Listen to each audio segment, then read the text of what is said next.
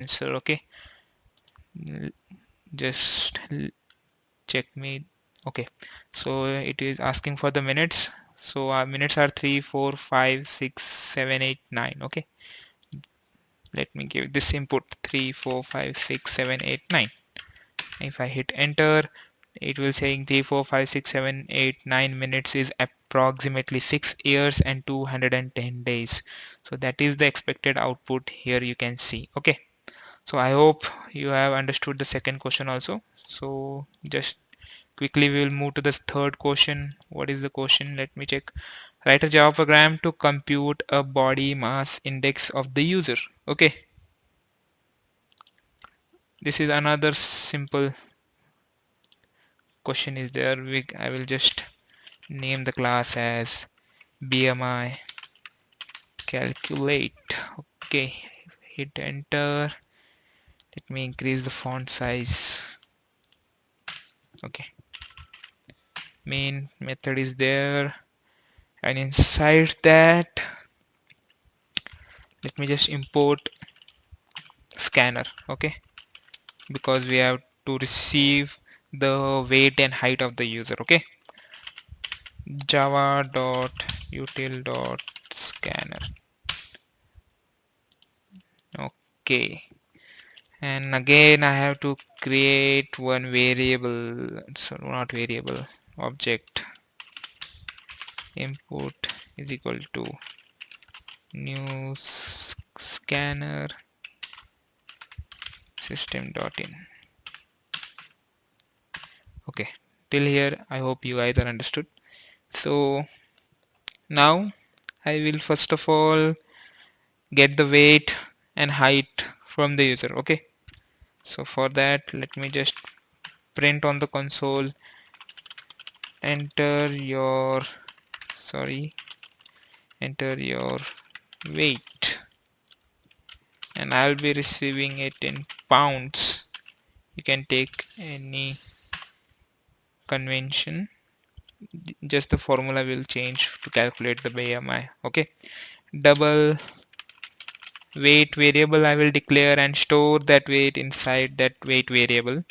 And to get the input from the user, I guess you know what to write. Input dot next double. Okay, now we have to receive the height of the user. So again I will shout and enter your height in inches. I will receive the height in inches from the user. Okay, and I will be storing that in a double variable name inches, which is will be equal to input dot next double. So now one formula is there to calculate the BMI. So the formula is, let me just explain you. So I will hold all these BMI inside one double variable named BMI. Okay, and inside this the formula is weight into 0.43, sorry, 4535. I will just write first 4 points only after the decimal. Okay, divided by inches means the height of the user. Okay, multiplied by 0.0254. Okay, and again it will get multiplied by the inches and again multiplied with 0.0254. Okay, after this I will end that line. So at this point my BMI is get calculated using the weight and height of the user, and it will get stored inside this BMI variable. So I will just simply print that BMI in on the console, that is your BMI will be, I hope you know how to concatenate two strings, okay, as we have discussed. Okay, I hope the code will get run. Okay, so it will asking for the weight. Let me get the sample input. 452 is the weight, okay, 452 is the weight. And what is the height of the user? That is 72 inches. Okay, so here you can see the BMI for that user having 4.452 weight and 72 inches height will be 61.2891. Okay, so I hope first three questions you understood and you have give it a try to solve by your own. So in the next video we'll be talking about the solution for the fourth and fifth question. Okay, so thank you for watching this video. I will see you in the next one. Hello and welcome back to the solution to exercise 1 part 2 video. So in this previous part we have discussed about problem number 1, 2 and 3, and we have also seen the solution to it. So in this video we will be discussing the solution of the question number 4 and question number 5. Okay, so let's just get started. Let me just, okay, so what is the problem number 4 says? Write a Java program to break an integer into a sequence of individual digits. So, okay, so the test data is 1 2 3 4 5 6, and the output, expected output, will be 1 then space then 2 then space, like that. In every digit we have to give one space. Okay, so to achieve this there is multiple ways in which you can achieve this. Okay, so as of now I assume that you are a new beginner and you have watched till my past videos and you don't know the concept of like arrays and strings yet. So we will implement those in this videos using the concept that I have taught you till now. Okay, so let me just create one Java class. Okay, so let me just give it the name to the Java class as give. Okay, give space. Okay, and I will increase the font size, and I will import get that main method in my code.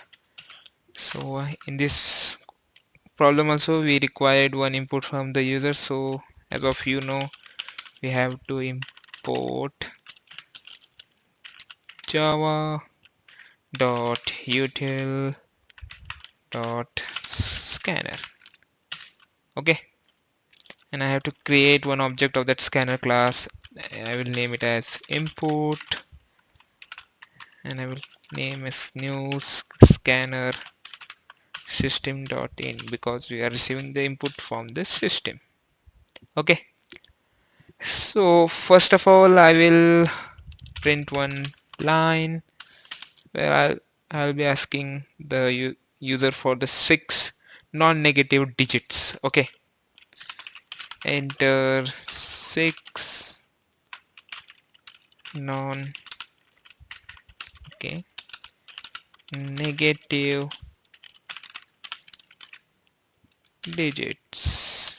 Okay, and I will be storing that inside a int variable named input.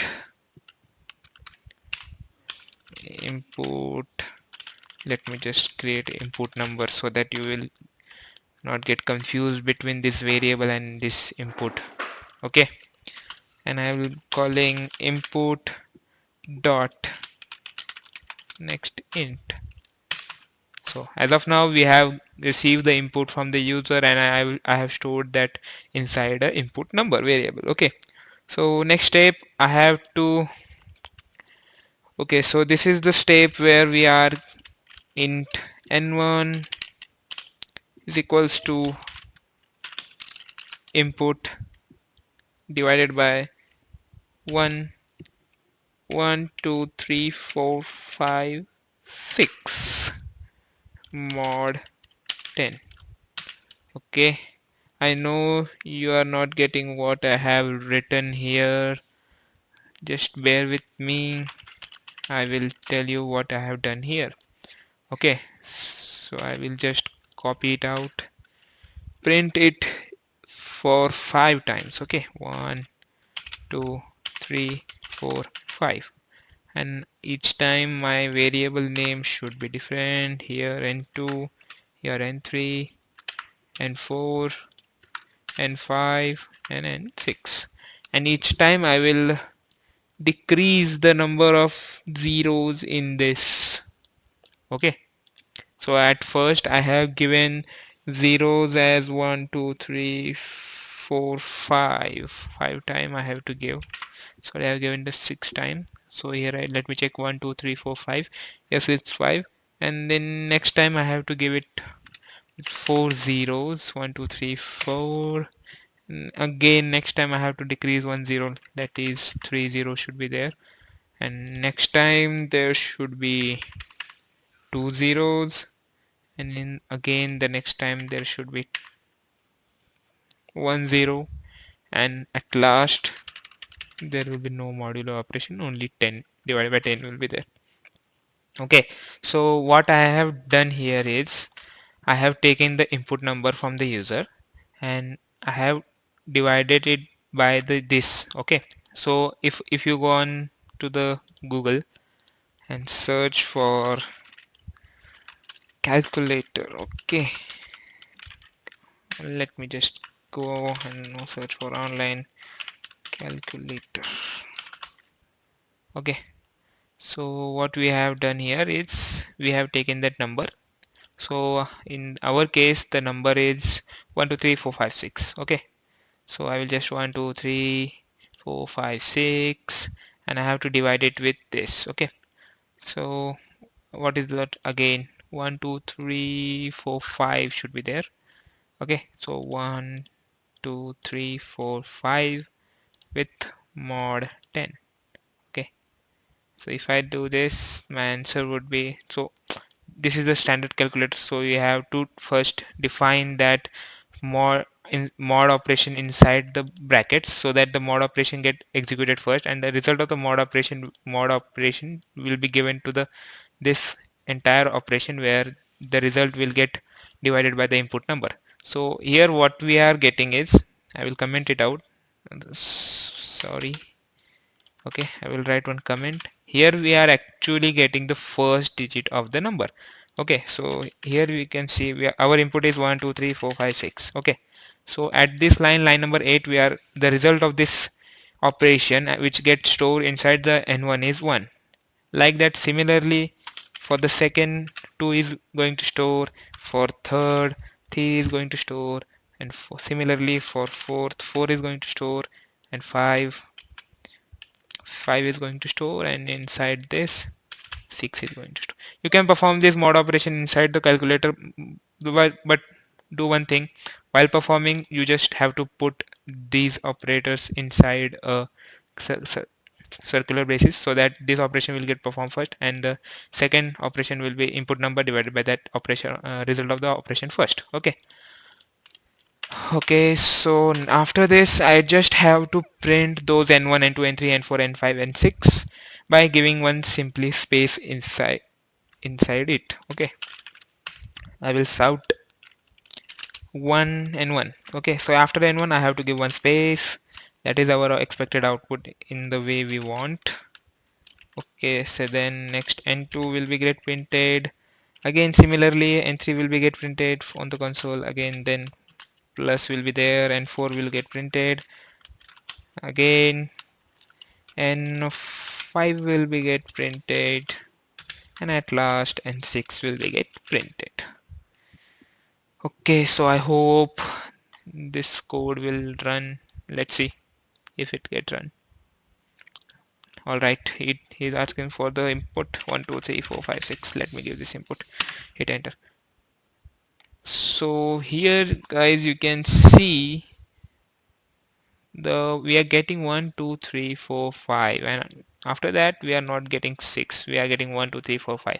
Why so? Because I have done one mistake here. As you can guys see, input number divided by 10. Okay, so if I do this divided by 10, the number that I will get is 1 2 3 4 5, because divided by 10 will shift that number from backside. Okay, so here I have done one mistake. I just have to do, instead of dividing, I have to just give mod. Okay, errors are necessary in your code so that you can learn from it. Okay, ah, now it's working. 1 2 3 4 5 6 as expected output. Let me just give you another input through this code. Let's suppose 147456. Okay, it's working. 147258. One spaces are there. So okay, I hope you have understood this fourth question. There are more ways to efficiently write this code. We'll be talking that after once we learn string and arrays in Java. Okay, so fifth question is little bit long. Okay, let me read it for you. Okay, write a Java program that accepts the two integer from the user and then prints the sum and difference, the product, the average, the distance, the maximum and the minimum from those two numbers. So you have to perform a lot of operations on those two numbers. Okay, just quickly go into your editor, click on the Java class, and I will give here, since we are performing multiple operation, I will give here multiple ops. Okay, and let me increase the font size. Also, let me get my main method inside here, and since we are getting input from the user, I will import java.util.scanner. Okay, so now I have to create one object of that scanner class. Input, you know what, let me give you another object name this time. Okay, scanner system.in. Okay, and now I have to get two variables from the, sorry, two not variables, two digit from the number, two numbers. Okay, so I will just out here and then ask for the user to enter the first number. Okay, after this I will store that first number inside one variable called first int.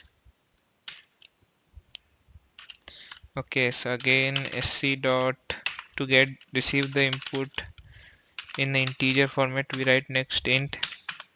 Okay, so I will copy just this because I will not write that second time.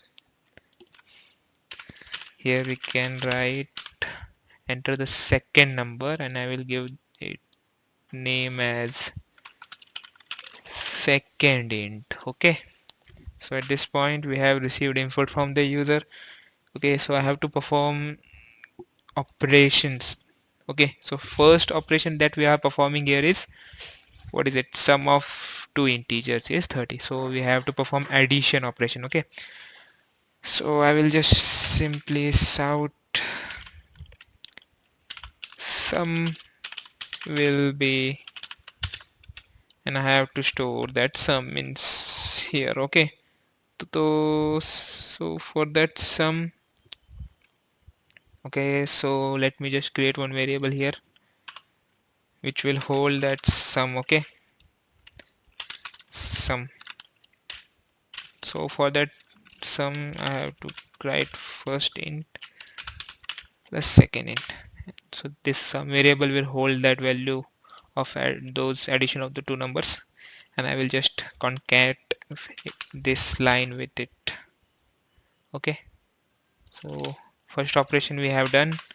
Second operation that we have to perform is difference of the two integers. Okay, so I have to perform minus subtraction.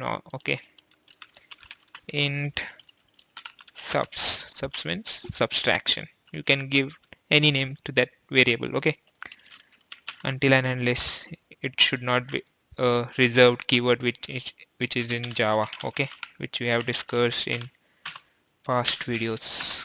I hope you guys are watching. Okay, Here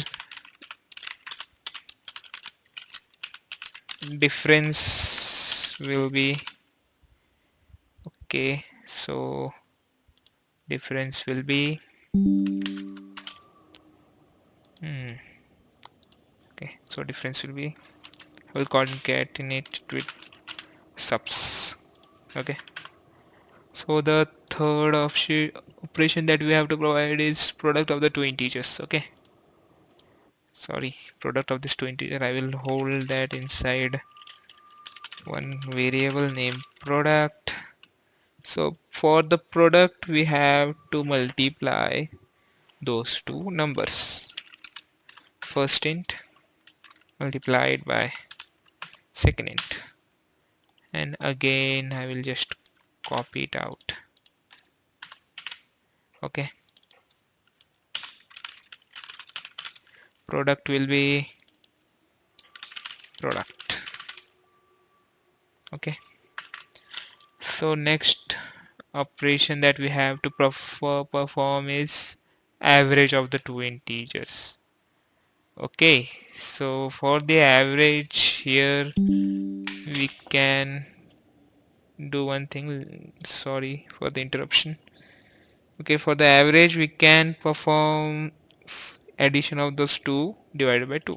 So I will declare one variable name integer of type int name avg that will hold my average, and in this I will perform first int plus second int divided by 2. So my average will get stored inside the variable avg, and I will just print average will be avg. So from here I will not performing this distance max minimum. You guys can do it by your own. I have shown you the first four operation. You can perform all those operation here also. Okay, so let me just run this code. Okay, you should try. So let me give the sample input here, which is given 25 and 5. Okay, so first number is 25 and the second number is 5.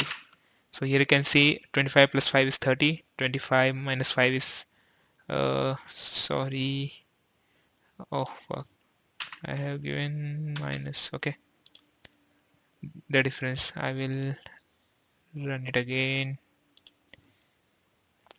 25 5, and that now here you can see 25 plus 5 is 30, 25 minus 5 is 20, 25 into 5 is 125, and 25 plus 5 is 30, and 30 divided by 2 is 15, which is average of those two numbers.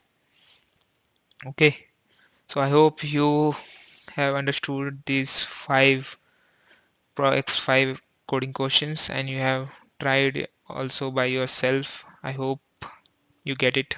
So thank you for watching this video. We'll be covering another concept in the next video. Okay, so thank you. Okay, and welcome back guys to the another video of the Java tutorial series, wherein today we are be learning about operators and its precedences. Okay, so first of all, what is operators in Java? Operators is a symbol that is used to perform operations. For example, as we have discussed in earlier videos, exercise videos, we have performed operations like addition, minus, subtraction, division. Okay, so there are different types of operators in Java, and here I have mentioned all those types: unary operators, arithmetic operators, shift operator, relational operator, bitwise, logical, ternary, and assignment operators are there. Don't worry, we will be doing some code part to understand this all operators, wherein I will be teaching you about these operators. So let's go ahead and learn about the precedence of these operators in Java. So I have shown you the highest to lowest precedence. There is another one is there, lowest to highest, that is the just reverse of it. So first of all, the precedence, this column represent the precedence. This is the operator which are included in that precedence. This is the type of operators, and this is the associativity. Associativity is another concept we will learn in the later videos of this series. Okay, so here you can see operator first, circular bracket, square bracket, and are having the highest precedence, and up to that the precedence level get lower, and at last the assignment operators, addition, subtraction, multiplication operations are there. Multiplication assignment operator there, which has the lowest operator precedence in Java. Okay, so let's understand all this using code. Okay, I will just simply create one class name as operators. Okay, let me increase the font size, and I will include my main method. So I require to import scanner class as well, because I will be receiving the input from the user in this code. Java.util dot scanner.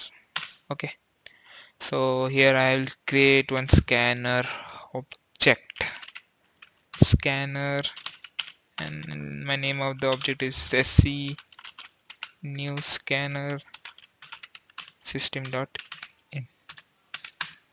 Okay, so now first let me commit it out. We will be learning about unary operator, unary ops. Let me write it like this. Okay, so what are unary operators? Unary operators require only one operand. Okay, and the various operation that we can perform in this, like incrementing, decrementing value by one, and inverting the value of a boolean. Okay, let me tell you what I said right now. Okay, so let me create one variable name as x, and I will assign value it as 10. Okay, and if I shout it like this, x plus plus. Okay, now if I click on run, the program will get executed, and what do you think, what will be the output of this code? So here you can see the output of the code is 10. Okay, and now if I print again, I will write once out, and now I am printing plus plus x. Okay, and if I just comment it out the first line, and if I hit run, now you can see 11 get printed. Okay, so what is the plus plus operator does, it will increment the value of that integer by 1. Okay, so here at first line number 7, we are incrementing the value of x, but after printing it. Okay, if we just come here, we print the x and increment the value of the x by 1, and in the second line we are just incrementing the value first and then printing. That's why 11 get printed, and in the seventh line the 10 will get printed. Okay, so like this unary operators work.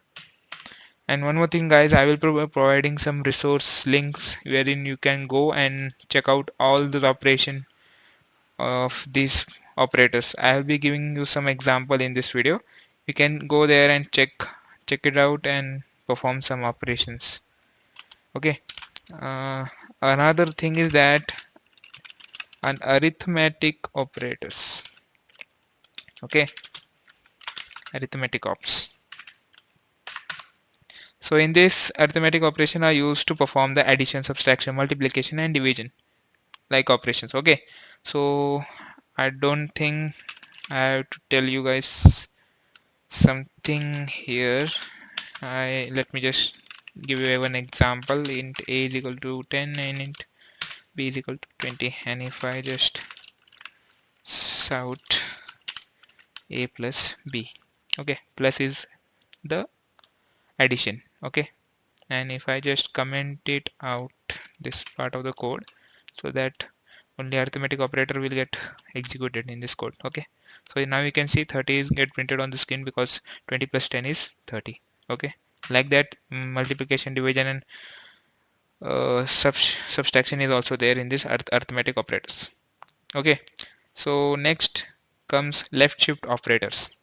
So let me give one comment here so that you can differentiate between all those operators, and I will be providing this code inside my GitHub repository, which link will be given to you in this video description. Okay, so left shift operators, what it does, let me just give you one example. Okay, I will do 10 less than 2.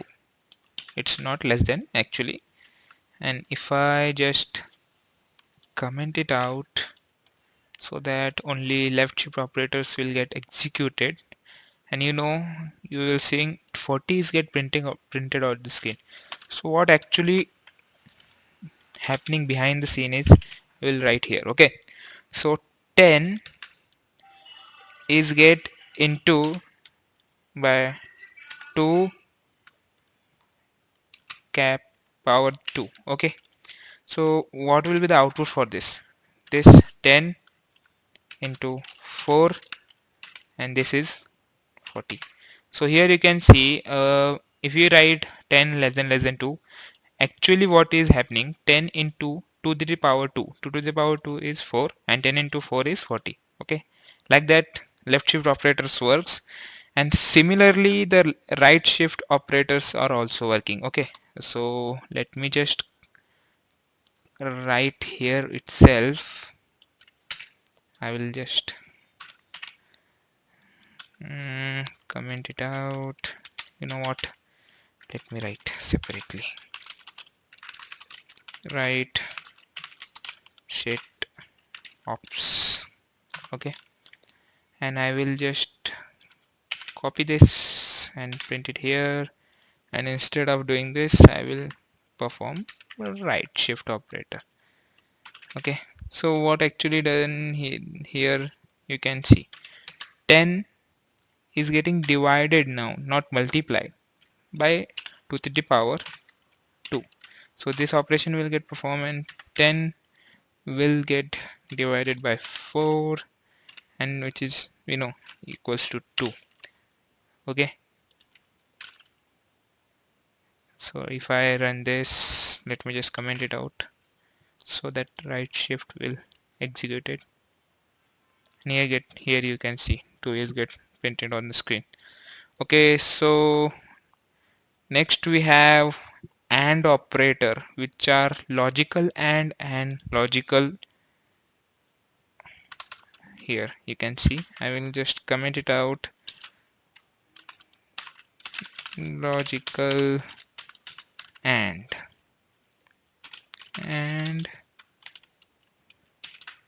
bitwise and.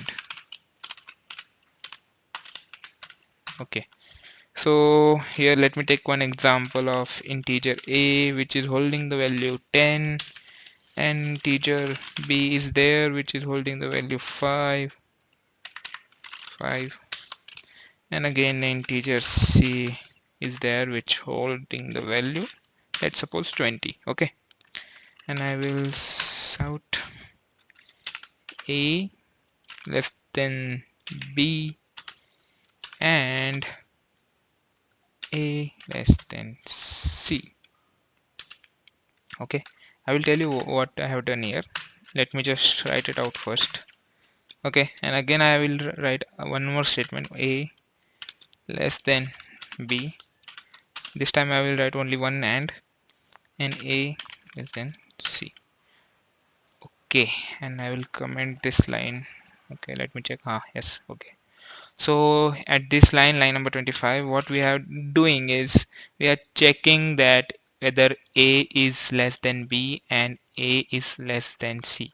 So what AND operator does, if the both statements are true, it will return true, or here in this case, if a is less than b, whether a is less than b, no, it is not less than b, so it will return as false, and whether a is less than c, yes, it is less than c, it will return true. So what is this operation will return as false, because both are not true. AND operator requires both the operation to be true. If I write here a is greater than b, then it will perform that, this will get true, and true return true. Okay, but here in our case, okay, So again in this line we are getting that checking A is less than B. Again we are getting false here, and we are getting the second line as true. This operation also return as false. Okay, let me run this and you will see what I have told you. See, false and false will get printed on this console. Okay, so likewise logical and betweens and works. Okay, so let's move ahead towards another operator which is called as assignment operator. Okay, so let me just comment it out, and in line I will write that assignment ops. Okay, so to explain this, let me just take one integer a, which I will again assign it as randomly 10. B, which I will assign it as 20, and I will write a plus is equals to 4. Okay, I will tell you what I am doing here. B minus is equals to 4, and I will just print out a, and I will just print out b. Okay, so first of all I have assigned value 10 to a, assigned 20 value to the b, and at this line a plus is equals to 4. What actually happens here is a is equals to a plus 4. This is the operation that happens here. Okay, so what is the value for it? It will hold a is equals to, what is previous value of a? 10 plus 4. So now the value of a is 14, and similarly here the subtraction operation will be get performed, whether a is equals to a minus, sorry, b is there, b is equals to b minus 4, which is equivalent to, what is the previous value of the b? That is 20, and minus 4. 20 minus 4 is 16. Okay, so let me just run this code and you will see 14 and 16 will be get printed on this console. Okay, okay, our code is working right. 14 and 16 is getting printed on the console. Okay, similarly you can perform here. If I write multiplication, and here I can, again I will perform the same operation, but now 20 is multiplied by 4, that is 80. It is getting printed on the screen also. Okay, so let me just reverse what I have did here. Okay, so these are the some examples of the operators that they are in the Java.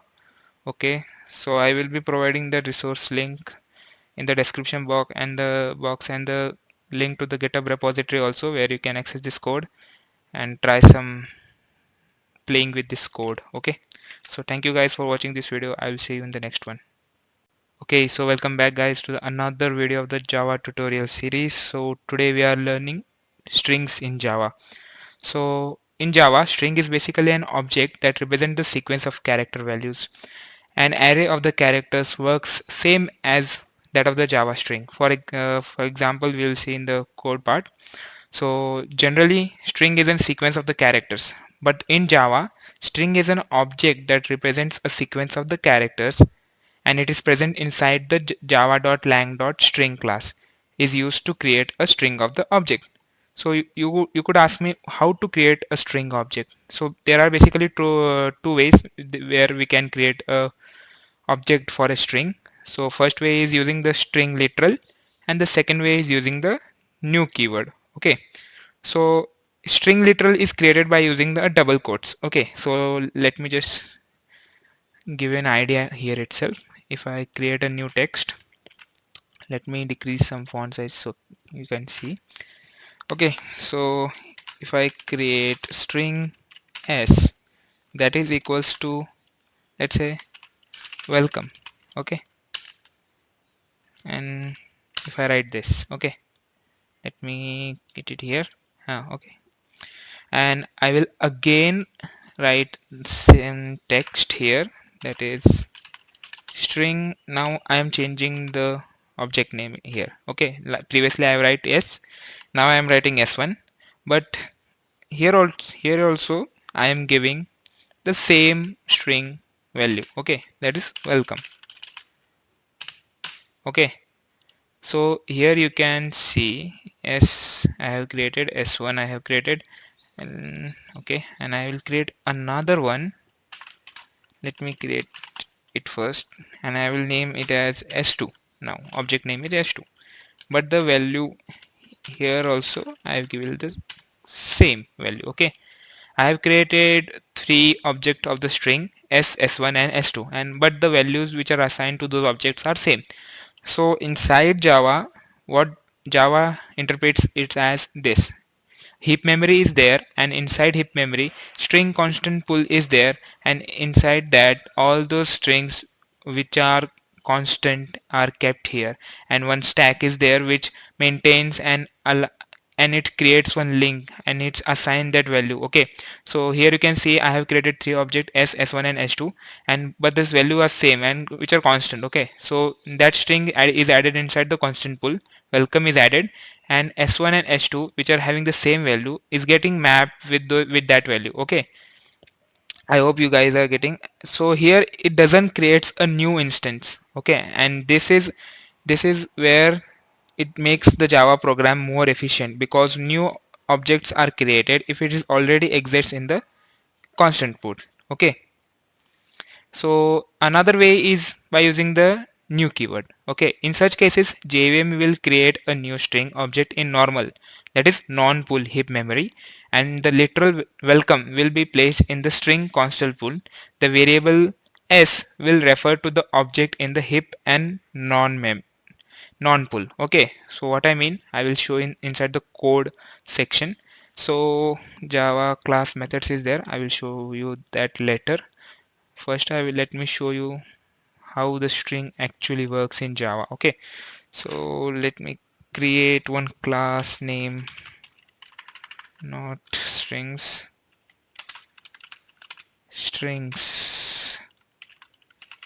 Java. Okay, and let me increase the font size.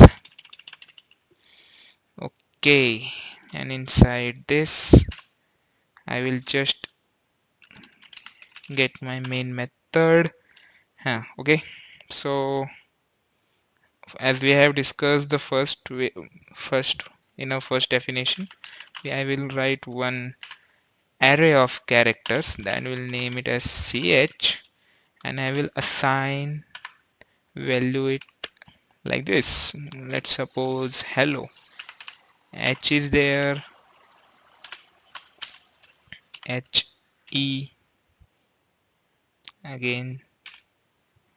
Okay, IntelliJ is showing me error because I have used those double braces. Okay, let me remove this. Okay, h e l, oh sorry, h l and o. Okay, so I have created one array of characters. Okay, I know you guys don't know what is array. We will be covering that part also in our upcoming videos. So let me create one string. Okay, string s, which is equals to new string, and I'll assign the pass the value to it as ch. Okay, and simply I will print s on the console. And now if I click on run, here you can see hello is getting printed. Okay, so first we have characters, means single characters are there like h e l l o, and what string does, it concat all those characters and form one word and store inside the object s. Okay, so let's see another example. Let me just comment it out, and I will show you another example where, wait a minute, I require this line for the another example. I will just copy and paste it here. Okay, and I will create another string that is s2 new new string ch. Okay, and I will create another string s3 and I will assign it the value string, but now I am giving the hard coded value, that is, let's suppose example. Okay. Oh, okay, example. Now I'm trying to print that s2 and I will print that object s3. Okay, and if I click on run, now what will happen? See here, hello is getting printed. That is it will concat all those characters of the strings character array and store it inside the object s2, and inside object s3, example is the string which is get stored inside it.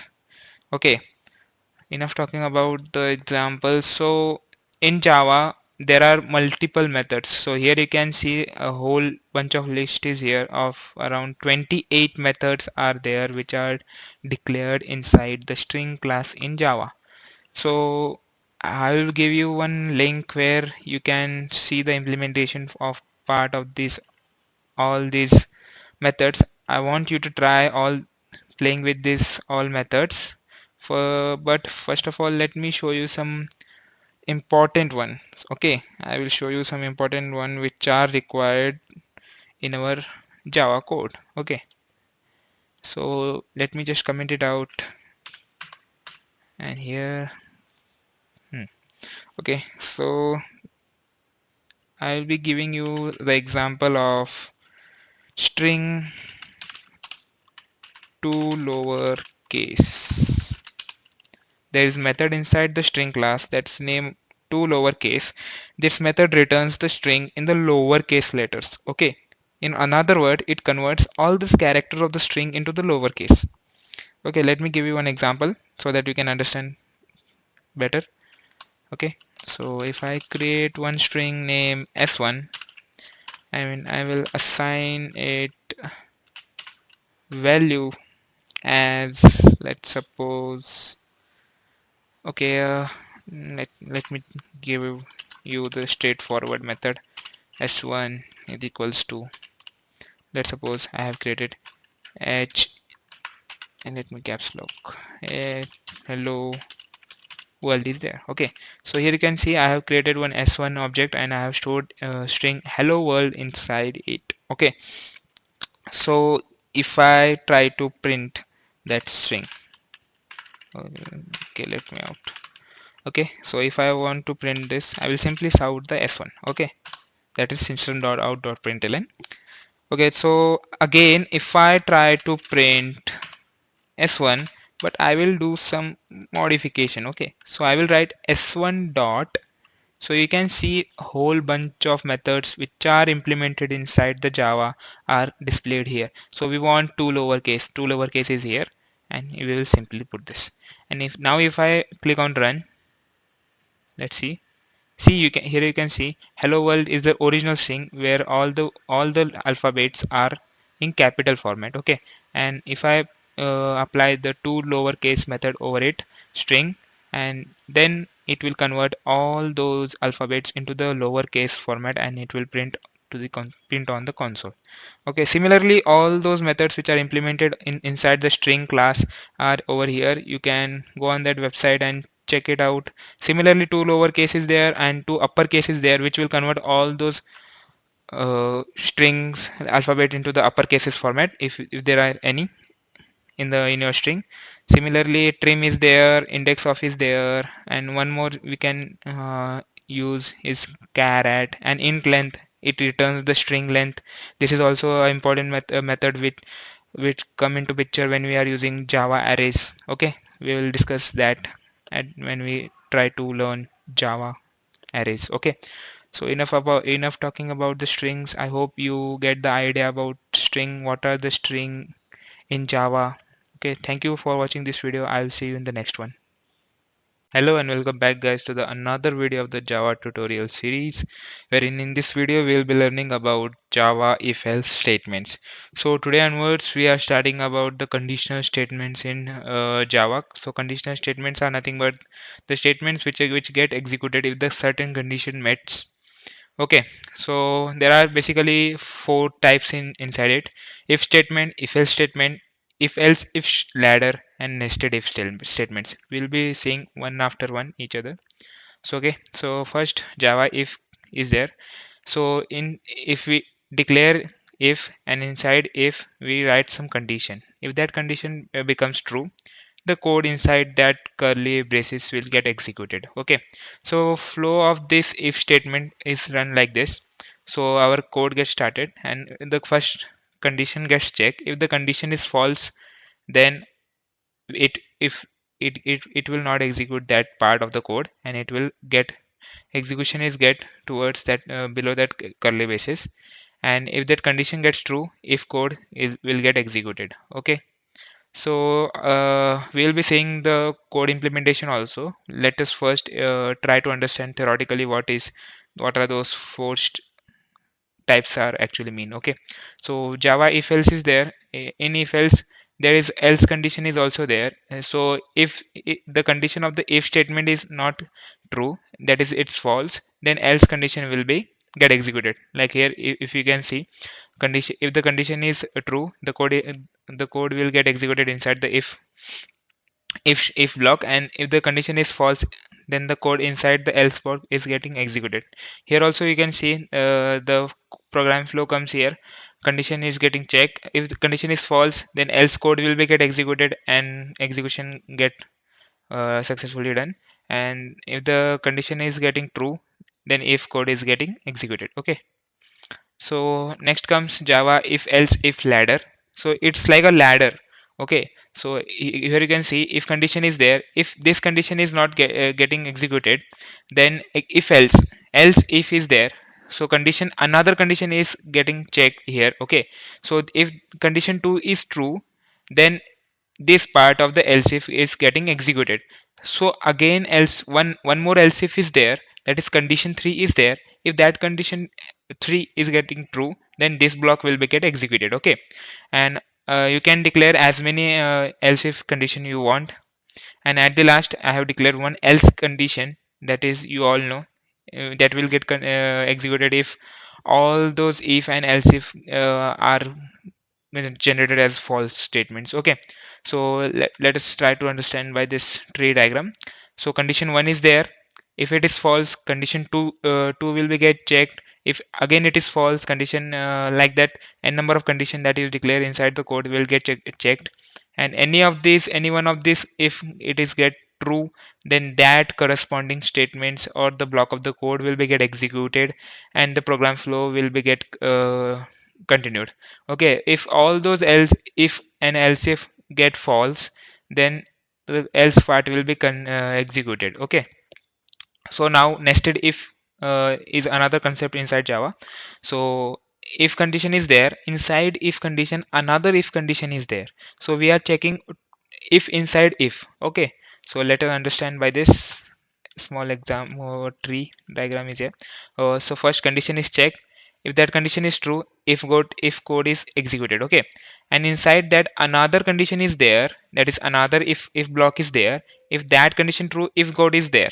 If that condition is getting false, then a program code is altered to outside if. Okay, so this is the four types of the Java if else.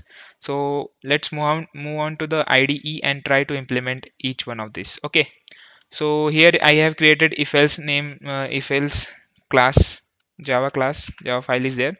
Okay, inside which I have implemented all those four types, and I will try to explain you each one of it. Okay, so I will comment it out. Okay, let's try to understand a normal if statement is there. Okay, I have declared an integer name age, and assign it to value as 20. Okay, and we are checking the age. Okay, if age is greater than 18.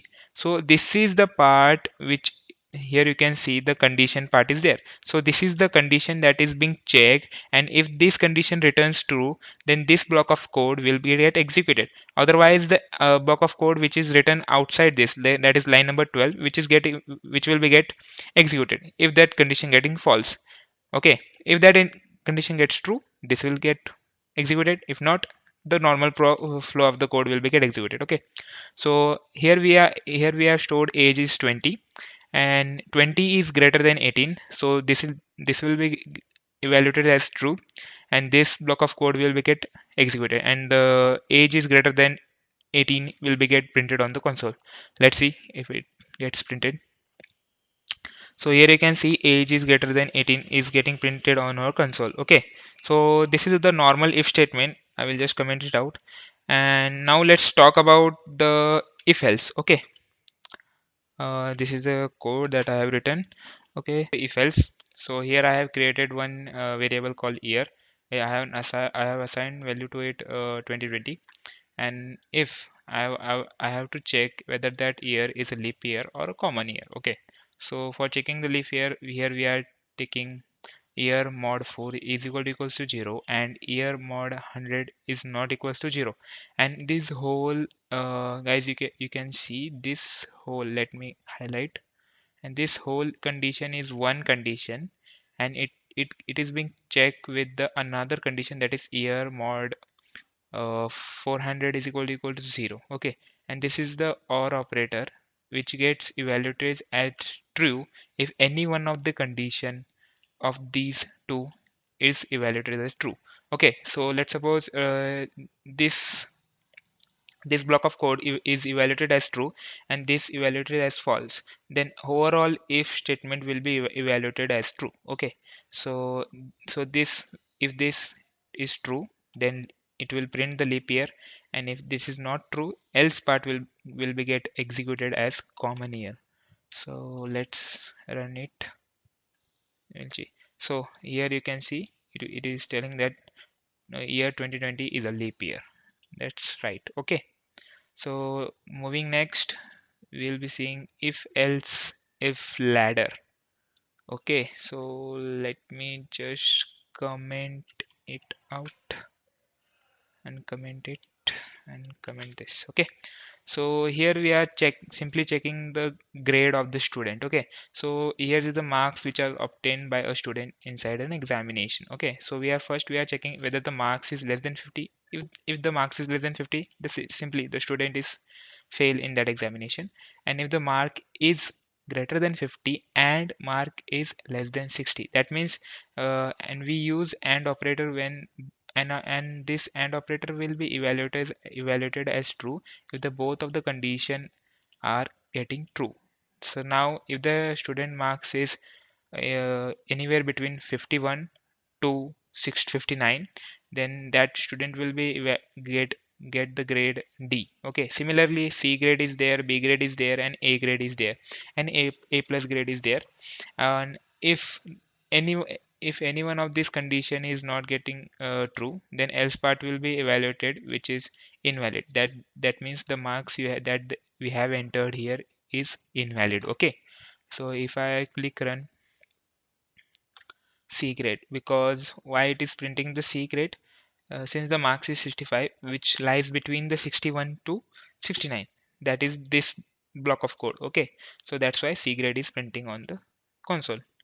Okay, so this is the normal if else ladder is there, and now let's go and check nested if statements. Okay, so I have declared two variables name age and weight, and I have assigned to them value as 20 and 80. Okay, and applying condition on age and weight. So first of all, I am checking that if the age of the user is greater than or equal to 18. So okay, so in that case our age is 20, which is greater than equals to which is greater than 18, and again we are checking one if statement where we are checking weight is greater than 50, and in our case our weight is 80, which is greater than 50. So this statement will be executed and printed on the console. Let me check. So here you can see you are eligible to donate blood. Okay, so this is the concept behind if else in Java. So I hope you have get some idea about if else statements in Java. Hello guys, welcome back to the Java tutorial series. So today we are learning Java switch. So what is Java switch? Java switch statement execute one statement for the multiple conditions. Okay, it's it's you can assume it's like a if else ladder. Okay, statement. The statement works for the with byte, short, integer, long, enum types. And after the Java 7, now you can use string in the switch statement also. Talking about, in other words, you can say the switch statement tests the quality of the variable against the multiple values. So there are few points that you need to remember about the switch statement that we'll be talking when we get to code about the switch statement. Okay, so let's first see what is the syntax, how the switch statement syntax is there. Okay, so first of all you have to write switch, and inside circular brackets you can write your expression, and then inside that multiple cases are there. There are a number of cases you can define, and there is a value is there which is being checked. If that value is satisfied, then the code inside that case will be get executed, and break is there, which is optional. You can write or you cannot write, it depends upon you. Okay, and one default statement is there which get executed if all the cases are not matched. Means if let's suppose you have write 5 cases here, okay, and none of the values get executed for that cases, okay, then default case should be executed. Okay, so let's understand how the exactly the switch statement flow it is there. Okay, so first of all expression is there which you write, and multiple cases here, as you can see 1 2 3, and n number of cases are there. And if that case is matched, then statement 1 is processed, and the break statement is there. Okay, this is optional, you can write or you can also not write if you want. And one default is there, if none of the cases is matched, then it will get executed. Okay, so let's go in our IDE and let's see how it get implemented. Okay, so I'm here in my IDE. Let me just create one more Java class. So I will name it as switch because we are learning switch, right? Okay, just let me increase the font size for you guys, and let me get my main method here. Okay, so first thing first, I'll give you some basic example. Okay, so let's suppose I have declared an integer variable called number, and I will assign it the value 20. Okay, and after that I will define one switch. Okay, so for define I will write switch, and inside bracket I will give it the variable number. Okay, pass the variable number, and under that inside switch I can define a number of cases, as you can I have, as you have told you. Okay, so I will define one case where the value of the number should be 10. Okay, so in that case I will just print 10. Okay, and let me just create one more, one more case, so that you guys can understand it more in better way. Okay, let me just get out of this case. Okay, and I will define another case where value should be 20, and I will again shout 20. Okay, and I will write the break statement. Okay, so here you can define n number of cases whatever you want. Okay, and after that don't forget to write the default case. Okay, so my default case should be, let's suppose I'm writing not 10 or 20. Okay, so here I am telling that value of the number is not 10 or 20. Okay, so that's why the default case is being executed, because if the value of the value of this number variable is 20, then a 20 will be executed. If value of the number is not 20, then this will be get executed. Okay, so I guess that should run. Okay, let me run this. And one more thing guys, all those resources and code part you will get in the GitHub repository. That link to that GitHub repository is in the description, you can access it. Okay, so here you can see 20 is being printed on the console because the value of the number variable is 20, and the number switch is number, and the case number 2 is giving executed as true because the value of the number is 20, and this line is getting printed, and break statement will break the flow of the code. Okay, I means it will get me out of the switch statement, and after the switch statement our code is ended. Okay, so let me just give you another example. Okay, so if I write now, see here, my value of the number is 30. So what do you think? This will, default case should be executed, right? Because numbers value is 30, is this is not true, this is not true, then default case will be run. Let's see here, not 10 or no or 20. Okay, so that means none of our case being executed as true. That's why our default case is executed. Okay, right? So I hope you guys have understood the Java switch, and try some doing some coding questions on Java switch so that you can get the better understanding of the switch. And in the upcoming videos I will be talking about the Java loops. Okay, what are the different types of loops are there in Java. So thank you guys for watching this video. I'll meet you in the next one. Hello guys, welcome back to the Java tutorial series. So today we are learning loops in Java.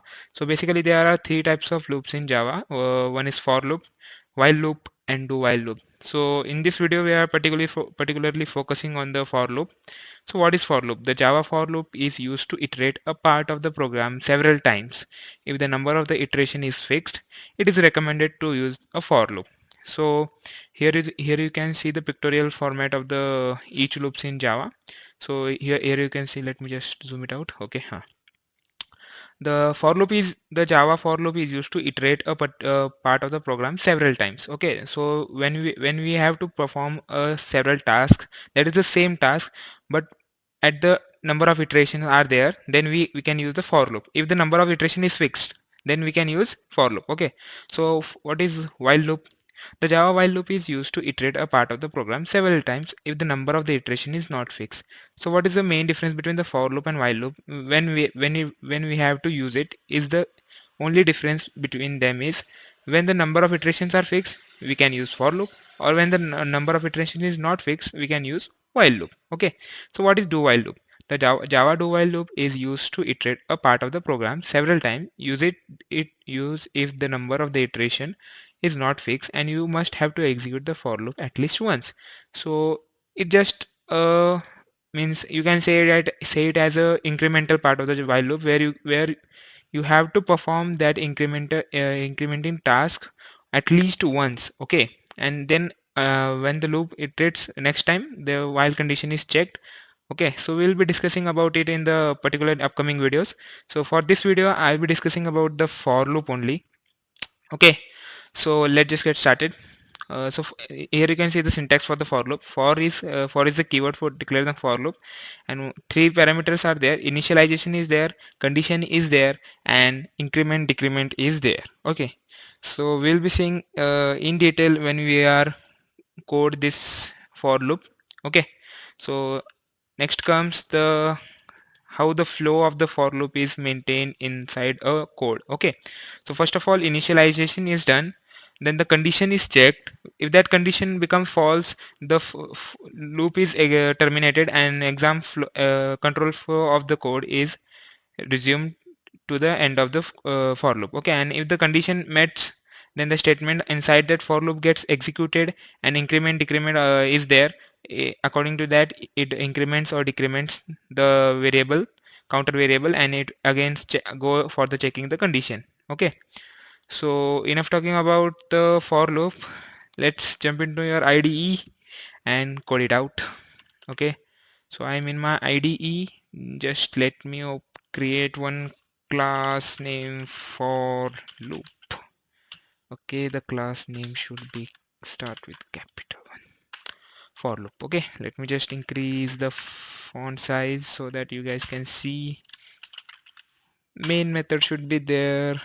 Okay, so first of all I will take only just simple program, then we will do one more program. Okay, so at first let me just declare one for loop. Okay, so I will declare it for int I is equals to 1, I is less than equals to 10, and each time we are doing I plus plus. Okay, don't worry, I will be explaining you these things what you have written here. Okay, and I will be printing I.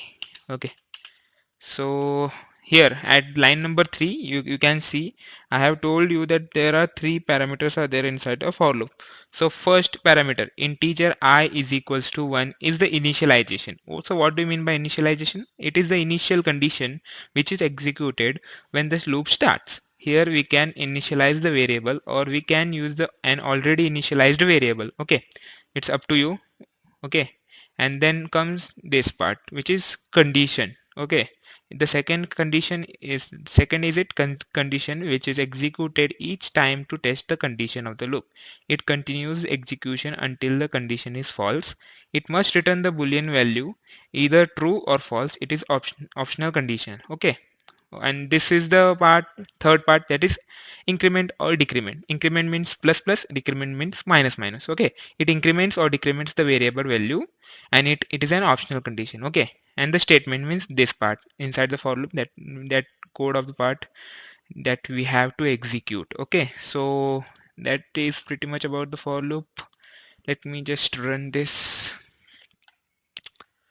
So yes, here you can see, let me just increase the for our condition start from I is equals to 1, and until I is less than equals to 10, we are moving our iterating our for loop. Okay, so at first system.out.println value of I should be printed. Okay, so when we are coming for the first time, the value of I is 1, so that is going to print it on the screen. And due to this print ln new line, the execution goes to new line, and after that I plus plus is there. So when the for loops goes again for checking, then that time I's value is 2. Okay, so now I's value is 2, so 2 is less than equals to 10.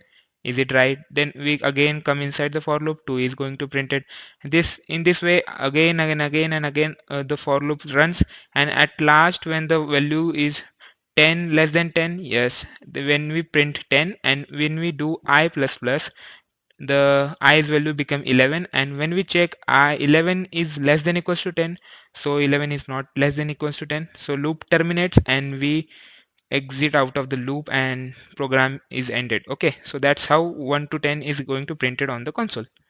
Okay, so let me just take another example that is very often used example. So let me just comment it out.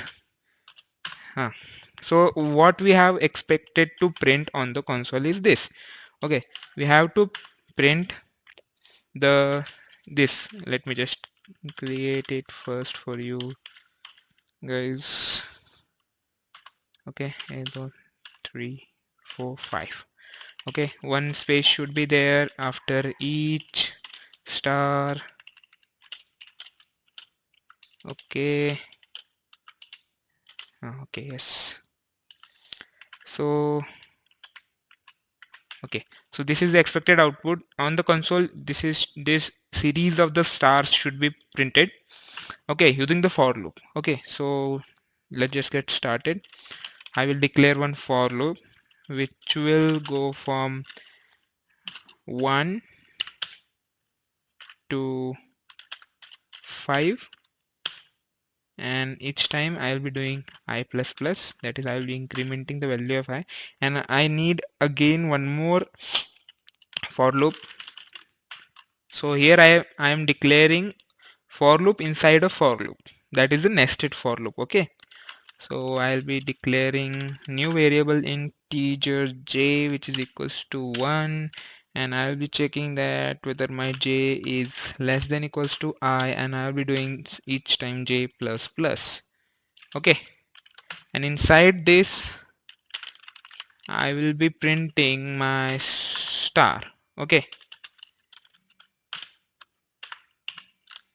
here. Okay, my star is going to get printed on the console. So since this is a string, I have to put it inside the curly braces, and after the for loop execution, an outer for loop, I will just print a new line. Okay, So now if I execute this code, I hope this will work. Yeah, this is working fine. So only one thing is there, we are not getting that space in between each star. Okay, so that is because of this. I am not given the space here. So that should be rectified here. Yeah, so here we are getting that pattern, 1 star, then 2 star, then 3 star, 4 star, like that. You can print how many as many star you want. Just you have to increase this value of the 5, then it will get work. Okay. So I hope you guys have learned about the for loop. You guys have got some idea about the for loop. So in upcoming videos, we'll be learning about while loop and do while loop. And after that, I'll be giving one exercise based on the loops and whatever I taught you till now. Okay. So thank you guys for watching this video. Bye bye. So hello guys, welcome back to the another video of the Java tutorial series. So today we'll be discussing about while loops in Java. So what are the while loops? While loop is used to iterate a part of the program repeatedly until the specified Boolean condition is true.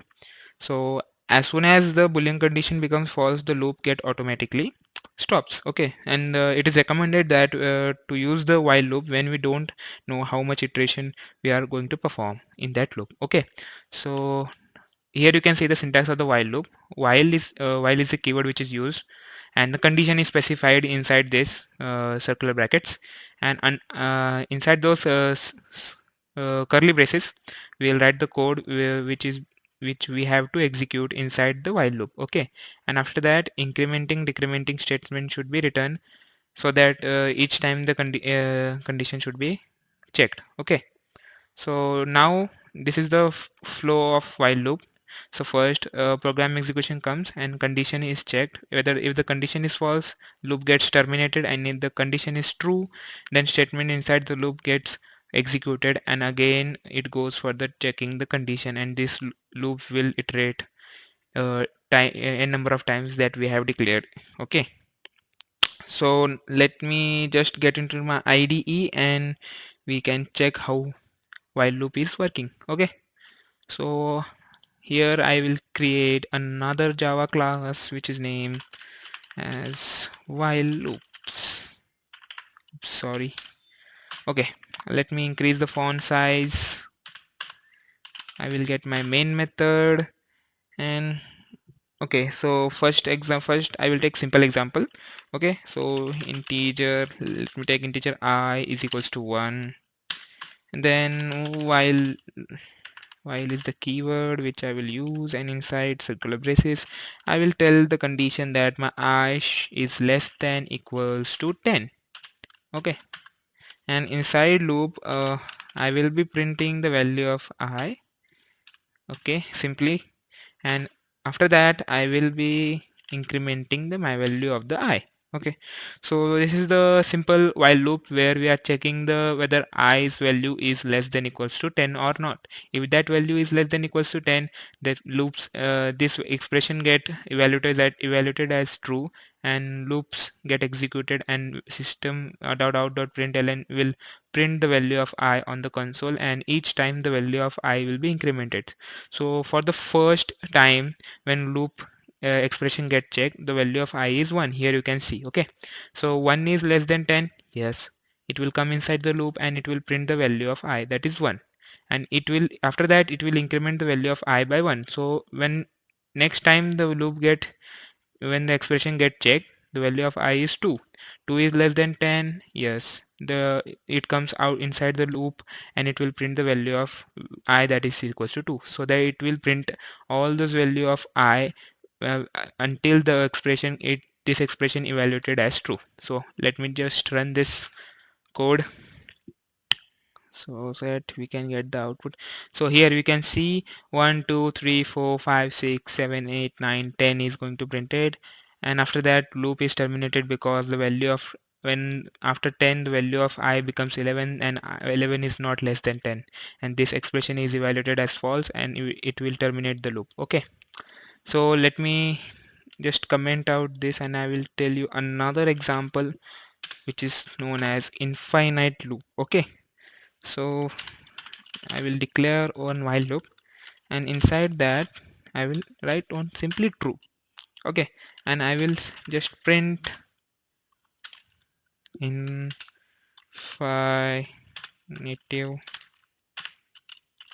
loop.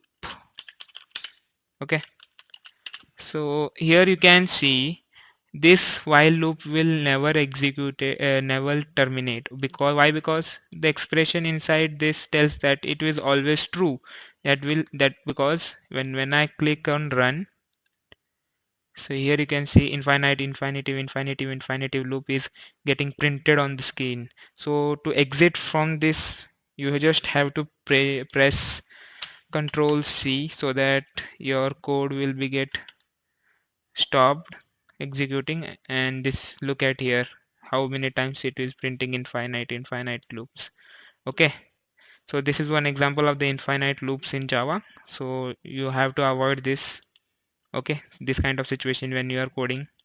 So that is pretty much about while loops. So in our upcoming videos we'll be talking about do while loops. So thank you guys for watching this video, and I will see you in the next one. Hello, welcome back guys to the another video of the Java tutorial series. So today we are learning the do while loop. Okay, so what is do while loop in Java? The do while loop is used to iterate a part of the program repeatedly until a specified condition is true. If the number of iteration is not fixed and you must have to execute that loop at least once, it is recommended that you should use a do while loop. Okay, so the do while loop is also called as exit control loop in Java. So I will tell you when we are going to code it, I will tell you why it is called exit control loop. Okay, so here you can see the syntax.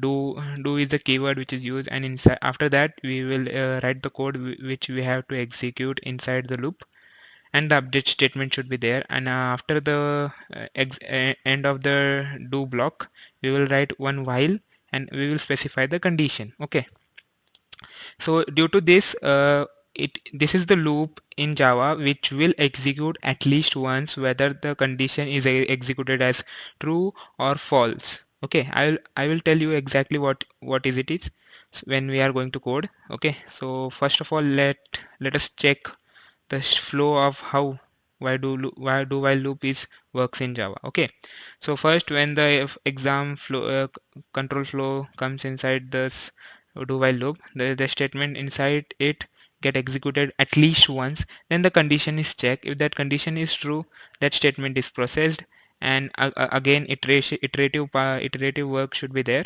And if that condition it evaluates as false, it will terminate that loop. Okay,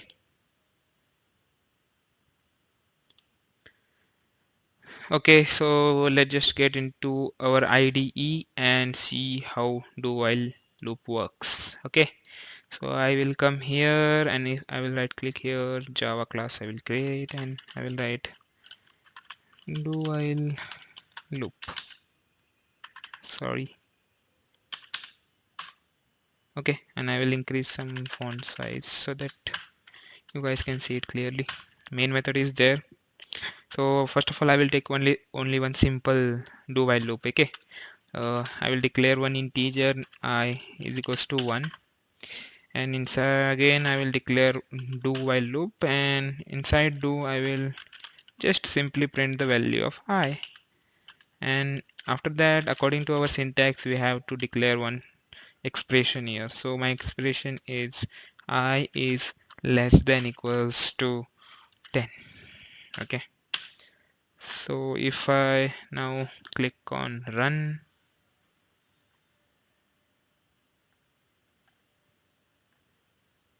so here you can see 11111 is getting printed infinitively, because I have done one little mistake inside my code. I have not written I plus plus, that is my i's value is not incrementing in this code, that's why it gone into an infinite loop. Okay, let me just terminate this code, stop all. Okay, and now if I click on this run button now, yeah, now it's working fine. It will print 1 2 3 4 5 6 7 8 9 10. So you would ask me what is the main difference between while and do while, because here also we are doing it the same. Okay, so I will explain you by giving one example, right? So let me just comment it out first, and now I will declare again one I variable that is equals to 0, and I will declare one do. So the statement that I am going to print is, wait, hello.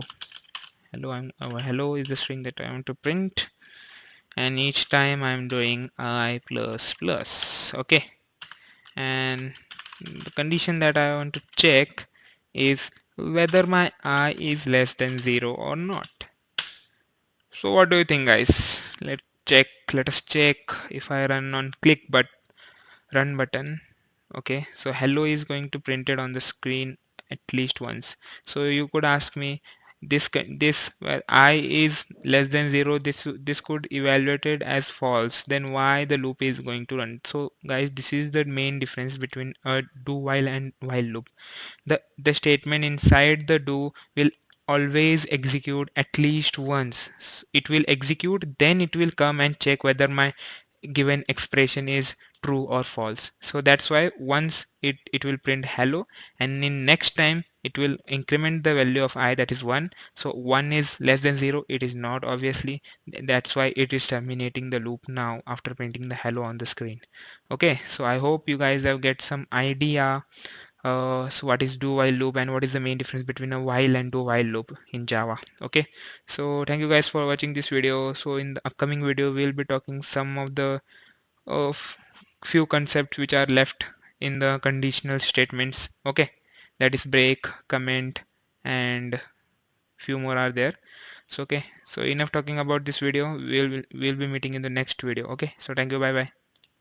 Hello and welcome back, guys, to the another video of the Java tutorial series. So guys, this is the I guess last video of the control statements, so wherein we will be talking about Java break, Java continue, and what are Java comments. Okay, so let's just get started. Okay, so what is Java break? So Java break is a statement which is used to break a loop or a switch statement. It breaks the current flow of the program at specified condition.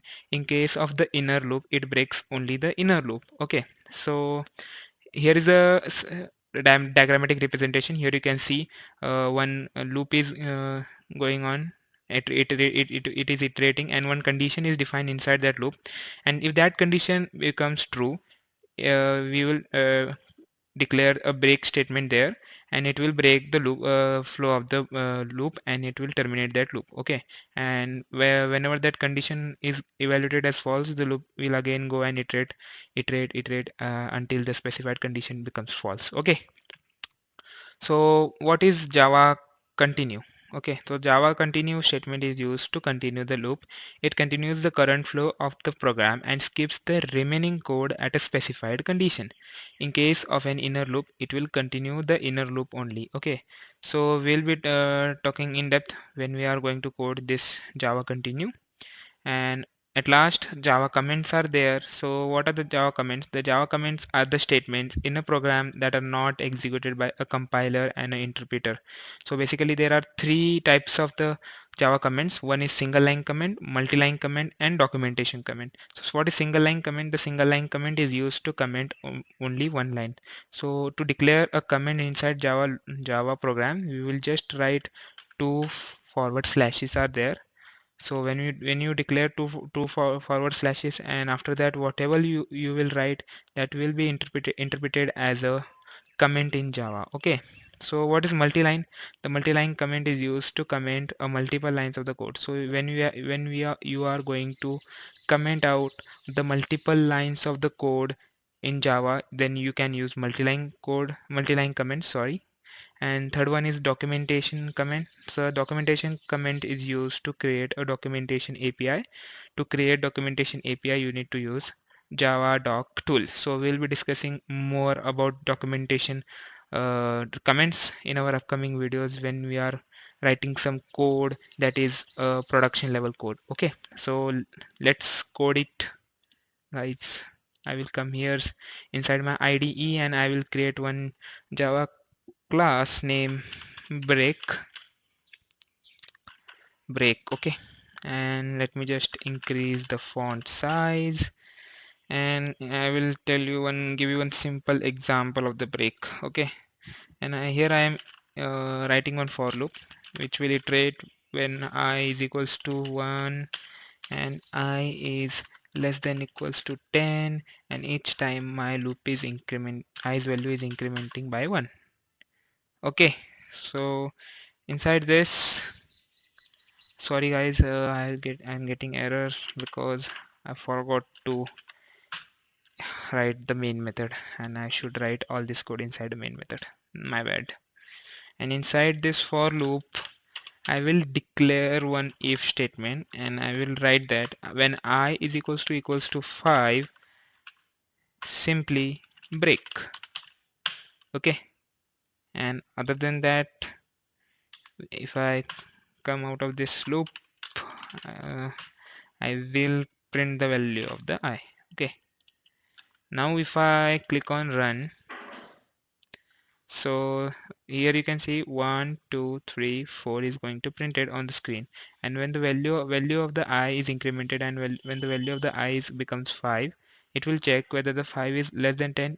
Yes, it come inside the loop, and it will check I is equal to 5. Yes, it will break the loop, it will break the for loop, and it will get out of that loop. So this is the situation where you can use the for loop inside Java. Okay.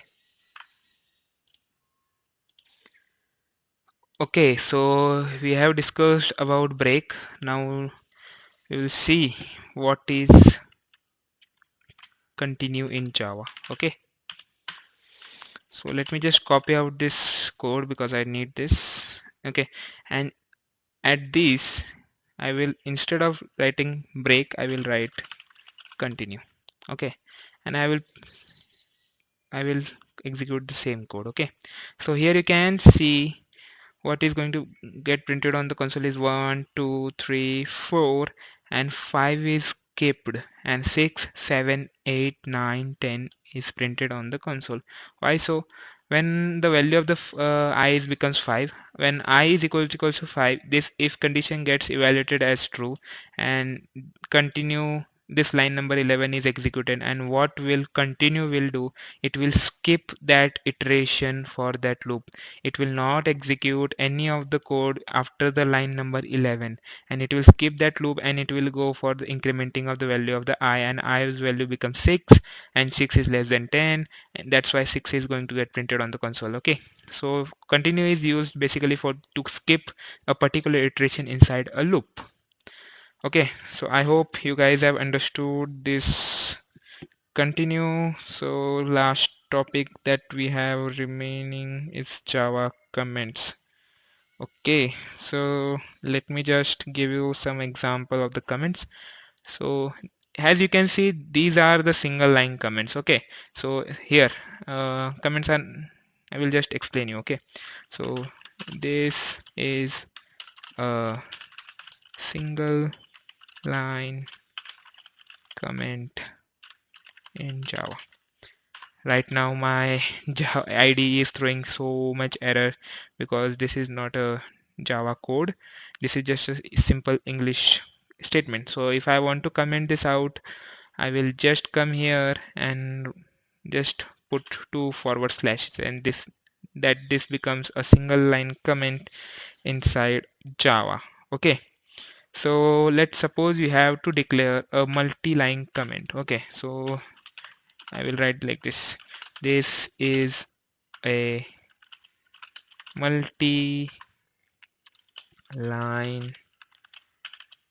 comment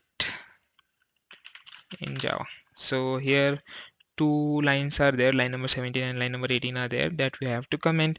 So in that case we will write one forward slash and, followed by one asterisk, and after when the at line number 18th end we'll write asterisk and one forward slash. So guys, this is the example of the multi-line comments inside Java. So now when we talk about the documentation comment, there are a lot more example of the documentation comments are there, that is at author, at code, at version tag is there. So these are some tags which are used in a multi-line comment. We will be discussing it in our upcoming videos when we solve some high level, hard level Java programs, and in that we will create a documentation comments. Okay, so that is it for this video, guys, and now we have officially discussed all the topics which are comes under the control statements in Java. So in the next class onward, we'll be starting our oops concepts in Java. And one more thing, guys, I'll be giving you the exercise number 2 in the upcoming videos. Depending, it the question that are asked in these exercise is whatever I taught you to from till now, on those topics, that is for loop, while loop, do while loops, all these topics requires as a prerequisite to solve that exercise. So I hope you guys will solve that exercise, and meet you soon. Thank you. Hello and welcome back to the another video of the Java tutorial series, wherein today we'll be covering one exercise number 2. So till now I have taught you loops in Java and some basic concepts of Java. So based on that, I have created 5 questions here. Here you can see, and I expect you that you should give it a try to this question, and try solving this question and post your comments, answers in comment section. Okay, so let's discuss one by one questions. Okay, so first question is, write a program to calculate the sum of first 10 natural numbers. So you have to create one loop wherein you will be calculating the sum of first 10 natural numbers. Okay, so for the second one, write a program that prompts the user to input a positive integers. Okay, so first of all you have to take user input from the user where a positive number, and it should then print the multiplication table of that number.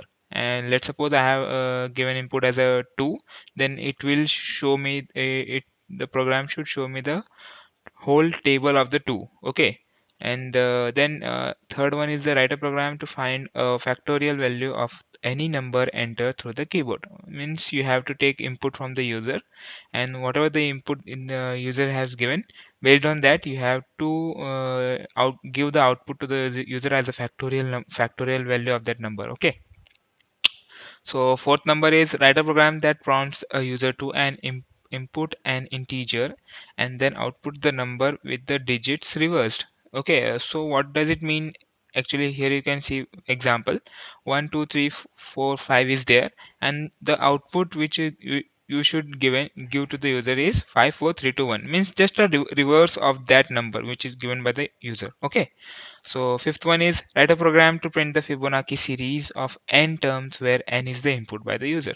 Okay, so n means any number. Let's suppose I have given 5 as the input. So your program should return me the first 5 elements of the Fibonacci series. Fibonacci series is nothing but the addition of the two numbers. Okay, so series start from 0 and 1, and the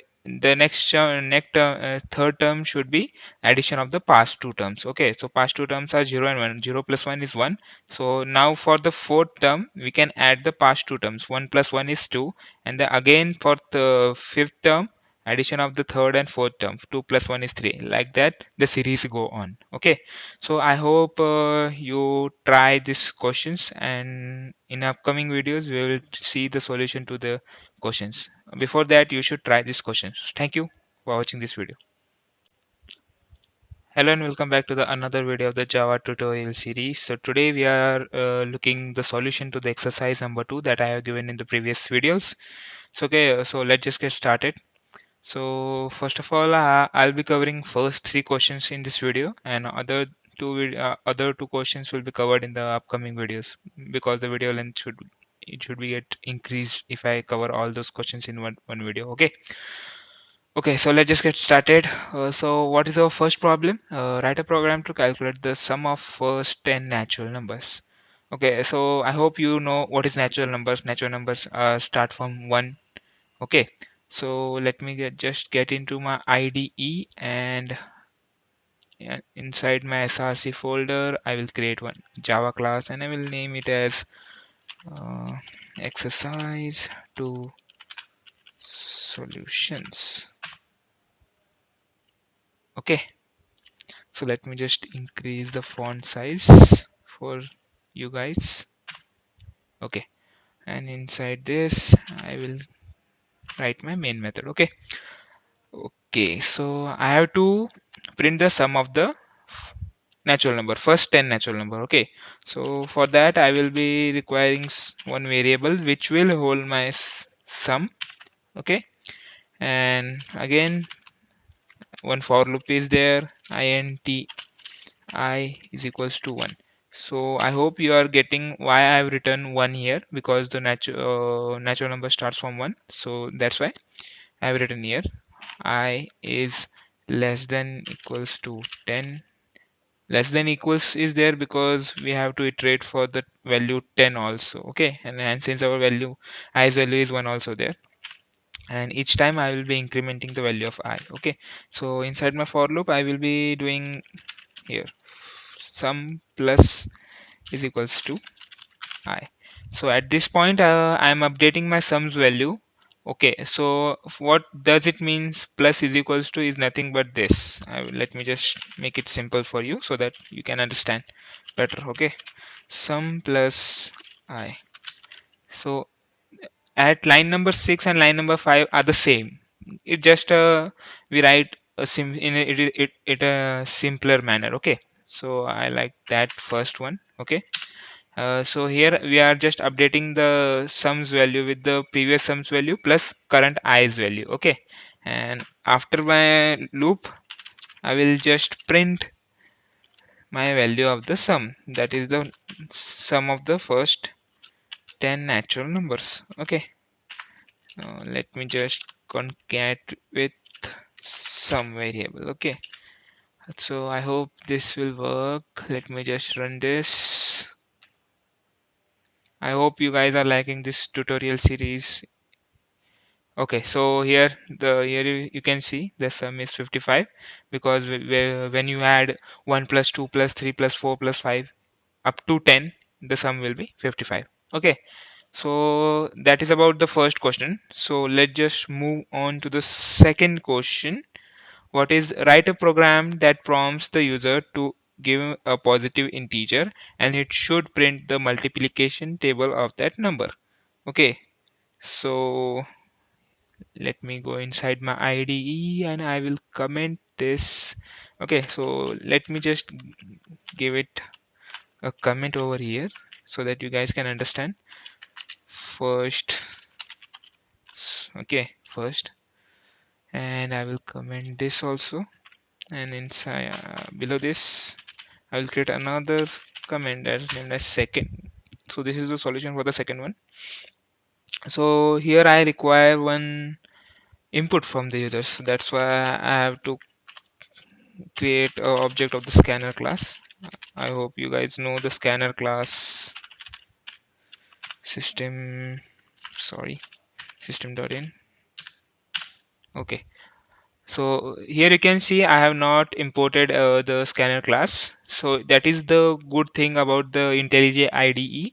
Whichever class you use here, it will automatically import that class inside the import statement at line number 1. You guys can see. Okay, and I will require one variable called num, which is of type integer, and then in the next line I will just print enter a positive number because I want a user to enter a number. Enter any positive number. Okay, and below this I will simply write num is equal to se dot next int. Okay, so now when I get input from the user, I just have to generate the multiplication table of that number. Okay, so for that I will be printing, oops, let me just create, yes, let me just write multiplication table of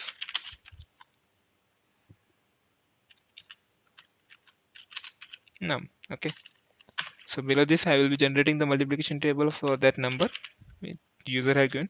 So I will be using for loop for int I is equals to 1, I is less than equals to 10, because we have to generate, for example, for two's table we have to generate two tens are 20.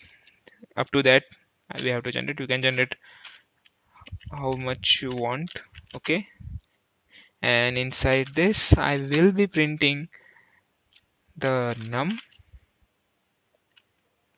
plus one sign which represent multiplication, and I will again concatenate it with the value of I, and then again I will concatenate it with equal to sign, and again I will write one operation over here which is my num multiplied by I. Okay, so I hope you guys are getting this line number 20 what I have done here. I have first the print the number, that is the input given input by the user. So at this line I will just show you what will be so if the user has given input as 2, so at this point 2 will get printed on the screen, and then multiplication sign will be get printed, and whatever the value of the I will be there. Let's suppose for the first time if the loop is incrementing, then the value of the I is 1, and again one equal to sign will be there, and after equal to sign the operation, that is num into 2, num into I, that is 2 into 1 is 2 will be get printed. Likewise the whole table of the 2 will get printed on the console each time the loop get increment, I's value get incremented by 1 up to 10. Okay, so let me just run this. I hope this will work. Enter a positive number. Let's suppose if I enter 2. So here you can see 2 1 the 2, 2 2 the 4, 2 2 the 3, 2 3 the 6. Likewise, all the 2's table get printed on the screen. Okay.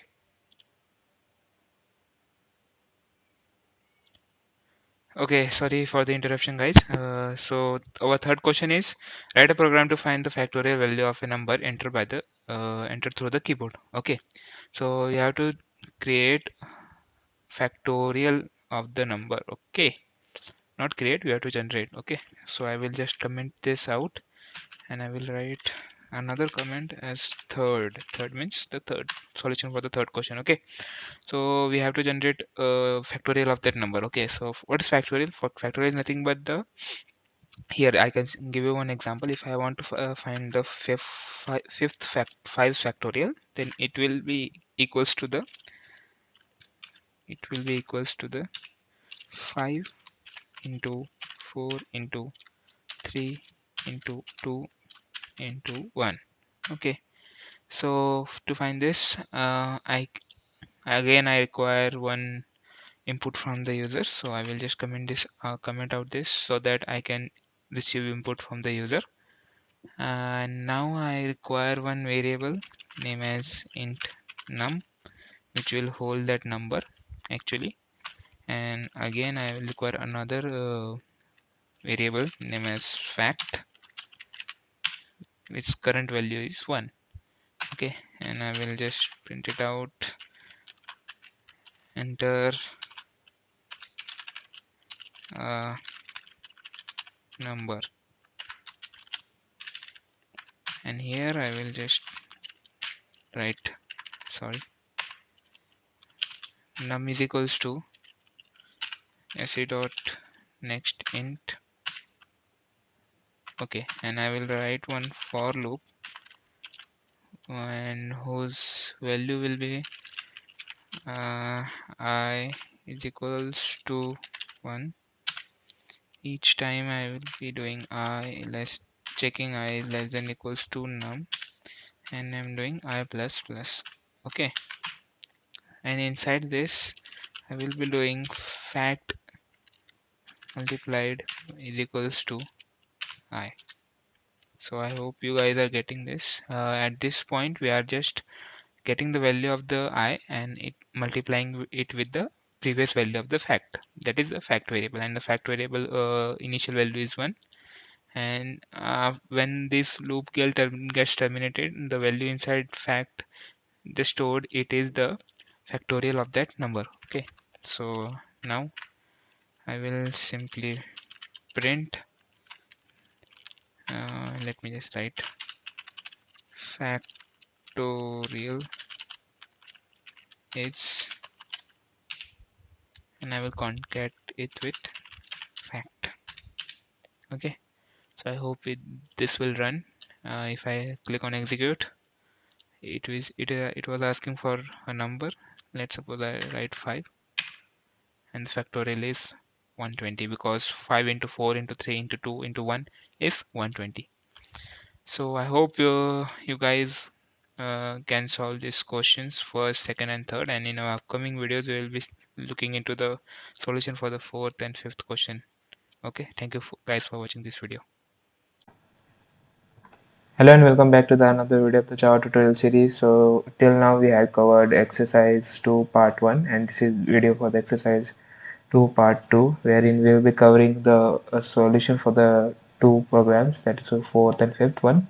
So let's get started. What is the problem statement? Write a program that prompts the user to an input an integer and then outputs the number with the digits reverse.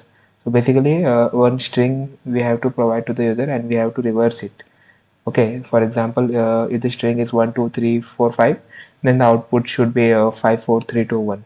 Okay, so let me just open my IDE, and this is the our previous video. We have seen first, second, and third question solution.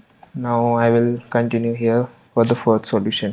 So we required to take input from the user, uh, that's why I have imported the scanner class. Okay, and now I just required one number because we have to reverse a number. Okay, so I have declared a variable called number and another variable which will hold the number which is reversed one. Okay, now I will accept one input from the user, enter the number,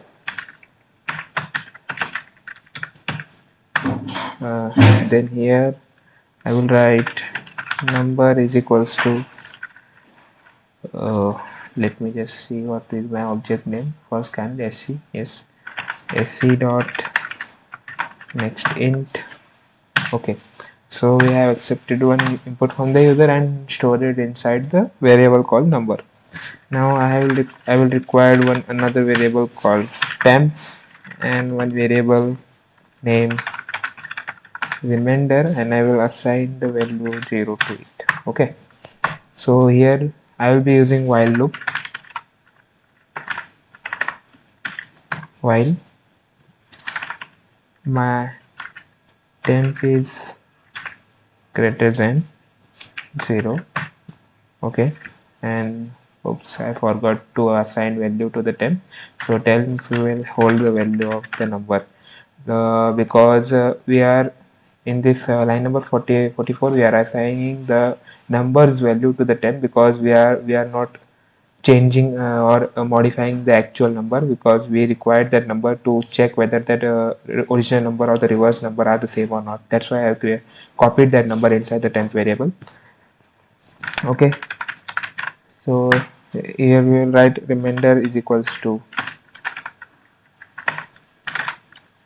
temp mod 10, and after that, don't worry, I will explain you what I have done here. You just watch.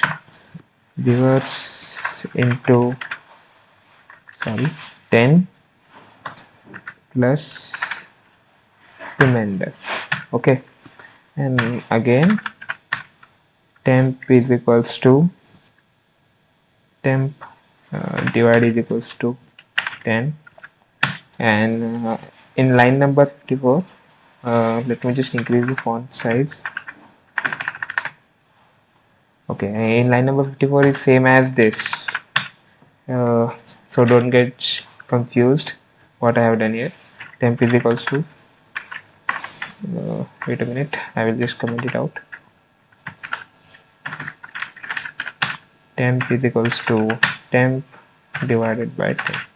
So, and that's just a shortcut to write this whole statement. Okay, uh, this is what I'm doing in the while loop, and after that I will print and check, not check, we just have to reverse. Okay, reverse of number holds the original number is, and our reverse number is inside the reverse temp variable. Okay, reverse.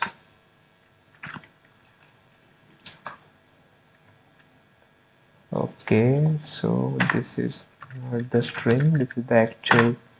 Okay, so here you can see, let's suppose I have, let me explain you what I have done here inside the while loop. Okay, so let's suppose our input is 1 2 3 4 5. Okay, and our temp will hold the numbers value, that is the actual number value. Okay, and whether my temp is greater than 0, whether this is greater than 0, whether this is greater than 0, yes, it will come inside the loop, and remainder is equals to temp mod 10. Temp, what is temp? 1 2 3 4 5 mod 10. Okay, so here the remainder will get stored, and that is the last digit. Mod 10, the last digit will get stored inside the remainder. Okay, and now reverse value, initially reverse value is 0. So here 0 into 10, that is 0, plus 5. So this will result 5, and in first iteration reverse value will get stored as 5, and here we are just dividing our temp number by 10, means 1 2 3 4 5 divided by 10, which is equals to 1 2 3 4. And again we are going to check for the loop, and again, and this time we will be checking whether the 1 2 3 4 is greater than 0. Yes, it will come inside the loop, and it will, by mod 10 we will be getting the last digit of this number, that is 4, and inside reverse, then now the reverse value previously was 5. 5 into, what is the 10, 5 into 10 is 50, plus what is the new remainder's value is 4, plus 4. Now this is equals to 54. Okay, so this is 54, and now we will divide temps value by 10. So now the temps value is 1 2 3. Okay, so this is how while loop will run, and one point will came where the temps value will be 0, and where 0 is greater than 0 will be get evaluated as false, and we will get out of this loop, and we will just print the original number and the reverse number. Okay, so let me just run this. Wait, by the way, if you guys are liking this series, do comment and like and share. Okay, so the number I will give input as 1 2 3 4 5. And then let's see, here you can see reverse of 1 2 3 4 5 is, okay, just let me give one space over here, 5 4 3 2 1. Okay, so if you guys don't know how the loop is running, then please do watch the loop video that I have covered, each and every loop which is there in the Java. And if you want to see how this is working, then you can put one debug pointer over here, not here, wait, here, and you can just debug this. Okay, wait, allow access. Okay, so my debug pointer is here. I will click on here. Okay, scanner class will take, in the console I will input the number 1 2 3 4 5. Okay, now I will go in the debugger.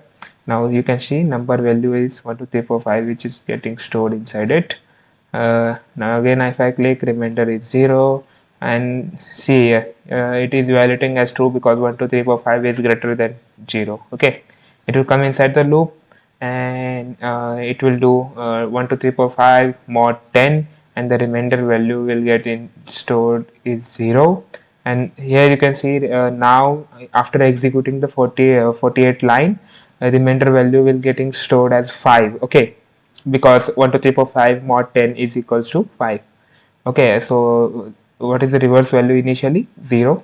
0 into 10, 0 plus 5 plus 5 is equal to 5. Now if I click here, here you can see reverse value will updated as 5 and remainder will as 5. And after doing this, now the 5 is eliminated from the original 10th number, because if I do 1 2 3 4 5 divided by 10, it gives me 1 2 3 4. Okay, like this you can debug this. Debugger is best when you don't know how the loops are working internally, how the flow of the code is going. Okay, so you can use this feature of debugging. Okay, so that is about program number 4. Let's go into the program number 5. Okay, so what is program number 5? Write a program to print the Fibonacci series of n terms where n is the input by the user. Okay, so I hope you know what is Fibonacci series. If no, let me just comment it out and I will explain you. Okay, so here we are, I'm commenting out this as fifth solution. Okay, so Fibonacci series is nothing but let me just comment it out and I will show you. Fibonacci series start from the uh, 0 and it goes like 0 1 1 2, like that. Because what is the formula for the Fibonacci series? Fibonacci series is nothing but the place where the number is a addition of the previous two numbers. Okay, the series start from 0 and 1. The third number will determine as the addition of the previous two numbers. Okay, so what is 0 plus 1 is 1, and now for this position we have to add its previous two numbers. Okay, what is 1 plus 1? That is equals to 2. Likewise series goes on. Okay, so we have to print the series here. Okay, so I again I am require one variable number, okay, to hold the number of terms which is given by the user, and I will again required one variable called as first term, and I will assign it as 0 because the series starts from 0. Okay, and the second term of the series is 1, and that is going to hold here, and the third term. Okay, now let me just give it. Okay, third term. Okay, now I will just print one line where we require is telling the user to input one number, enter the number of terms, so sorry, you want in the series. Okay, and over here I will be doing sc dot next int, sorry, sc dot next int. Okay, now after getting input from the user, I will just print the first two number of the series because those are fixed.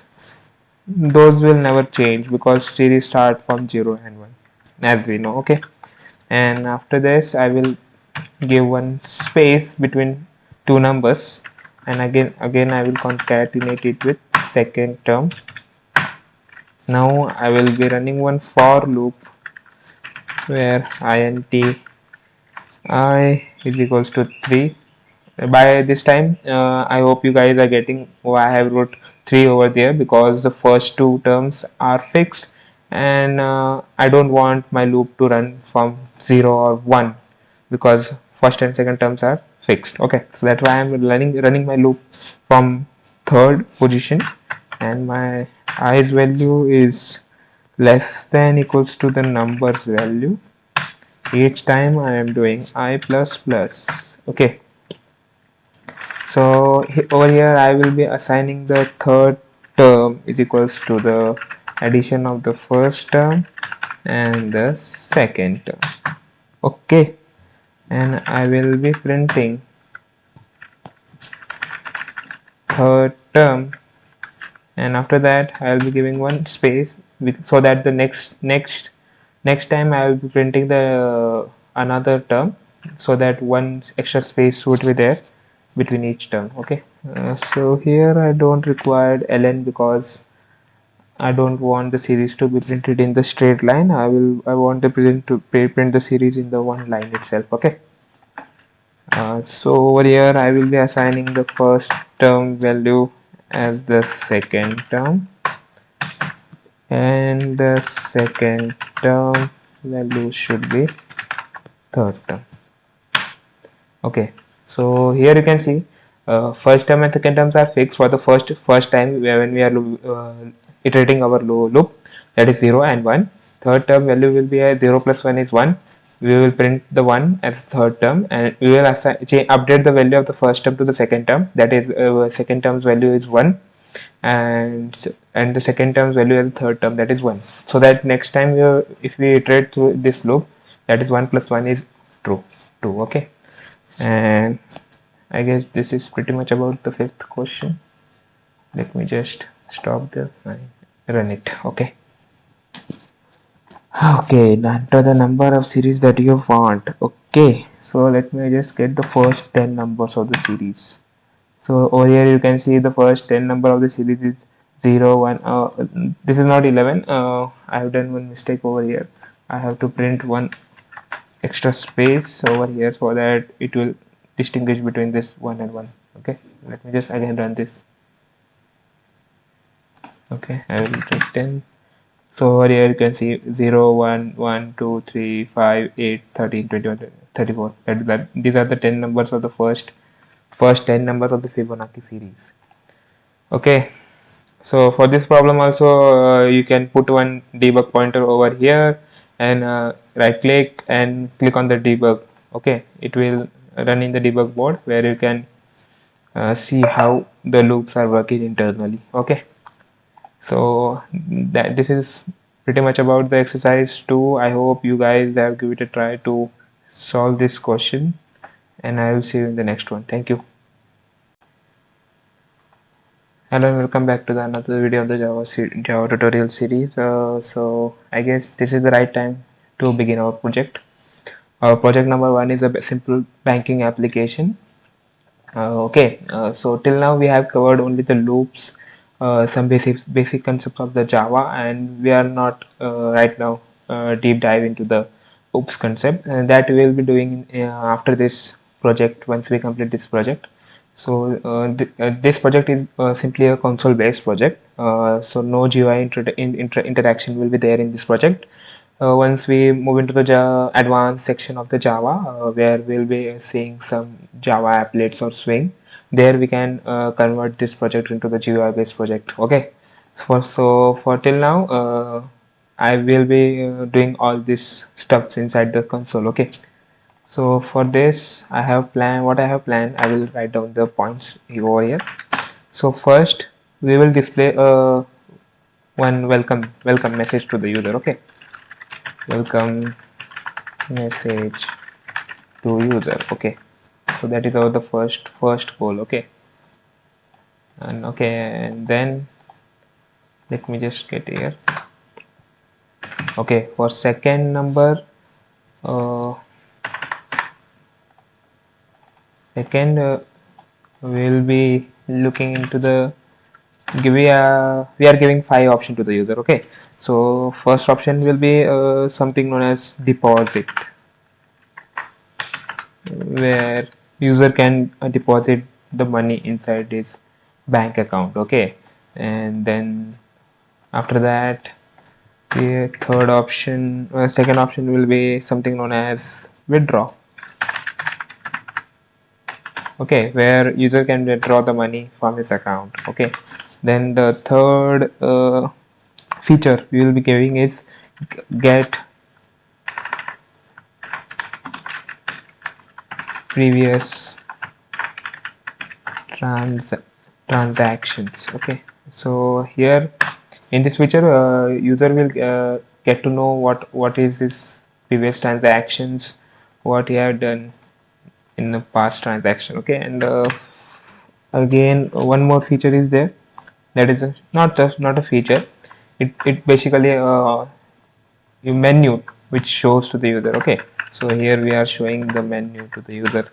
According to that, by seeing that menu, user will give input to our program and program will behave according to that input. Okay, show menu to the user. Okay, and at last we will execute our code. Okay, so these are some steps that we will be following inside this project. Okay, at first user came and see the welcome message. Okay, and then based on the user input, we will be performing some functions. Okay, that is deposit, withdraw, get previous transaction, show the menu, and execute our code. Okay, so I hope you understand the overview of the project, and in our upcoming videos we will be seeing into these one by one. We will implementing this functionality in our project, and at last at the sixth point we will execute our code. Okay, so thank you for watching this video, and I will see you in the next one. Hello and welcome back to the another video of the Java tutorial series. So today we will be starting our first project, project number 1, banking application. So in this video I will be discussing about the setup about this project, and we will be covering the first functionality of the project, that is a deposit. Okay, so let me just get into my IDE, and I will creating the new class name as banking application. Oops, sorry, banking application. Okay, and let me increase the font size. Yes, and I will include my public static void main. Okay, and inside main, this project required input from the user, so that's why I have to import the scanner class also, and I will be using this new keyword scanner system.in. So okay, basic stuff. Now I know we have the not covered started oops concept, so that's why you will at some point you will not get some concept. So bear with me. I will be telling you what those concepts are. Okay, so this is pretty much about the setup. Okay, and now since we are doing all this, let me show you all this deposit, withdraw, we get previous transaction, show menu, and execute our code. All this functionality in a one place. So I guess this is the right time to introduce you with the oops concept known as method. Okay, so I will oops concept of method and class. Okay, so I will create another class known as the bank account, which is more appropriate, I guess. ACC bank account. Okay, okay, so this is nothing but I have created one another class name as bank account, where I will be covering all those functionality inside this class, and we will create one object of this blank bank account class inside this banking application class. Okay, oops, I have written this class inside class, that is error. Okay, now it's okay. Okay, so this is one class, our public class, and inside which our main method is there, and this is another class where we'll be covering all those functionalities which are required in the project. Okay, so inside this I will show you how this class and objects stuffs are created, so bear with me.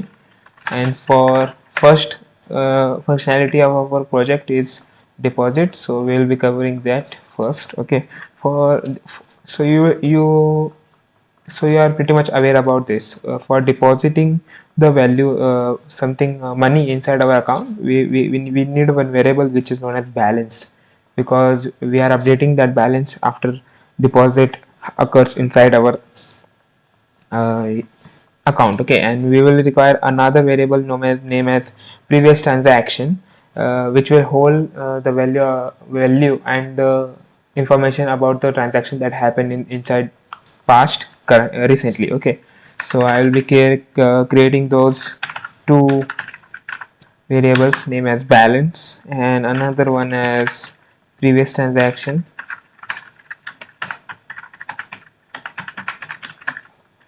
Okay, and now I will create one method.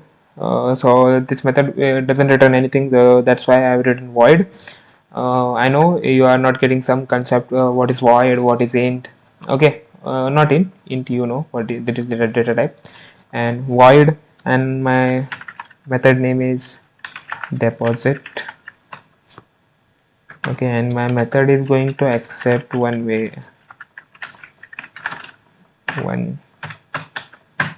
parameter, that is amount. Okay, amount. So method is nothing but one particular instruction of the lines of codes which will execute, which will you require again and again for the execution, and then those set of instruction you are write inside of one method, and you will call that method again and again to perform that task. Okay, so we will be covering in depth about the methods, what are their types in the OOPS concepts. But for now, you know what is methods. Okay, we will be creating one method known as deposit, and inside that method, I will be writing now. If I want to deposit my money, I have to check whether my amount that is given by the user, and this is the parameters that this method will be accepting. This method will accept amount that which is given by the user to deposit inside their bank account. Okay, so I will be checking whether my amount is not equals to 0. Okay, so this if the user inputs given input as 0, that doesn't make sense, because 0 cannot be added inside the bank account. Okay, that doesn't make any sense. So we are checking one base condition over here, whether my amount which is given input by the user should not be equals to the 0. Okay, if it is not equals to 0, this if condition is evaluated as true, and inside that I will update my balance. Okay, so I will tell balance is equal to plus amount. Okay, I will update my balance variable, and I will also update my previous transaction variable as amount.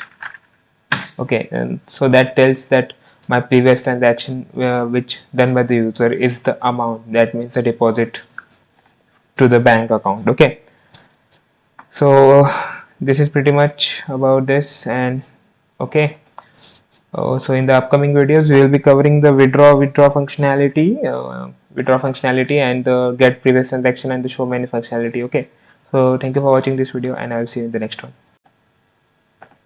Hello and welcome back to the another video of the Java tutorial series. So this is the continuation to our project, banking application, and this is the third video, I guess, of the series of the project. Okay, so in this video we will be discussing about the functionality which is withdraw and the get previous transaction. So we will be implementing the two methods. So for the one method is for the withdraw, and one method is for the get previous transactions. Okay, so I hope you have watched the previous videos wherein we'll be implemented our deposit method, and now in this video we'll be covering our withdraw and get previous transaction functionality. Okay, so okay, before getting in code, think about it. Whenever I want to withdraw some money from my account, what changes, and first of all, what I required as the input to this method. Okay, so let's think about it. So for this, I will be requiring one amount, that is the amount of money that I want to withdraw from my account.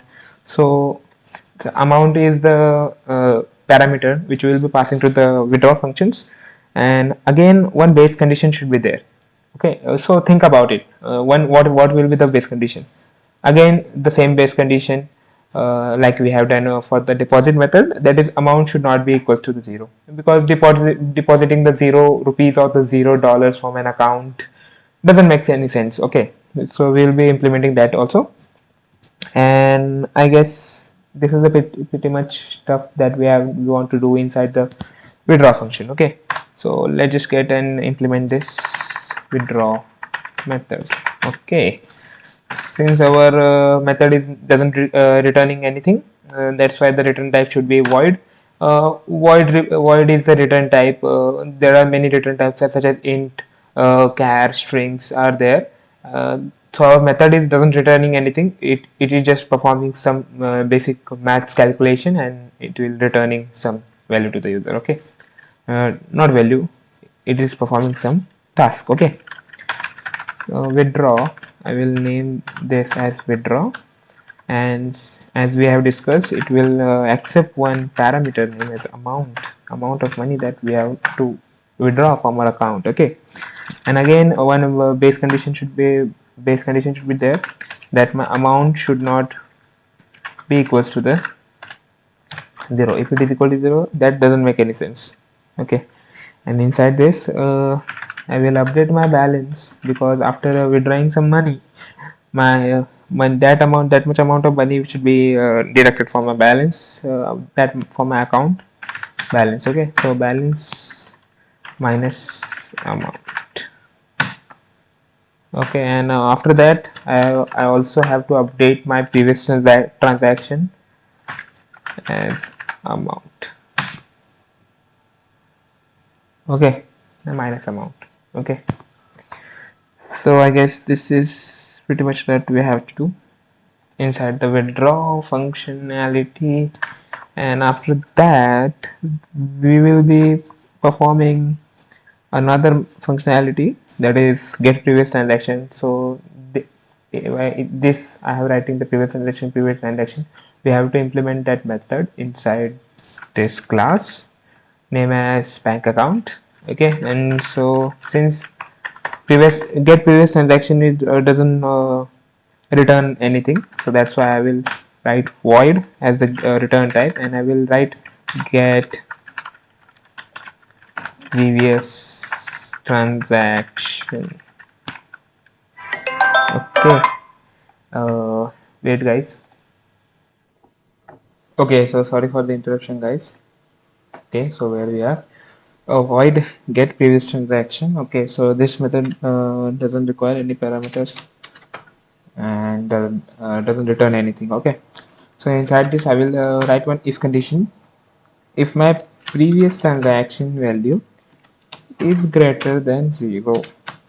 Okay, when the value will be value of the previous transaction will be greater than 0 when we have done any deposit uh, in our account. Okay, so in that case I will print deposited,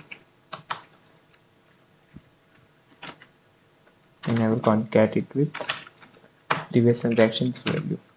Okay, and again one else if condition should be there to check else if the value of the previous transaction is less than 0. In that case, one withdraw means one withdrawal should be there for my account. So in that case I will write sorry, withdrawn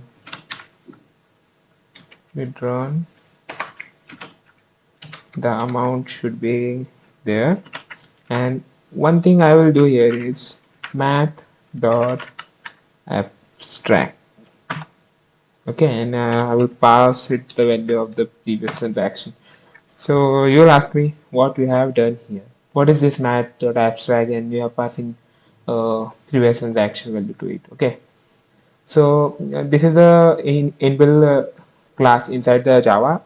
So here you can, if you hover the cursor over here, you can see java.lang is the package inside which math class is there, and one abs method should be there inside that math class. If I click here, and here you can see public static int abs. So what this method does, it will accept one parameter. Okay, so here you can see it is accepting one parameter which is integer a, and it is returning something in int format. Okay, so what it does is since the value of the previous transaction is less than 0, that is a negative one, like minus something known as minus 50 or yes minus 400. So we don't want this values to be reflected in our console because negative values should not be there inside any account. Okay, so we are doing this match.abstract function and it will convert that negative value inside the positive it to its corresponding positive value, that is equal to it will convert the minus 50 as 50 and minus 400 as 400. Okay, so this is the work of the max.abstracts abstract function, okay, or method. Then here I will write else. If both the condition will not get satisfied, in that case I will write no transaction is occurred. No transaction is occurred. Okay. So I guess this is pretty much about the previous transaction method where we will checking if the value is greater than 0, that is a deposit method is getting run inside our application, and if the value is less than 0, that is withdraw is done inside our bank account, and if none of this statement get executed, then else will execute it and it will show that no transaction is occurred inside our account. Okay, so this is pretty much about the withdraw and get previous function or the method. I will see you in the next video wherein we'll be covering the next functionality, that is the show menu for our project. So thank you guys for watching this video. Hello and welcome back to another video of the Java tutorial series. So today in this video we will be covering our next functionality of the project, that is the show menu project. So this is the main method which will hold the all functionality of our banking application. It will call all those methods which we have written in our previous videos, that is withdraw, get previous transaction and the deposit, and it will perform all those functionality of our project, I guess. Okay, banking application. Okay, so in this video we will be writing this show menu method.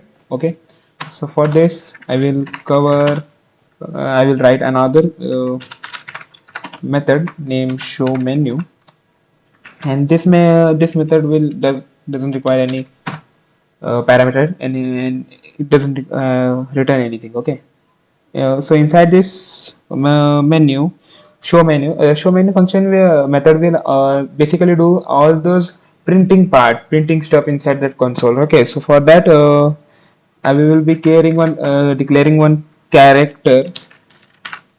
Okay, so character variable name as option, and I will initially write it as /0. Okay, so that represent null.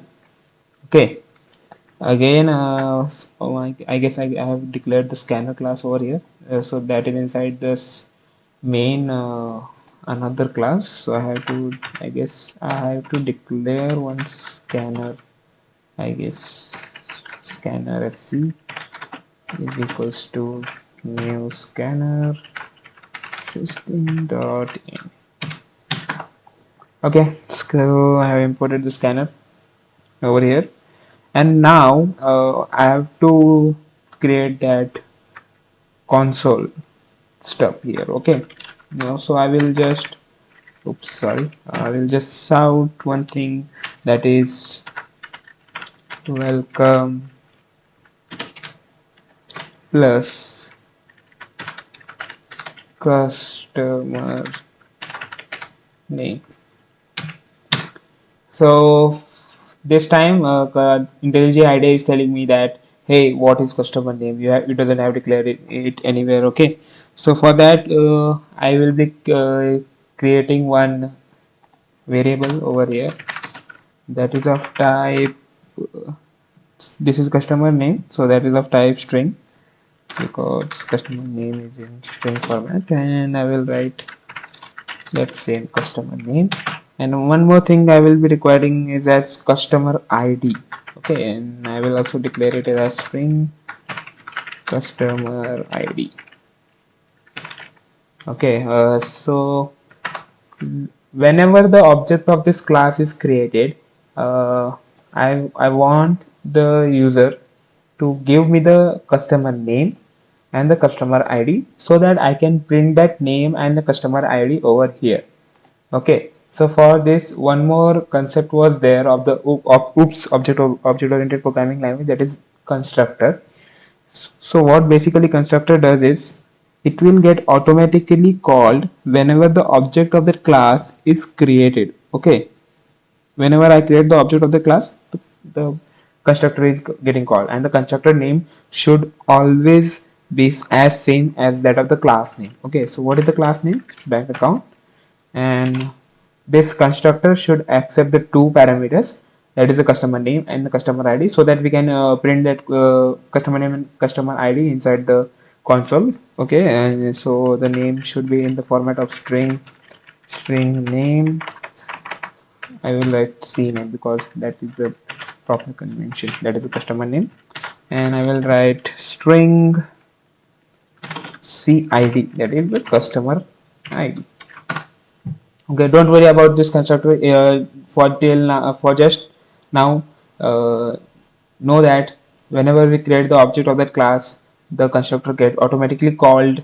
Okay, so this line number 15 to 17, and inside this constructor, whatever I write, it will get automatically called whenever we create object of this bank account class. Okay, so whenever I create this object of this class, I just want to assign the customer name as the C name, which is given input by the C name by the user, and I just want that customer ID should be equals to the CID. Okay, so that is pretty much about this constructor, I guess. And now we can move to the towards our show menu function and start implementing this. Okay, so I will write again one out statement over here should be there, and I will write your ID is this, and I will write customer ID. Okay, so after this I want a new line should get printed on the console. So for that I will write just out with empty, nothing should be there, so that the new line should be there and which looks nice. Okay, and again I want one option number A. So we have discussed over here the options of that our application, that is deposit, withdraw, get request and reaction, and the show menu. Okay, so we will be covering that over here. We will write check balance. Okay, then again one more functionality should be there, that is b dot deposit if the user want to deposit some money inside this account, and again C is withdraw, DRAW withdraw, and again one more out statement, and now option number D to get the previous transaction. Okay, and last option, if user want to get exit from this our application, we want our user to click E so that he can exit from our application. And so now one thing you should notice, this show menu method will display all these steps inside the console. Okay, and we don't want the user to get multiple times click on this run button and execute our this code again and again. So what we can do is we can provide one loop to the user, wherein user can iterate this functionalities or use this functionalities again and again as much time he want, and whenever user has done with all the application uses, and then simply user can type E to exit from our application. Okay, so for this I will be using one do while loop, and inside do I will just first of all I will print one statement, so it will look nice. Okay, and then one more south statement should be there, which will tell the user to enter the option. Okay, enter the option, and after that one more south statement should be there. This line number 60 and line number 62 is just used for the getting that console such a nice look. Okay, and after that I will be doing option is equals to scan sc is the object, sorry, sc dot next dot char at index 0, and I will be doing two. I guess I can't do this here. Okay, let it be. We'll cover in the next upcoming video. So in this way, in this part, I have taken one input from the user as a string, and I will be returning the first character of that string. Okay. So I have declared here the character as a here option, and I am storing that user input inside this option, and so user can input E, D, C, A, B, A, B, C, D, E, any option that user want that gets stored inside this option variable. Okay, so now inside this I will create one switch, and for switch I will be passing option as the parameter. So we have covered switch. I hope you guys remember this, how switch works and how what is switch. Okay, so we'll be creating one case. For first case we will be passing a. We will be writing the functionality if the user clicks a, that is the check balance. Okay, for that I will come inside this case, and I will first of all print this line. Okay, so this line is basically just to give that nice look to our application. Okay, so again inside that I will write south, that is system.out.println, and I will return simply print balance is, and I will concat it with balance. Okay, and at last I will be printing again this just to give our application a nice look, and I will print one south statement so that one extra line should be there between the switch next case. Okay, so after that this is pretty much about the check balance. I will just write DRE Quebec, and for the next case we have case number B, if the user given as B, and I will just copy this statement over here just to give that, oops, sorry, copy, oh shit, sorry guys, B.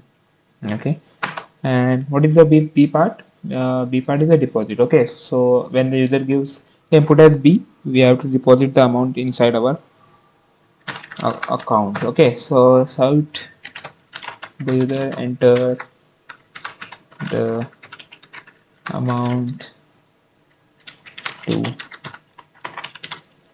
deposit.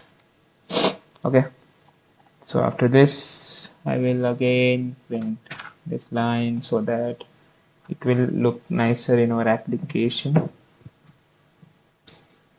Okay, now what I can do is int amount. I will declare one variable name as amount, and using sc dot next int I will receive that input from the user, and I will call deposit method inside this, and will pass that amount value to the deposit function, deposit method. Okay, and after that I will just print one new line, and I guess that is pretty much what we have to do inside this case number B, right? So what I have done, I have printed this on the console, and I have taken one input from the user and stored it inside the amount variable, and I have passed that amount variable to the deposit method, and we have written the deposit method over here. Here you can see, and this deposit method will update the balance of the in our account and update the previous transaction value also. Okay, so after that, moving forward to the case number C.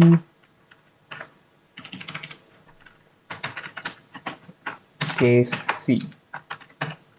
Okay, so what is case C? Withdraw. Okay, so we have to implement the withdraw functionality over here. So I will just simply copy this and paste it over here. Enter the amount to withdraw. Okay. After that, again I will create one variable name amount to, because amount is declared above, already declared above. sc dot next int, and for doing the withdraw stuff we have written one method withdraw, and it will accept one parameter named as amount. So we are passing that amount that needs to be withdrawn from our account, and then again I will simply just print a new line so that it looks nice in the console. And I guess this is pretty much we have to do inside this case. Okay, so our next case is case D, and let me just look what we have to do. Case D, that is a previous transaction. We have to perform the previous transaction inside this case, and again I will just copy this because this is stuff that I required every time. Okay, and inside this I don't require this because I don't need to print anything inside the console or getting input from the user. That's why. And inside this, I will call the get previous transaction method, and this call will be go to here to this method get previous transaction, and this method will check this condition, and according to that, it will print that corresponding statement. Okay, over here. Okay, so I guess this is pretty much we have to do inside this case, and after that I will just print one new line and I will break this condition. Okay, now I have to write again one more condition, that is the E condition, that is in exit condition. What if the user write E?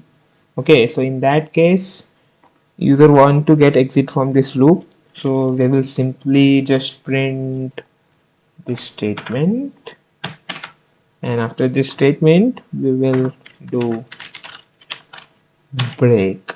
Okay, and this is all. We have handled all those cases, and we will one default case which we will handle, and inside default case we should do print something like when we'll get a default condition get hit, when the user will enter doesn't enter A, B, C, D, E and other characters. Okay, so in that case we just have to print invalid option.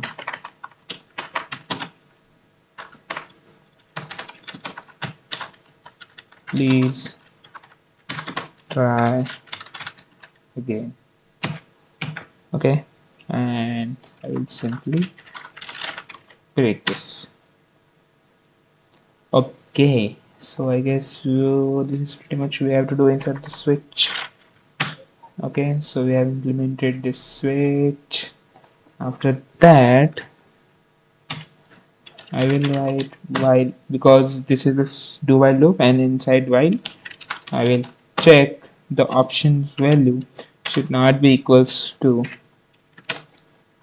character E, because if it is a E, that means user don't want to use our application anymore, and user want to exit from our application. Okay, so this is pretty much about the show menu. I guess we have done. Let me just zoom out so that you can see whole method inside one view. Okay, I guess this is the and one pretty simple mistake was there inside this method.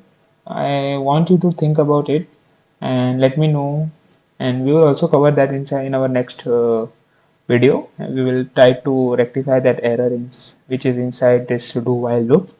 Okay, so for this video, this is pretty much we have done. Okay, so in our next video, we will continue this project and we will try to implement this project. Thank you for watching this video.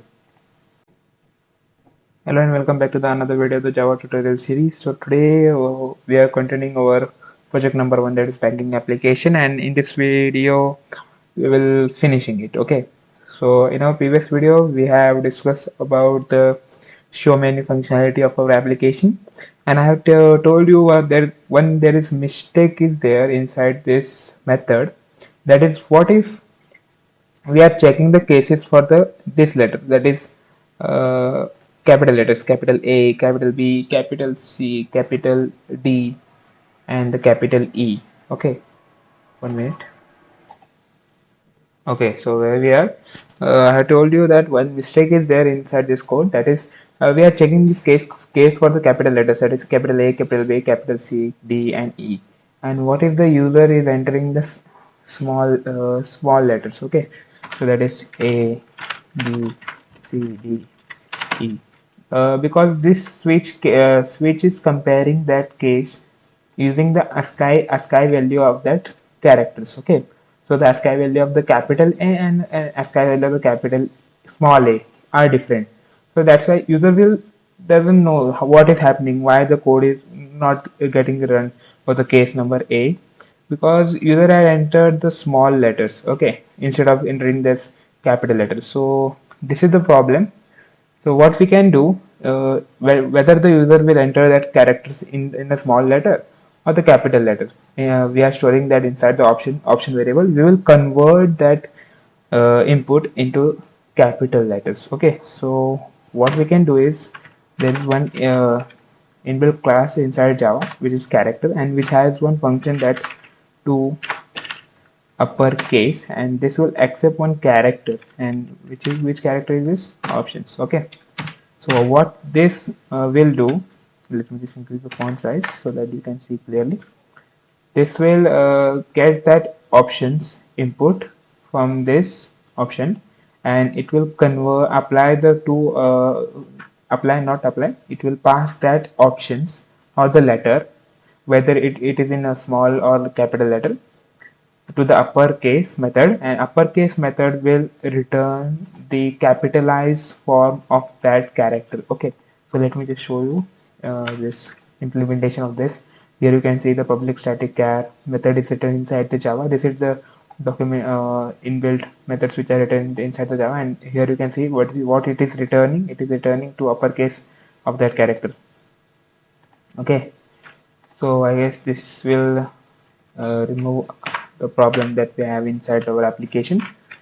And let me just, okay, so now I guess we have done all the part that we want to do inside our bank account class, and we have implemented all the functionalities inside this, and now we have to run this, and we know from where our program will get executed inside this main method. Okay, so inside that, this is class banking application and this is class bank account. So both class are different, and all our functionalities are written inside this bank account class, and now we have to tell this bank application class that there is a bank account class is there, and we have to create one object of that class. Okay, so how to create the object of the class? We will simply write bank account. Don't worry, for time being, just remember, be with me. I will cover all those classes, what is class object inside our upcoming videos inside that oops concepts. Okay, bank account, and we will give a name to the object. Okay, so let me just write as bank1, whatever. You can simply give your name also. Okay, what it is, it doesn't make any sense.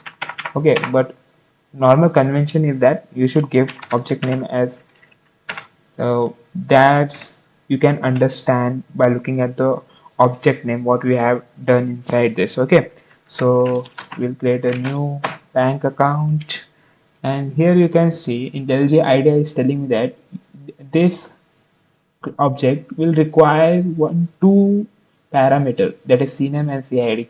So I have in the previous videos I have told you that this is the constructor which accepts a CNAME and CID, and I have told you that whenever you create an object of that class, it calls the constructor of that class, and we have written our constructor over here, and this constructor accepts the two parameters CNAME and CID. So that's why we have to give two parameters to this program. So let me just give the customer name as XYZ. You can give your name also as a customer name if you want. And again, second parameter is CID. So let's suppose customer ID is let's suppose 101. Okay, this is the customer ID. Okay, this is pretty much that we have to do, and we can now the object is created for that class name bank account. Okay, so using that object we can call any method written inside that bank account class. Okay, so what are the methods written inside this is void deposit, void withdraw, void get previous transaction, void show menu. So one thing you tell me, or you decide which method I can call so that all the functionality of our application will be done inside that.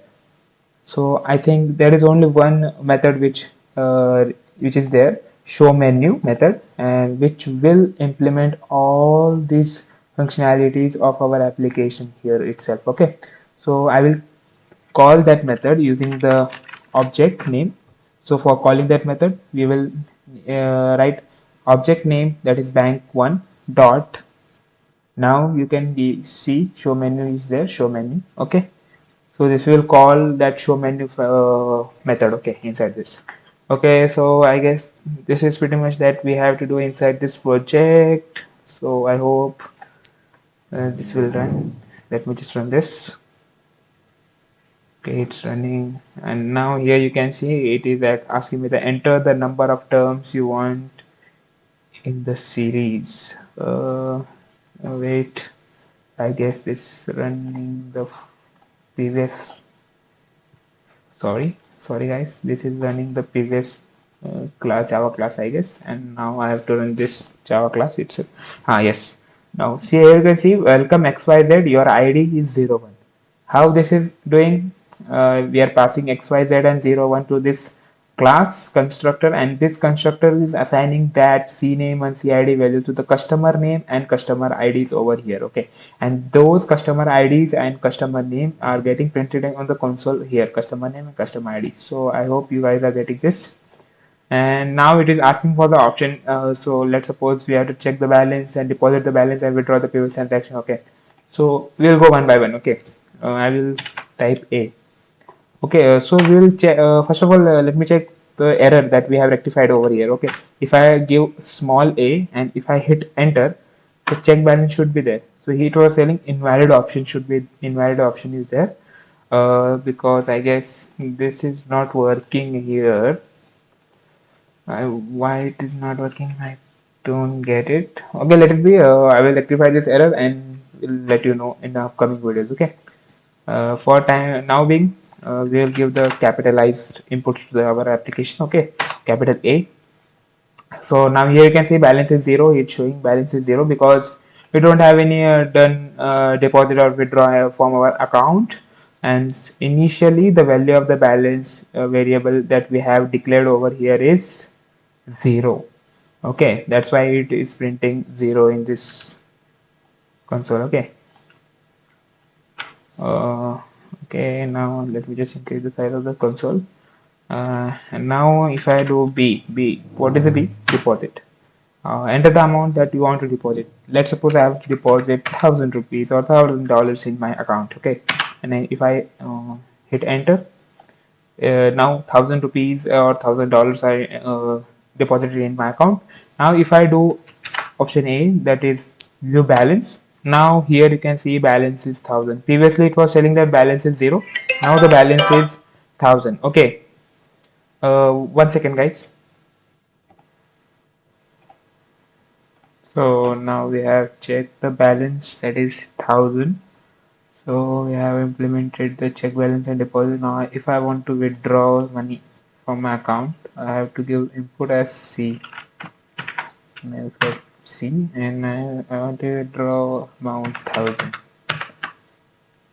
Okay, now suppose not 1000, 500. Now if I check the balance, for checking balance, balance is 100. And now at last I want to check the previous transaction that I have done, D. So here you can see, if I type D, withdrawn 500, that is the thing that I have done previously. So that is withdraw for the $500 from the account. Okay, so I guess we have implemented all those checks. Now at last I have to implement E. If I press enter, now here you can see process finished with exit code 0. That is, our code will get ended and we will get out of this main method. Okay, so this is pretty much about this project. I hope you have enjoyed this project, and in our upcoming tutorial series we will be starting oops concept from the onwards videos. Okay, so thank you for watching this video. Hello and welcome back guys to the another video of the Java tutorial series. So today onwards we are covering OOPS in Java. Okay, so what is OOPS? OOPS is nothing but the object-oriented programming language, and Simula is considered to be the first object-oriented programming language.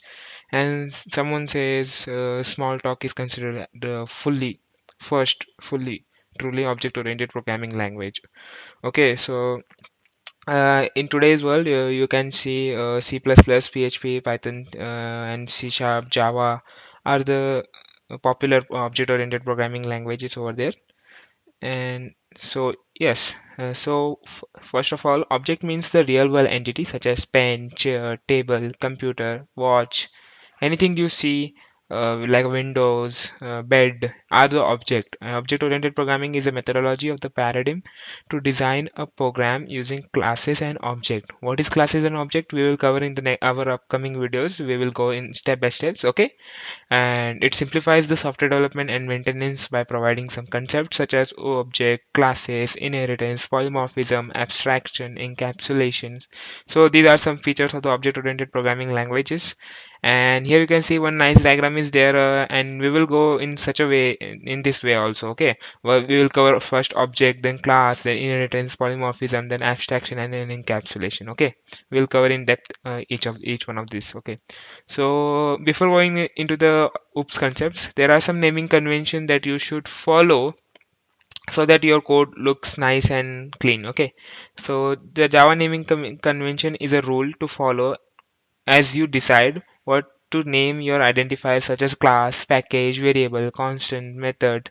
Till now, you have seen we are giving some names to the variables, some name to the classes. So there are some naming conventions declared by the Sun Microsystem or the Netscape, which we should follow so that our code should be maintainable and readable to the other users also. Okay, uh, since here you can see the second point, but it is not forced to follow. Okay, you are not forced to follow it, but it is known as convention, not rules. Okay, these conventions are suggested by the several Java communities such as Java, Sun Microsystems, and Netscape, as I've said to you.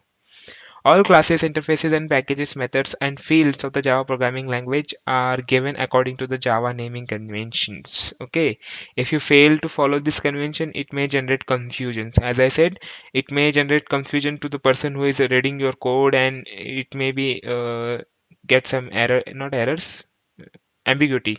Yes. So let's talk about some advantages that you get in using the object-oriented programming languages. So first of all, OOPS makes the development and maintenance easier, whereas in procedure-oriented programming language, it is not easy to manage if the code grows as project size increases. Okay, so what is procedure-oriented programming language? The languages such as C are the procedure-oriented programming languages, and languages like Java or the object-oriented programming language. We will cover in depth in our upcoming videos. Okay. OOPS provides the data hiding, whereas in procedure-oriented programming language, global data can be accessed from anywhere. For the data hiding, we can use abstractions. Abstraction is a feature of the object-oriented programming languages, which allows us to hide the complexity. Okay. And third one is OOPS provides the ability to simulate the real world events more effectively. Okay, 1 second, guys. Okay, so where we are, so these are some naming convention that you should follow while writing your code, and I have talked about the advantages also. And in our next upcoming videos, we will be starting for the covering the object, then class, then inheritance, as follows. Okay, so thank you guys for watching this video. Okay, so welcome back guys to the another video of the Java tutorial series. So today we are starting with our very first concept of the object-oriented programming languages, that is objects and classes. So in this video we will be covering objects and classes. So let's just get started. So first of all, I will be covering objects, then I will cover class. Okay. So what is object? An object is an entity that has a state, a behavior is known as object. For example, chair, bike, marker, pen, everything you see surrounding you is an object in a real world entity, right? It can be physical or the logical. Okay, the example of an intangible object is a banking system that we have done project on it, as if you have watched or following the series. Okay, so what are the characteristics of the object? A state represents the data of an object, and the behavior represents the behavior of an object, such as deposit, withdraw. This is related to the banking application that project we have done in our previous videos. Okay, and identity, it is used internally by the JVM to identify each object uniquely. So this is identity is just a JVM part that it handles to identify the each object uniquely in Java. Okay. First we will see the theoretical part of the object and the class. Then we will get into our IDE and see how class and objects are declared inside the code. Okay, so what is a class? A class is a group of objects, fields, methods, constructors, blocks, or nested classes and interfaces. These all kinds of methods, constructors that you wrote in Java, you put it inside a class, and a class holds all these fields. Okay, and a class, it is a template or a blueprint from which objects are created, and it is a logical entity, and it can't be physical. Okay, so I will explain you one by one what I have to speak right now. Okay, so let me just open my IDE. uh, by the way guys, if you are enjoying this series, so please like, share and subscribe to the channel also. Okay. Okay, okay, wait. Here, this is the code of the project which we have done previously. Okay, if you have not watched this video, go and watch it. Okay, so here let me just create a new Java class name. What should I name this? Classes and objects. Okay. Okay, let me just increase the font size and let me just get my main method. Okay, so here you can see one class is declared. Okay, public class, classes and objects. Okay, so as I have taught you over here in my notes. Okay, it holds methods, constructors, blocks and nested classes. So right now this class is holding one main method. Main is the method name. Okay, and what here we have written, it is holding method constructor. Okay, class is nothing but the one place where you in which you have writing methods, all those interfaces and code. Okay, and here I can do whatever I want, like just I will print one statement, hello world, and if I click here, okay, so it will get that class and it will run that class. Okay, just wait. Let me run this class.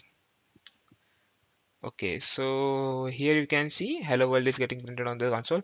What internally Java does is our class is this classes and objects. Okay, dot Java. This is our file, and whenever I click on the run button, it converts that dot Java file, this file, into a dot class file. The dot class file is then again used by the JVM, and it is converted into the byte code, which is the machine understandable code, and our code get executed in the console. Okay, so this is the behind the scene how this works. Okay, and now I will give you one example of the object also, so that you can understand clearly. Instead of writing here, I will wait. Okay, forgot. Let me just create one new class for you so that you can understand clearly. Okay, so this is our class, and here wait, let me just create one method. Okay, print. This method is doesn't accepting anything, and this method is simply printing hello world message on the screen.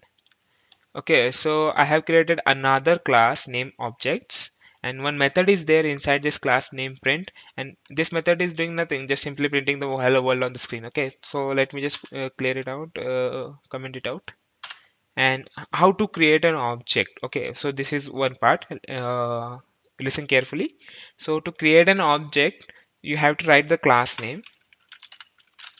Oops, sorry, objects, and then you have to write the what name you are giving to the object. Okay, so name can be anything like this, anything you want, you name that object. Okay, so I will name this as obj1 because this is my first object, so you can write anything. Okay, so after that, here you can see we have also created this object during our project itself. Okay, uh, after that you have to write new, then again the class name and this. Okay, so you'll be wondering why I have not passed over something over here, because if you are following the series, you can see we have passed something over here. That's because we have created one constructor of this class. We will cover in depth what are the constructor in our upcoming videos also. Okay, so now for till now you just understand how to create an object. Okay, so this is we just have to write the class name, the object name, and then new keyword is used to memory allocation of that object. Okay, and after that, using that object I can call all those methods and constructors which are written inside that class. Okay, so I will write obj1 dot print. Okay, so here you can see, and I will just click on this run button, and here you can see again hello world is getting printed on the console.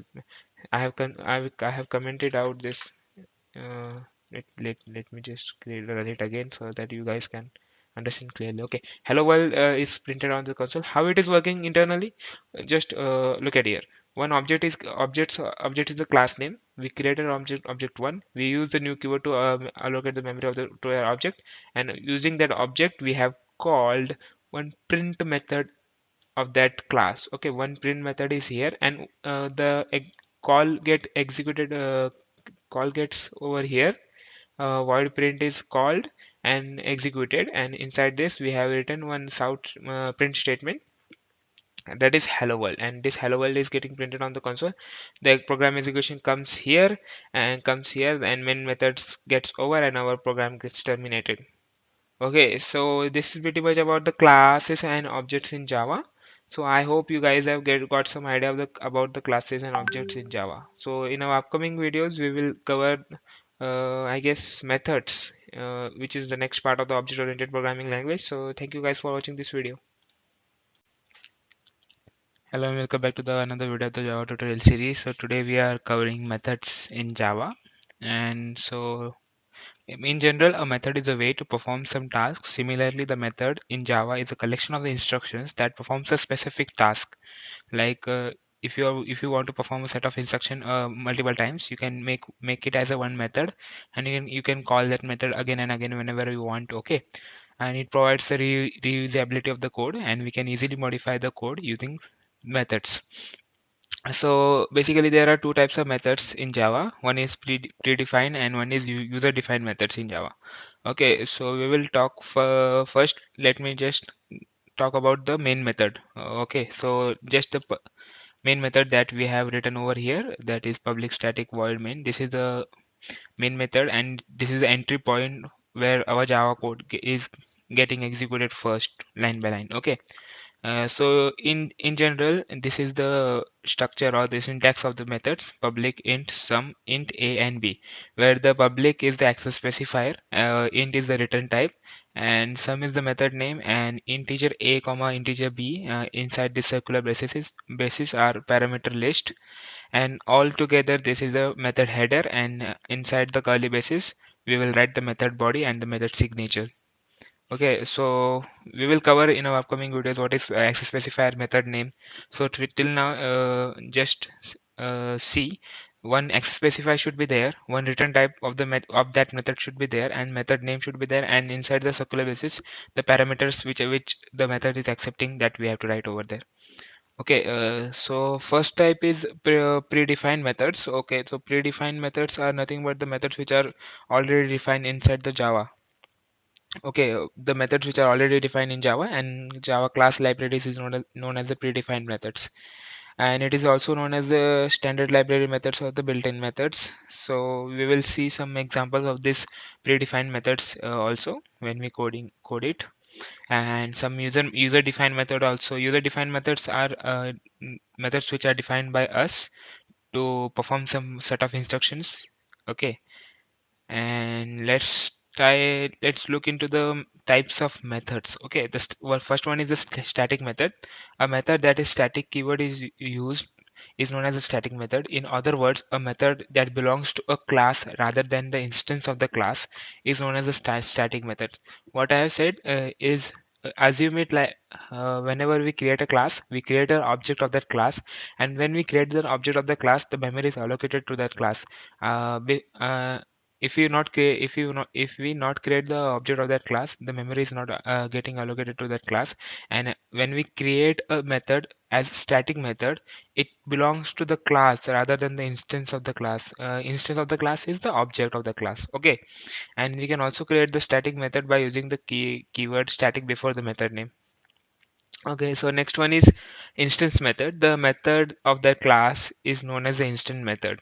It is non-static method defined inside the class. It is a normal method which is declared inside the class, and it is not static one. Before calling or invoking the instance method, it is necessary to create an object of its class.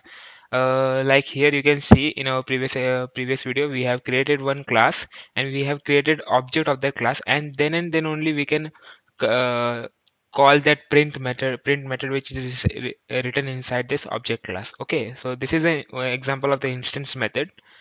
And third one is the abstract method. The abstract method does not have any body, and it is known as abstract method. And in other words, without an implementation, it is known as the abstract method.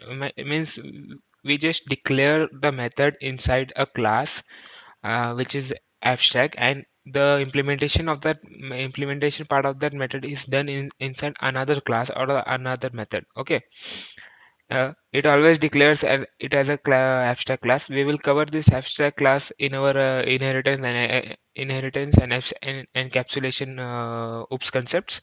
There you can get this abstract method more clearly, and it means the class itself must be abstract if it has abstract methods. If you want to declare a method as abstract, the class in which the method is declared should be abstract. Okay, to create an abstract method, we use abstract keyword before it. Okay, so let's get into our IDE and see some example of it. Okay, let me give you example of the predefined methods. Okay, so here I can declare integer a. mm, will assign it as value 0, and let me just create one scanner so that I can take the input from the user.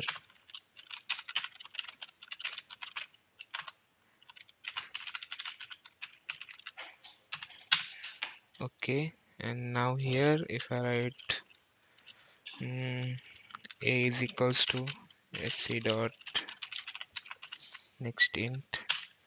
Okay, so here we did nothing. We just declared one variable a, and we have taken input from the user and assign it to the value a. Okay, so here I can write something like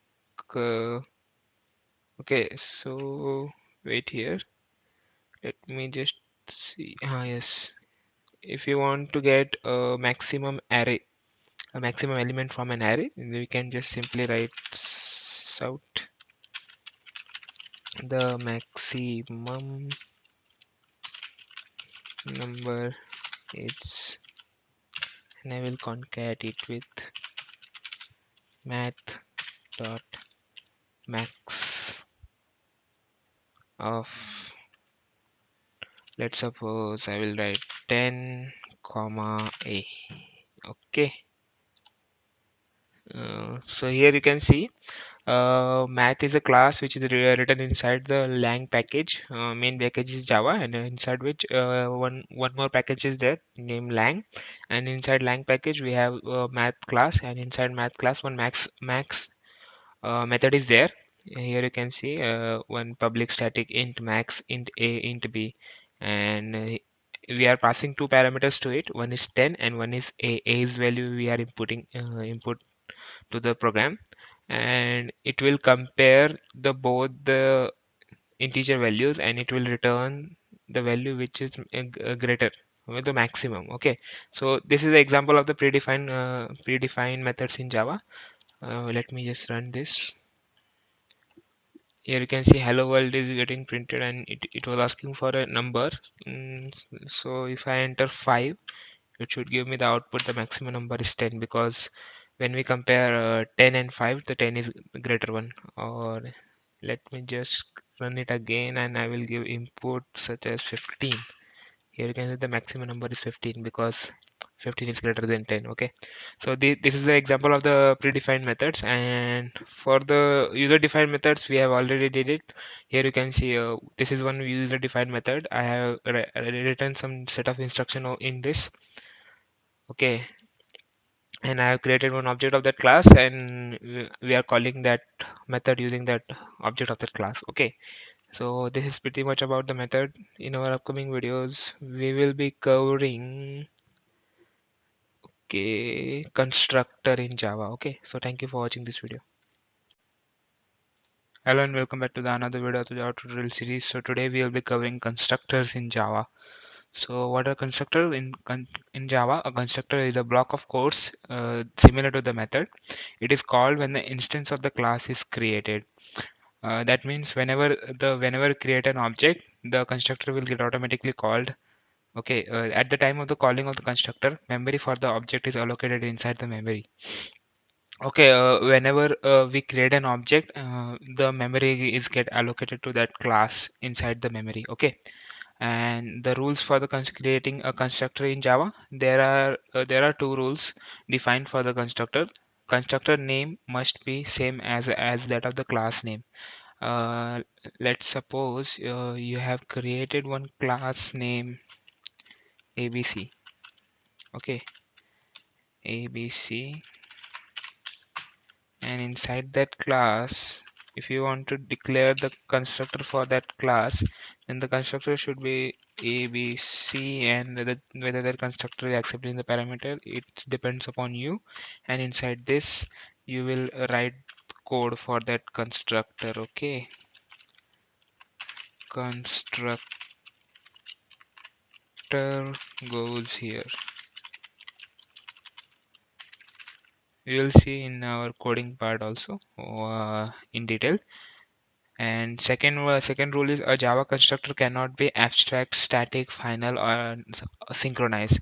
You cannot use these keywords before declaring the constructor, like abstract a. Here you can see abstract ABC, final ABC, static ABC. This is not allowed in Java. You have to if you want to create a constructor for that class, simply write the class name, and inside the circular braces you will write the parameter that constructor is accepting. Okay, so there are basically two types of constructor in Java. One is default constructor and one is parameterized constructor. So let's first see what is default constructor. Let me get into my IDE and I will create one new Java class name constructor. Let me increase the font size. I will write main method here. Okay, I will declare one another class ABC. I will get that example itself, and inside this, if I want to create one default constructor, one default constructor is nothing but a constructor that is called default when it doesn't have any parameter. Okay, so if I write this like this, and if I inside this, if I write south hello world. Okay, so here you can see we have declared one constructor for that ABC class, and inside the circular basis we have not passing any parameter to it. Okay, so this is an example for the default constructor.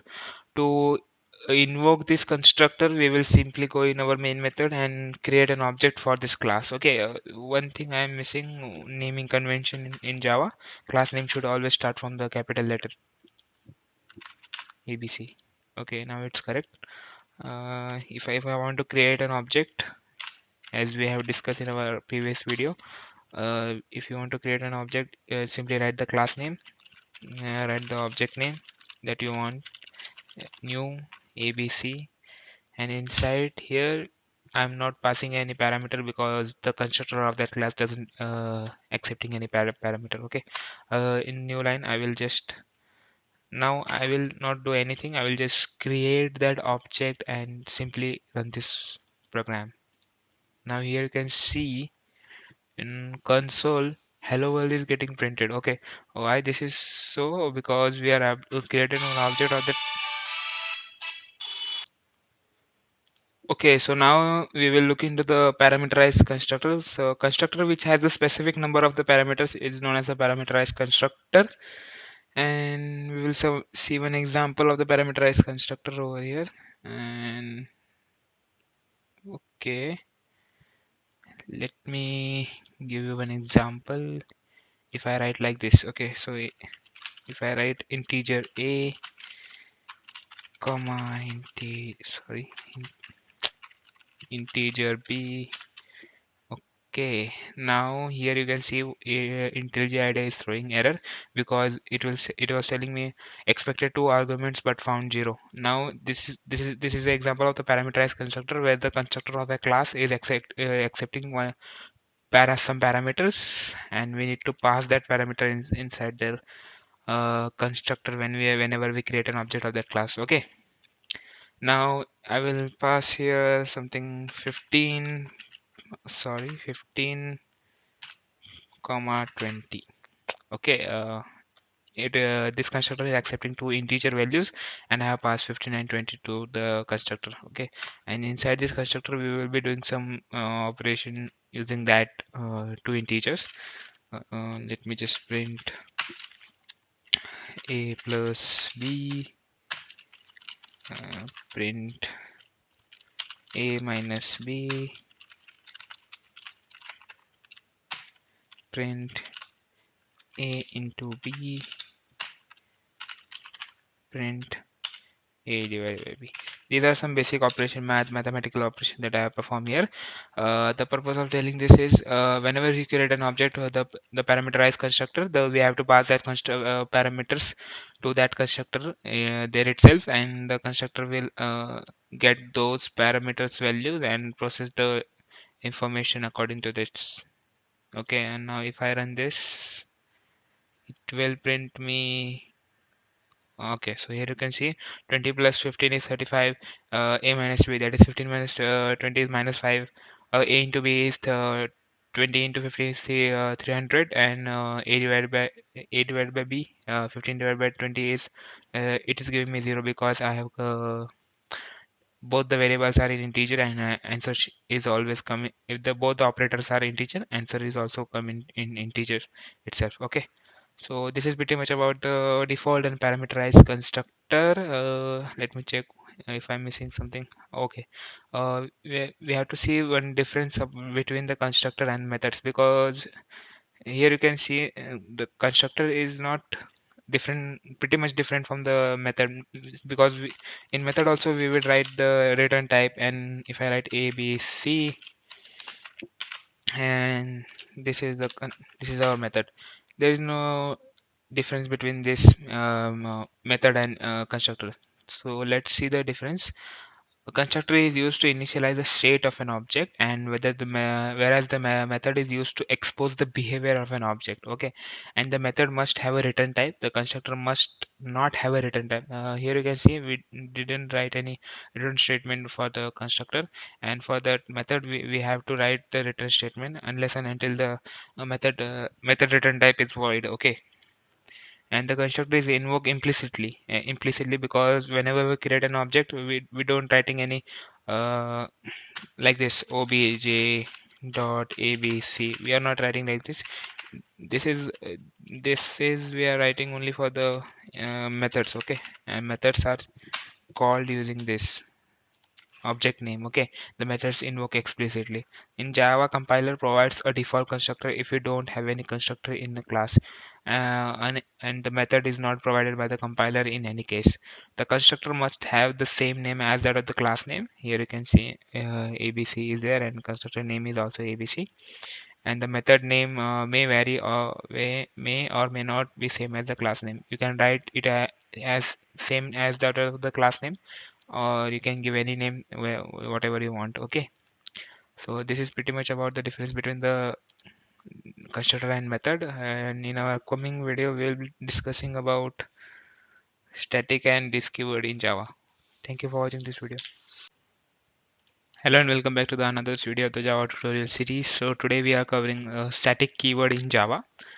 So the static keyword in Java used for the memory management purpose only, and we can apply the static keyword with variables, methods, block, nested classes.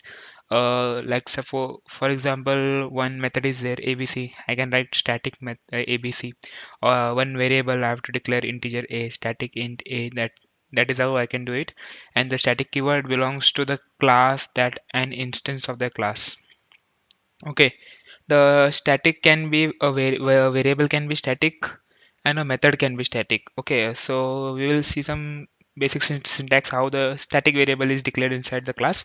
Let's suppose we have class student, and inside this integer roll number, variable name roll number is there of type int, string name, and college, string college its. This is a simple class with that we have declared an example of static variable. Okay, we will see one example in our IDE, and before that you have to, here is a pictorial representation of the how static key variables are work. Okay, so here we have declared two variables s1 and s2, and inside the stack memory s1 and s2 are there, and heap memory is there.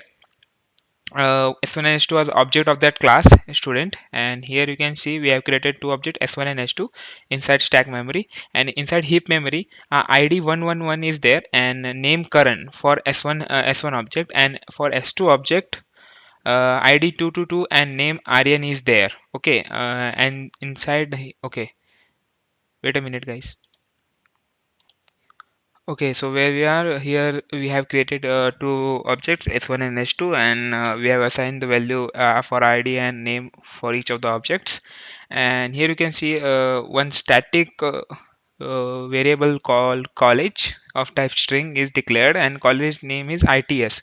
Okay, so this is the class area, and this is how the static variables are work.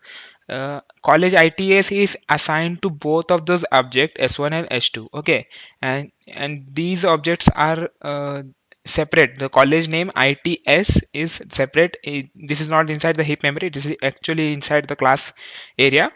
This is how the static variables work, and we will see one example of the static method so that you can understand it clearly. Okay, wait. Okay, so let's get into our IDE and see one example of the static method. Okay, So here I am inside my IDE. Let me just click here, new Java class, and I will declare it as, okay, wait, static method. Okay, and inside this I will write, let me just increase the font size. Okay, and now it, okay, so here I have declared one static method. Let me import my main method. Yes, okay, now okay, let me get here inside this. Okay, let me create one class name as calculate. Oh wait, let me do all those stuffs inside this itself. Okay, I will declare one static variable int cubex. Okay, not this. You know what, let me get another example so that you guys can understand it more clearly. Okay, let me just create class student. Our this one, this I am taking this example itself. Okay, class student is example.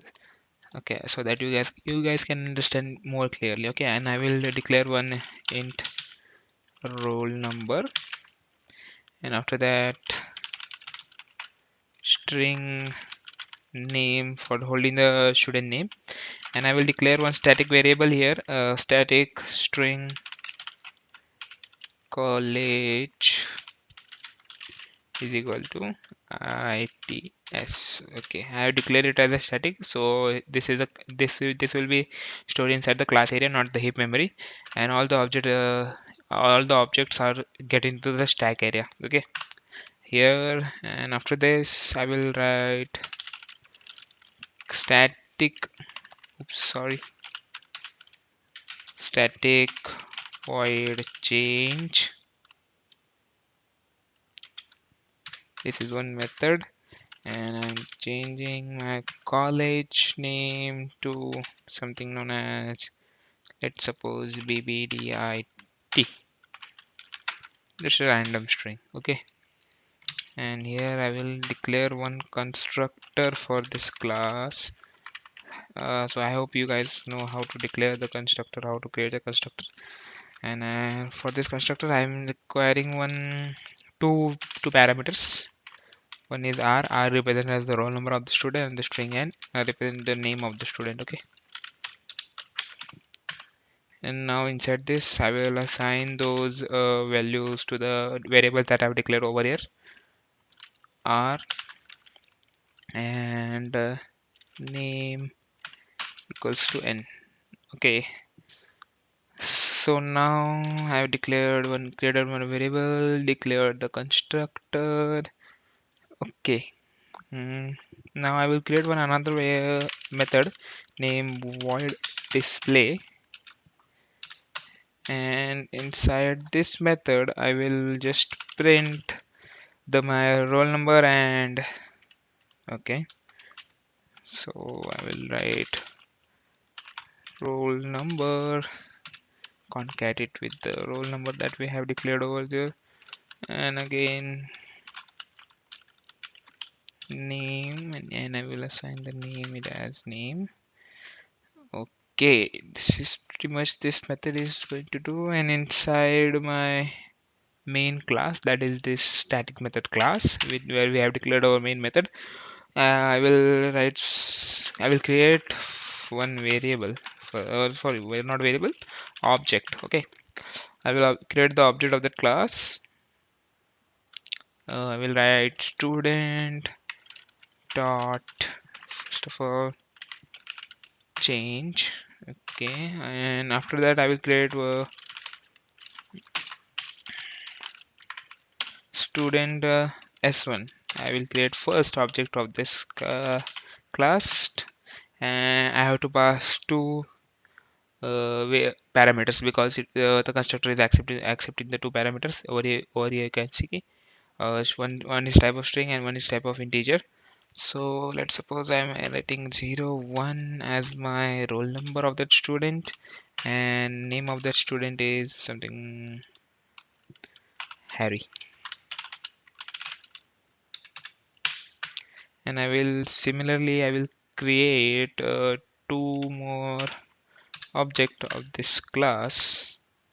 One goes here, one goes here. I have to give name, some different name to this object, s1, s2, s3, and these students have roll numbers like this, and one's name is Jay, one's name is Viru.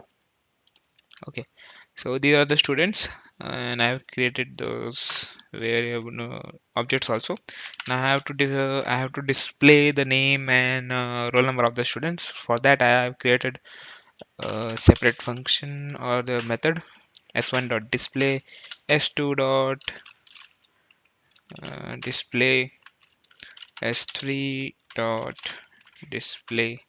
Okay, all these methods will called, and according to that roll number and name of the student gets printed on the console. Okay, now if I run this code, oops, sorry, I have run the previous code itself. Let me run this one.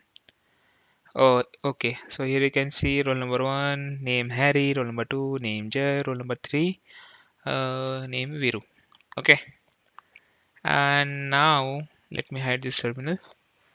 This is pretty much about the static keyword and static variable, and I hope you guys have got some idea about the static keyword. So in our upcoming videos we will look into this keyword in Java. Thank you for watching this video. Hello and welcome back to the another video of the Java tutorial series. So till now we have covered class, objects, and I guess static keyword in Java. And today onwards we will be learning inheritance in Java. So I will be dividing inheritance in two videos. In this video we will be talking about the theoretical part of the inheritance. What is inheritance, why it is required, and what are the different terms which are used in the inheritance. And in the second video we will be discussing about the types of inheritance, because there are basically five types in are there in inheritance, and we will be discussing each type using the code example. Okay, so let's just get started. So what is inheritance? Inheritance in Java is a mechanism in which one object acquires all the property and the behavior of the parent object. So basically there are two terms are here: subclass, or the child class, or the parent class. Okay, parent class is the class whose properties are inherited by the child class. Child class uses the property which are declared inside the parent class, and it is important it is an important part of the object oriented programming system. And inheritance represents the is a relationship, which is also known as parent child relationship. Okay, and you may ask why to use inheritance in Java. Okay, so there are basically two reasons: for method overriding, so that we will discuss what is method overriding in our upcoming videos. Basically it is used to achieve the runtime polymorphism in Java, and for the reusability. Code reusability means, suppose you have declared some variables and the methods inside the parent class, and those methods and variables are required for you to write in the another class. uh, and then instead of writing those variables and methods again and again, you can just inherit the properties of that method and variable from the parent class to the child class. In that case, one becomes the parent class whose properties getting inherited, and child class becomes the class who's inheriting the property. Okay, so there are different terms which are used in inheritance. One is class. A class is a group of objects which have common properties. It is a template or blueprint from which objects are created, as we have discussed in our previous videos. And subclass and the child class. Subclass is a class which inherits the other class. as I have told you, the child class will inherit the properties from the parent class, and superclass slash parent class is the class whose properties are getting inherited by the child classes. And reusability, as the name specifies, reusability is a mechanism which gives you to reuse the fields and the methods of the existing class when you create a new class, and you can use the same fields and methods already defined in the previous class. So for achieving the inheritance in Java, we have the syntax. We have to write this syntax: class, subclass name. You can write here the subclass name. And extend is the keyword which is used to achieve the inheritance in Java, and the superclass name. And inside the curly braces, you can write or inherit the properties which you want to inherit from the parent class. Okay, so this is pretty much about the inheritance in Java theoretical part. From the next video onwards, we will be looking into the types of the inheritance. There is single, multi-level, hierarchical, multiple, and hybrid. There are 5 types of inheritance in Java. And one more thing, multiple inheritance in Java is not supported, and we can still achieve it. But there is one concept that you to know how to achieve the multiple inheritance in Java. That also we'll be looking into the when we are going into the abstraction and encapsulation part. Okay, so for now, this is pretty much about the inheritance in Java, and from next video onwards we'll be seeing each type in detail with code example. Thank you. Hello and welcome back to the another video of the Java tutorial series. So today we are seeing inheritance in Java part 2, wherein we'll be discussing each and every type of inheritance in Java. There are basically five types are there: single, multi-level, hierarchical, multiple, and hybrid. And as you know, multiple inheritance is not supported in Java. We'll discuss why not it is not supported in Java in our later videos. But for now, we will see in this video, particularly we will seeing into single and multi-level inheritance in Java. So let me just open my IDE.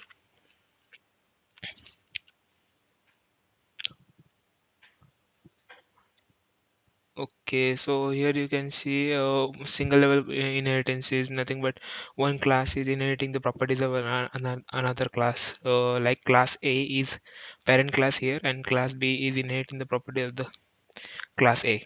Okay, so we'll see one short example of single level inheritance. I will just write a new class inheritance. Let me increase the font size. I will import the main method, and now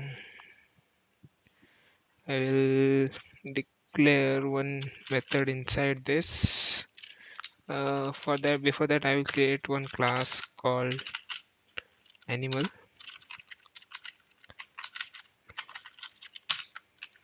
Inside this class, I will declare one method name as eat, and this method is not accepting any parameters, and the return type is also void. That's why it is not returning anything else. I will just print eating. Now I will create another class name as dog, and as we discussed in our early video, for implementing the inheritance we use the keyword extends. I will write extends animal. So here dog is a subclass or the child class, and animal is the parent class or the superclass. Okay, and the dog class is inheriting the properties which are properties of the animal class. Now I will create one method here name as bark, and I will just simply print barking. Okay, now inside my main class, that is the inheritance class, and inside my main method I will create the object of the dog class. Let me call it as dog1 is equals to new dog. Okay, and I have created the object of the class, and I will write d dot bark, that takes the dog1 dot bark, and dog1 dot eat. Sorry. And now if I run this class,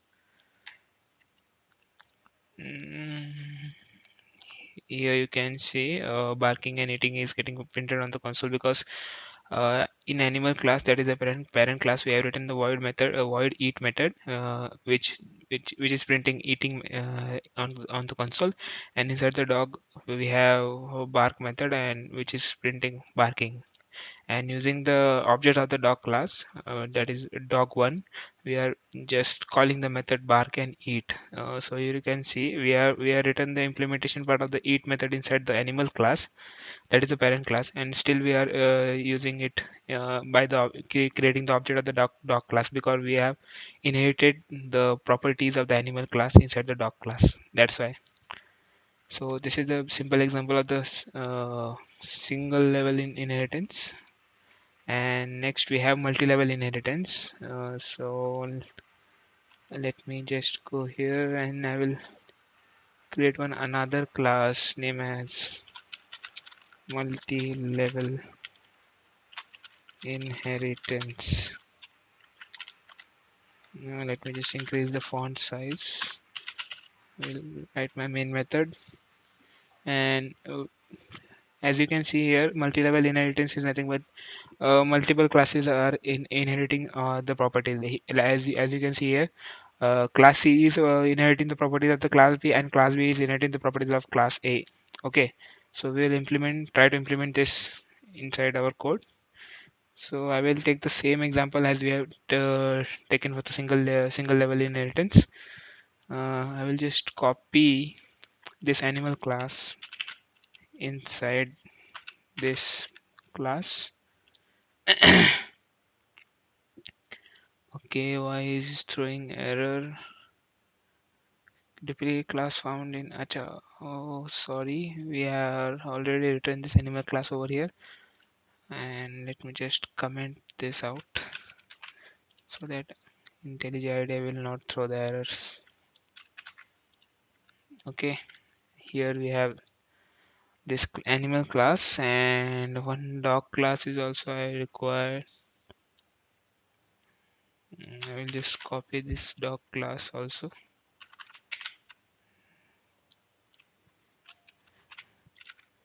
Okay, and I will require another class so that I can have three classes which are inheriting the properties of animal class. And I will write new class name as, let's suppose, baby dog,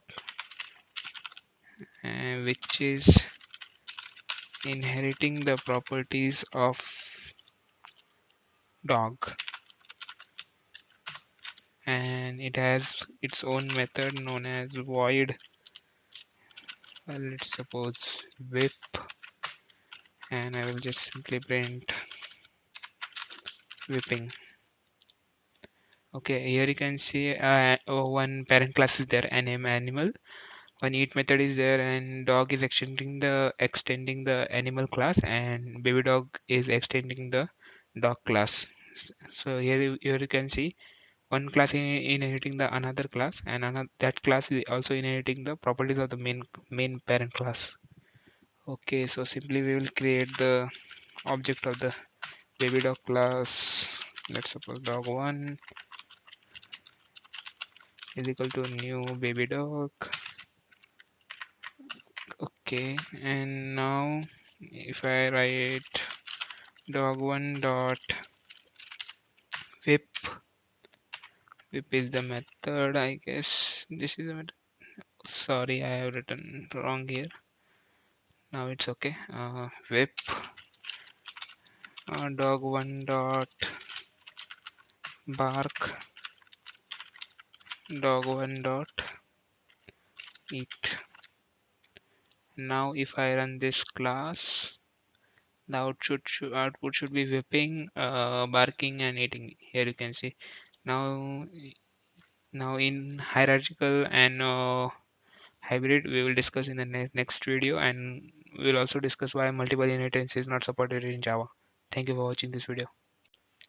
Hello and welcome back to another video of the Java tutorial series. So today we are covering the remaining types of inheritance, that is hierarchical inheritance, and we'll see why the multiple inheritance is not supported in Java.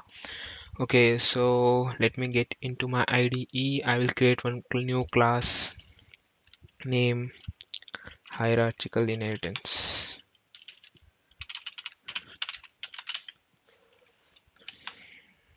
Inheritance. Okay, and let me increase my font size. I will include the main method.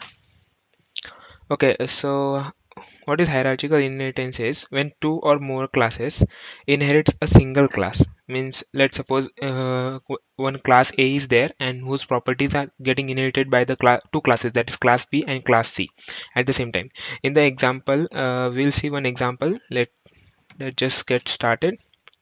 I will create one class name as animal, and inside that I will create one method which it doesn't return anything, that is void eat, and this method doesn't accepting any parameters, and I will simply print eating.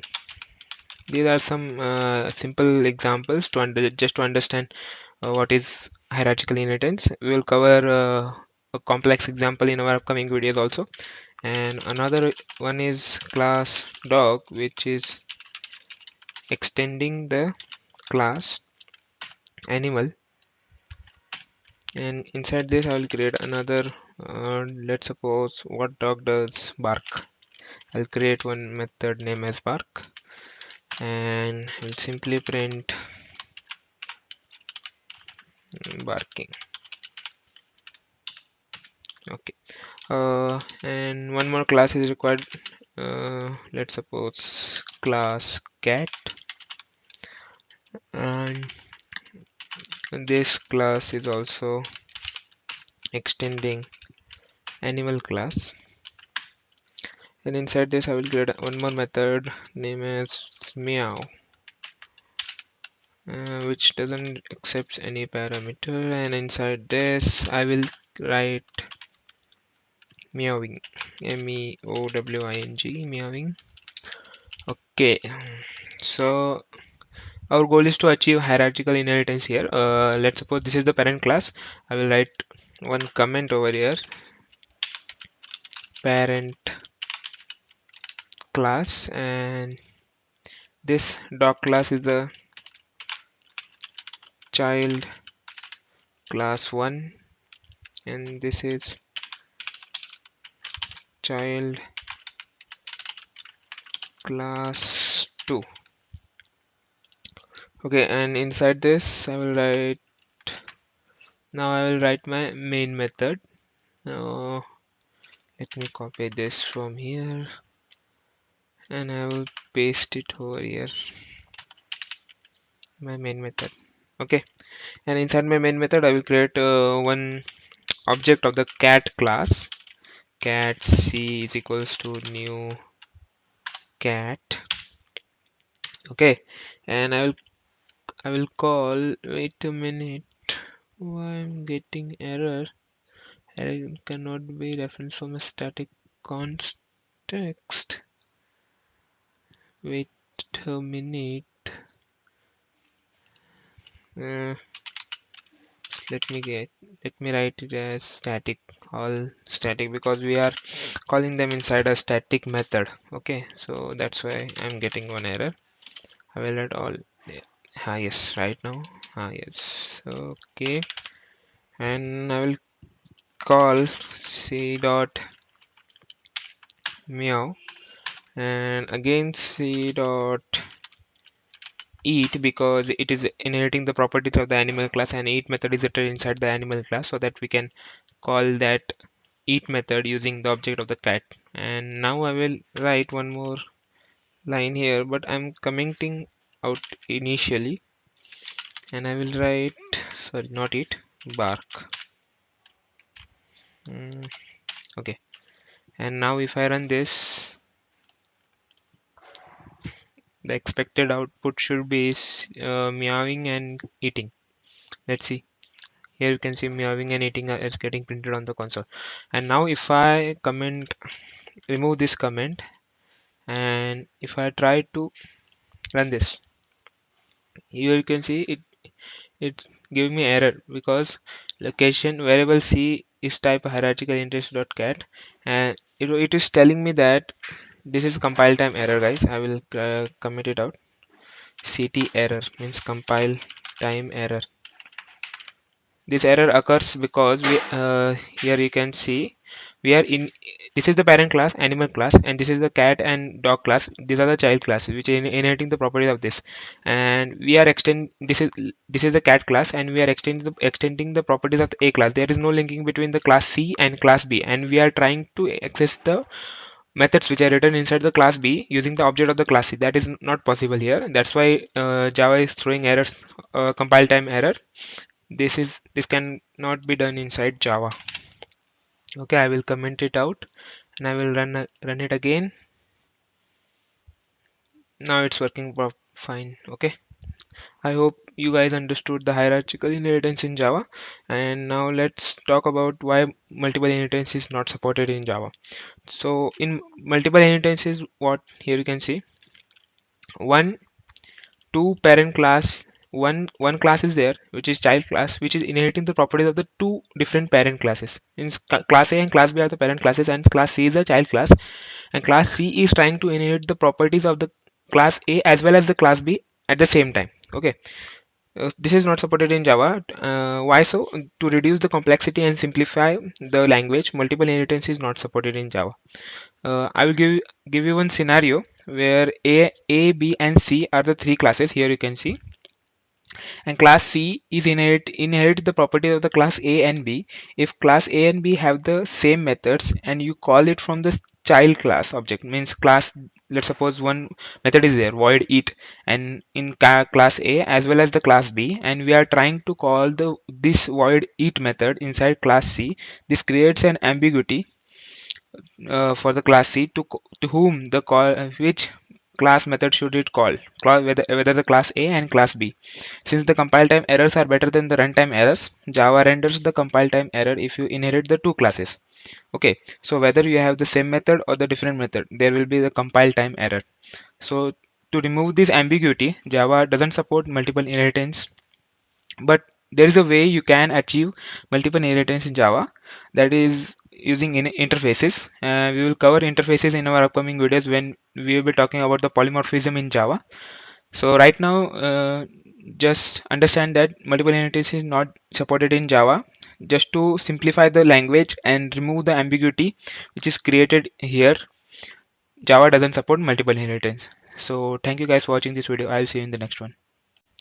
Hello and welcome to the new video of the Java tutorial series. So today we will be covering aggregation in Java. So till now we have covered inheritance in Java, and inheritance represents is a relationship, and aggregation represents has a relationship. I will tell you what exactly this is. Uh, so let's start this video. If a class has an entity reference, it is known as the aggregation, and aggregation represents a has a relationship. Okay, so consider a scenario where employee objects contain many information such as ID, name, email ID, etc. It contains one more object that is named address. So address contains so many fields like city, state, country, zip code, etc. Okay, so when to use aggregation and why to use aggregation. So for why, you can use aggregation for code reusability, and when to use aggregation, if the code reuses is also the best achieved by the aggregation when there is no is a relationship. Is a relationship is handled using inheritance, and has a relationship is inside aggregation. Inheritance should be used only if the relationship is maintained throughout the lifetime of the object involved. Otherwise, aggregation is the best choice. Okay, so I will cover one example that I have discussed earlier of the employee address. So let me get into my IDE, and I will create one new Java class name as aggregation. Let me increase font size. I will include my main method. Okay, so I require one more class to hold the address of the employee. I will name it as class address. Okay, and inside this public static. Okay, and inside this I will write string. I will get city, state, and country of that employee. Okay, and I'll write one constructor. So public address, and I will receive three parameters. One is city, one is state, and another one is country. And inside this I will map all those strings to the string that I have declared above, that is city. This dot city is equals to city. Again, this dot state is equals to state. This dot country is equals to country. Okay, so this I have declared one address class and one constructor of the address class which receives the three parameters, city, state, and country for that employee. So I have created one address class which holds the address of the employee, and now inside my main method public class I will write int id, which is receive the id, and string name to receive the employee's name, and I will create address of type address.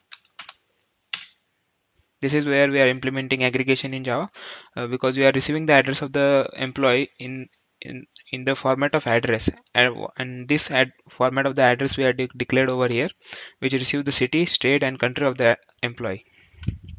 Okay, and I will write now one method public employee which receives the id of the employee and string name of the employee, and wait a minute, uh, aggregation int id, string name, and address of type address. Okay, so we have created constructor for this class aggregation, and when we create a object of this class, id and name and address of the employees will receive and map those variable with this dot id is equals to id, this dot name is equals to name,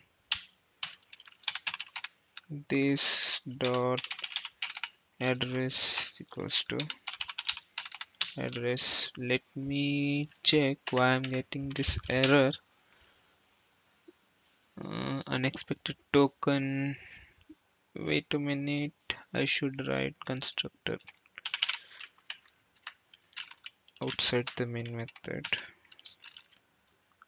and all this declaration should be done outside the main method. Now it's okay, and I need one more method to display the information of the employee. Void display system.out.println, print the id plus name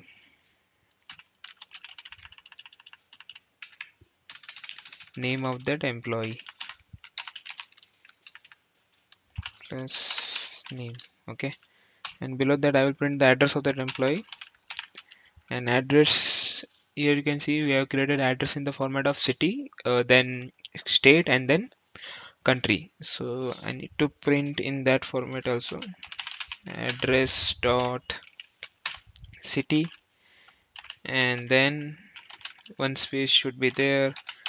Address dot state, one space, and then address dot country. This will print the address of the employee.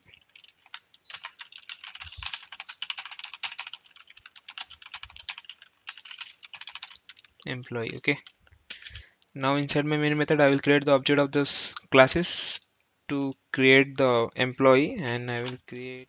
So now I have created address 1 and address 2 of that employee, and I have created two employees. Okay, now I just need to display the information that we have got from this address 1 and employee 1. So to print that, I will just simply call employee 1 dot display and employee 2 dot display. Okay, and now I will run this. It should print the employee ID, employee name, and address of the employee. Okay, so here you can see ID 101, name Jack, Mumbai, Maharashtra, India, and ID 102, name Hack, and XYZ is the city, state, and country of that employee. So here you can see we can this by creating the separate class for the address, we are reusing that code for to to create the multiple instances of the employee. We just need to create one address for that employee, and we can pass it over here as an parameter to the employee class, employee object, sorry. So in this way we can achieve aggregation in Java. So thank you for watching this video. Hello and welcome back to the new video of the Java tutorial series. So today we will be covering method overloading in Java. So what is method overloading? If a class has a multiple methods having the same name but there are differ in parameters, okay, then it is known as method overloading. If the two methods are there which names are same, for example sum is the name of the two methods, but so how we can differ the two methods? Okay, so when the parameter one, if the one method is accepting two parameters and another one is accepting one or either more than two, not exactly two, then it is a type of a method overloading in Java. Okay, where the same name method have the same name but they differ in the parameters they are accepting. Okay, so if we have to perform only one operation having the same name or the methods increase the readability of the program. Okay, suppose we have to perform a addition of the two given numbers, but there can be any number of the arguments. Okay, if you write the same method such as int a, int uh, method name is a, and it is accepting two parameters of type integer. Okay, for the two parameters, and another one is int b, which is accepting as a three parameter int. Okay, for three parameters, then it may be difficult for you as well as the other programmers to understand the behavior of the method, because it has the same name differs. Okay, so we perform the method overloading to figure out the program quickly. Okay, and what are the advantages of the method overloading? Method overloading increase the readability of the program. Okay, and so let's just talk about the different ways to overload a method. Okay, so there are two methods by which we can overload the method. Method overloading by changing the number of the arguments the method is accepting, and the method overloading by changing the data type of the argument which is accepting. Okay, so let me just quickly go into my IDE. We'll cover this popular question also, but let first we will code see one example of the method overloading, then we will see some popular method questions, sorry. Okay, method overloading. Okay, let me increase the font size, and first we will see example of the method overloading by changing the number of the arguments. Okay, let me copy this and I will uh, give it a comment. Okay, and now, okay, so let me take one example. Okay, uh, what I can do is I will declare one method name as int add, and it is accepting the two parameter. Let's suppose int a and int b. Okay, and inside this I'm simply returning a plus b, nothing else. Okay, and I will introduce one more method which is inside this same class, which is static int add, same name of the method. Here you can see add is the method name, and here also add is the method name. But what I will do is I will change the number of the parameters it are accepting. Okay, now int a comma int b comma int c, and I will simply return a plus b plus c. Fine. Okay, I will return this. Okay. Okay, so now I will create my main method, and inside my main method I will print add of let's suppose 11 comma 11. Okay, and now again I will print one more statement. One second, guys. Okay, so I will just print call another method. Now I am giving 11 comma 11 comma 11. Here you can see method name are same, add, but they are differ in the parameters they are accepting.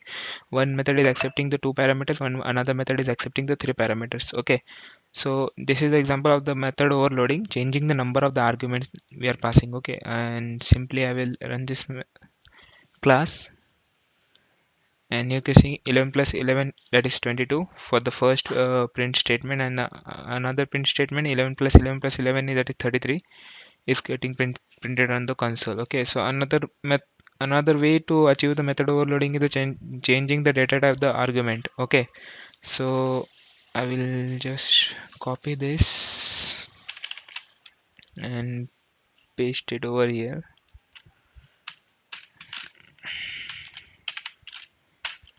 Okay, so now let me comment this out. Okay, now I will again I will have to declare one int method. Okay, I will copy this and I will paste it over here, and let me uncomment it. Okay, one add method is there which is returning addition of the two methods, two numbers a and b, and one another method is there name as static double add, and it accepts two parameters, double a comma double b.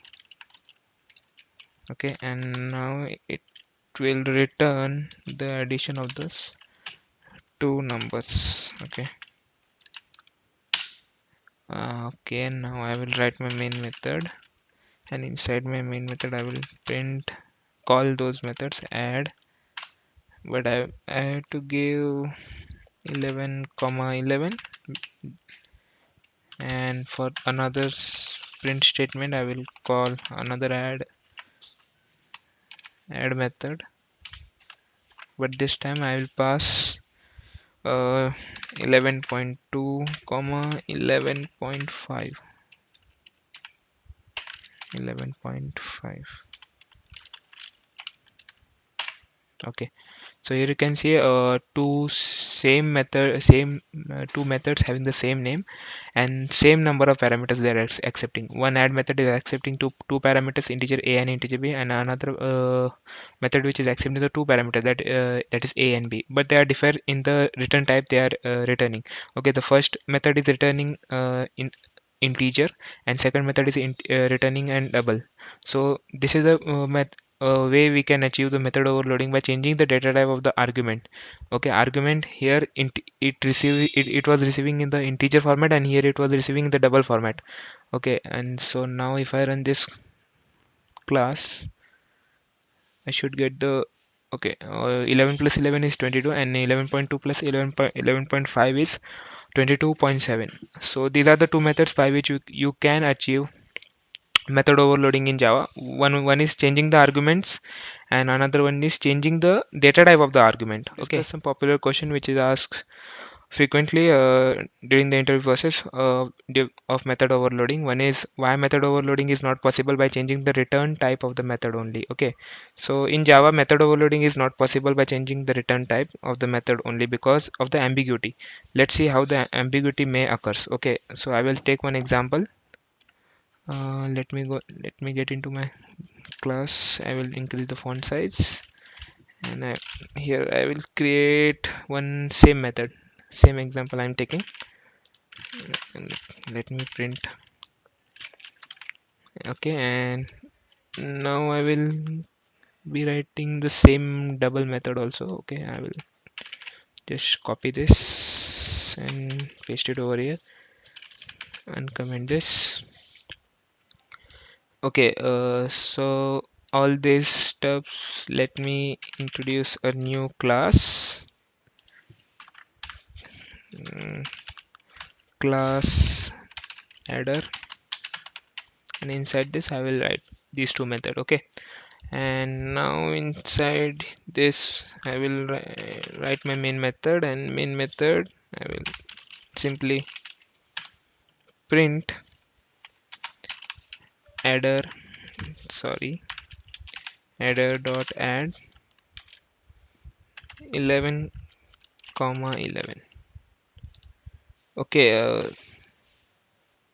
so here you can see I've created two methods, int add and double add. They are the return type of the two methods are different, that is int, and one is it returning a double. Okay, and now if I come here and try to print this statement adder dot add 11 comma 11, it will create an ambiguity.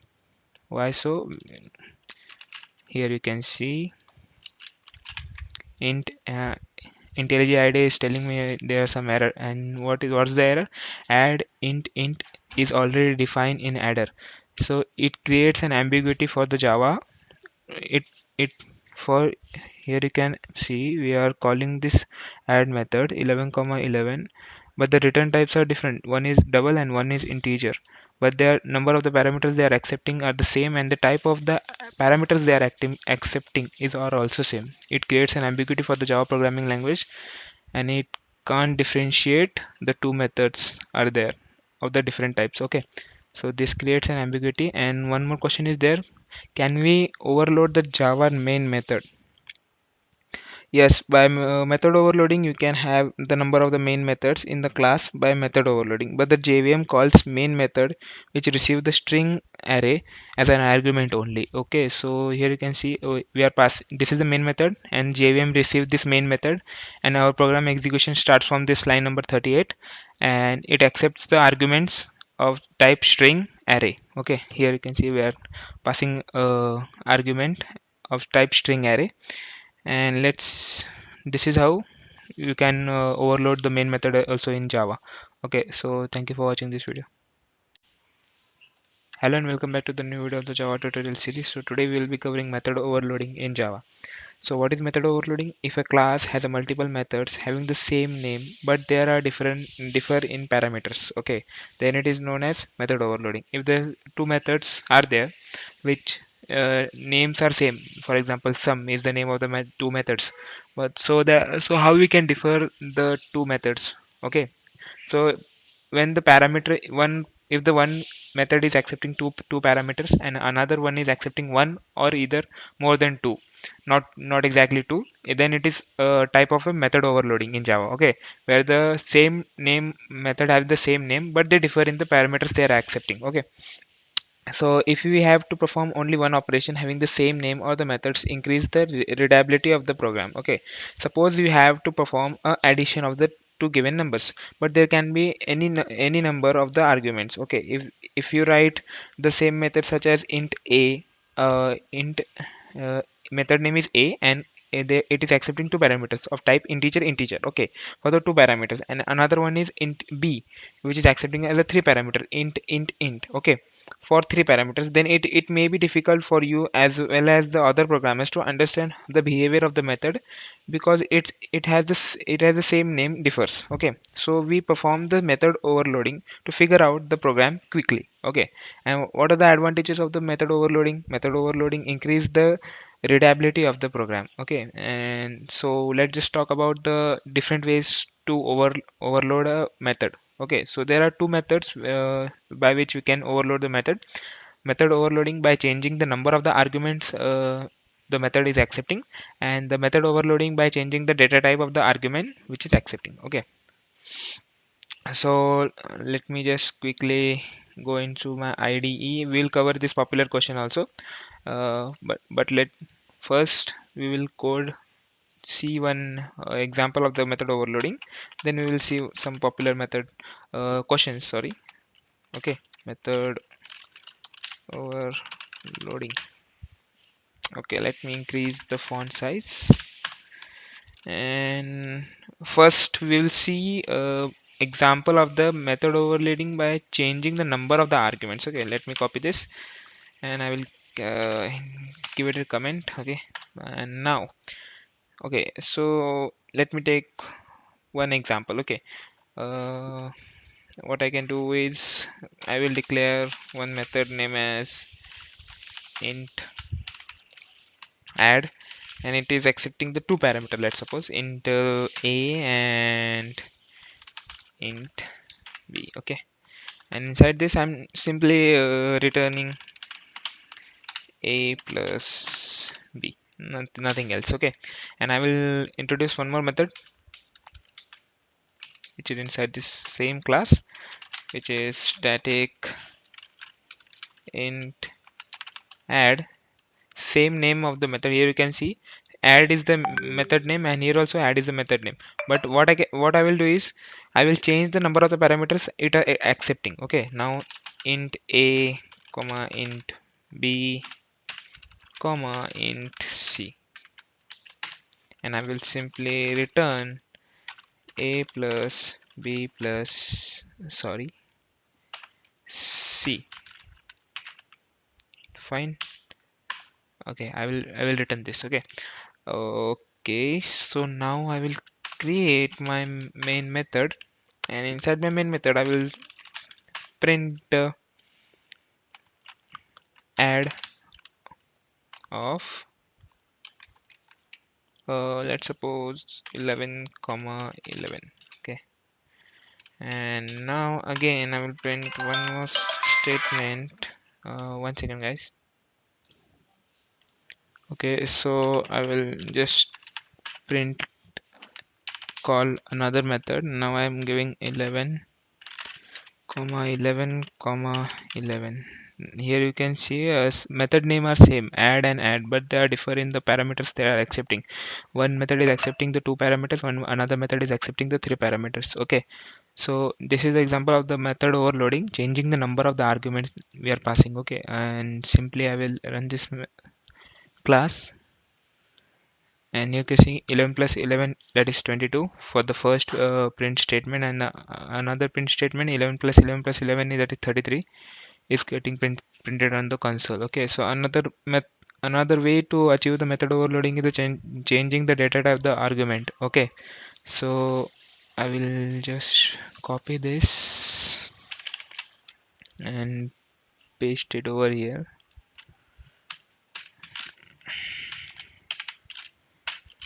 Okay, so now let me comment this out. Okay, now I will again I will have to declare one int method. Okay, I will copy this and I will paste it over here, and let me uncomment it. Okay, one add method is there which is returning addition of the two methods, two numbers a and b, and one another method is there name as static double add, and it accepts two parameters, double a comma double b.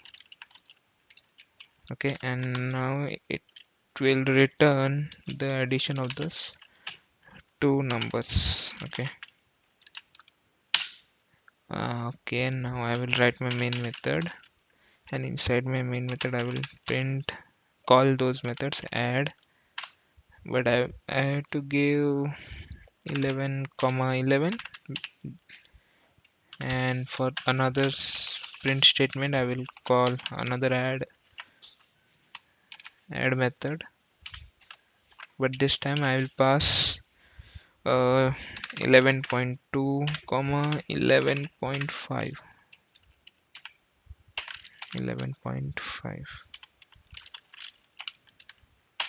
Okay, so here you can see two methods having the same name and same number of parameters they are accepting. One add method is accepting two parameters, integer a and integer b, and another method which is accepting the two parameters that is a and b, but they are differ in the return type they are returning. Okay, the first method is returning in integer, and second method is returning and double. So this is a way we can achieve the method overloading by changing the data type of the argument. Okay, argument here it was receiving in the integer format, and here it was receiving in the double format. Okay, and so now if I run this class, I should get the 11 plus 11 is 22, and 11.2 plus 11.5 is 22.7. So these are the two methods by which you can achieve method overloading in Java. One is changing the arguments, and another one is changing the data type of the argument. Okay, some popular question which is asked frequently during the interview process of method overloading. One is why method overloading is not possible by changing the return type of the method only. Okay, so in Java, method overloading is not possible by changing the return type of the method only because of the ambiguity. Let's see how the ambiguity may occurs. Okay, so I will take one example. Let me get into my class. I will increase the font size, and here I will create one same method, same example I'm taking, and let me print. Okay, and now I will be writing the same double method also. Okay, I will just copy this and paste it over here and comment this. Okay, so all these steps, let me introduce a new class. Class adder, and inside this I will write these two methods. Okay, and now inside this I will write my main method, and main method I will simply print adder dot add 11 comma 11. Okay, so here you can see I've created two methods, int add and double add. The return type of the two methods are different, that is int, and one is it returning a double. Okay, and now if I come here and try to print this statement adder dot add 11 comma 11, it will create an ambiguity. Why so? Here you can see int IntelliJ IDEA is telling me there is some error, and what's the error? Add int is already defined in adder, so it creates an ambiguity for the Java. It for Here you can see we are calling this add method 11 comma 11, but the return types are different. One is double and one is integer, but their number of the parameters they are accepting are the same, and the type of the parameters they are accepting are also same. It creates an ambiguity for the Java programming language, and it can't differentiate the two methods are there of the different types. Okay, so this creates an ambiguity. And one more question is there, can we overload the Java main method? Yes, by method overloading, you can have the number of the main methods in the class by method overloading. But the JVM calls main method, which receive the string array as an argument only. Okay, so here you can see we are passing. This is the main method, and JVM receive this main method, and our program execution starts from this line number 38, and it accepts the arguments of type string array. Okay, here you can see we are passing argument of type string array, and this is how you can overload the main method also in Java. Okay, so thank you for watching this video. Hello and welcome back to the new video of the Java tutorial series. So today we will be covering method overriding in Java. So what is method overriding? If subclass, that means a child class, has the same name, a same method name as declared in the parent class, and it is known as a method overriding in Java. In other words, if a subclass provides the specific implementation of the method that has been declared by one of its parent class, then it is known as method overriding. We'll see what it is by getting one real life example, and next we will see uses of the method overriding. So method overriding is used to provide the specific implementation of a method which is already provided by its superclass. For example, one method is there which is declared in the parent class, and some implementation part is also declared in the parent class, and you just need to you have to get that method inside of a subclass. So you simply write extends that parent class keyword to inherit the properties of the parent class, and you can use that same method name inside the subclass and get that implementation in our subclass. So method overriding is used for the runtime polymorphism. And next up we will see rules for Java method overriding. The method overriding must have the same name as in the parent class. So the name of the method should be same in both the classes. One is parent class and the subclass. The method must have the same parameters as in the parent class. So the number of the parameters that the method is accepting in the parent class should be same as that of the number of the parameters it was accepting in the subclass. And there must be a is a relationship which represents the inheritance in Java. Okay, let's understand the problem without method overriding, and we'll see how it fixes by using the method overriding. So let me open my IDE.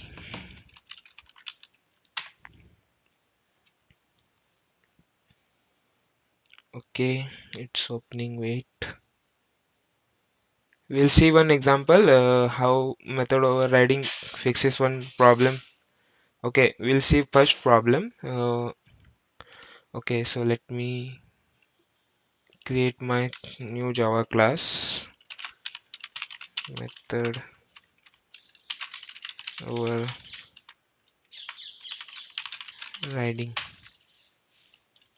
Okay, let me increase the font size. Okay, now suppose let me declare one more class so that I can differentiate between the parent class and subclass. I'll create one class vehicle.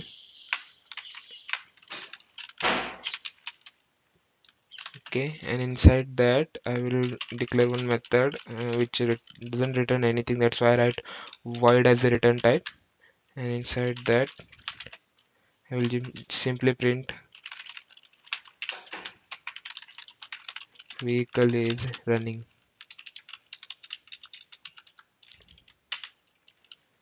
And now this public class method overriding is extending that vehicle class. So I will write extend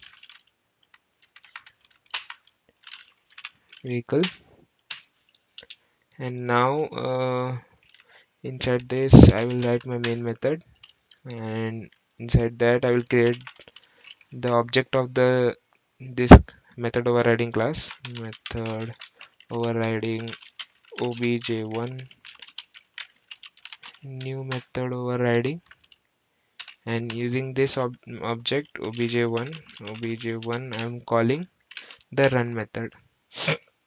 Now if I run this class, the expected output should be vehicle is running. Yes, vehicle is running. Now you see the problem is that I have to provide a specific implementation of the run method in the subclass. That is why we use the method overriding. Okay, so here also now you will see how it eliminates this problem. Okay, let me comment this out. Now one more class is required with the same name. Okay, and inside this I will write the same method first, void run, and inside this I will simply print vehicle is running. Okay, and now one more class, public class. I will just copy this code.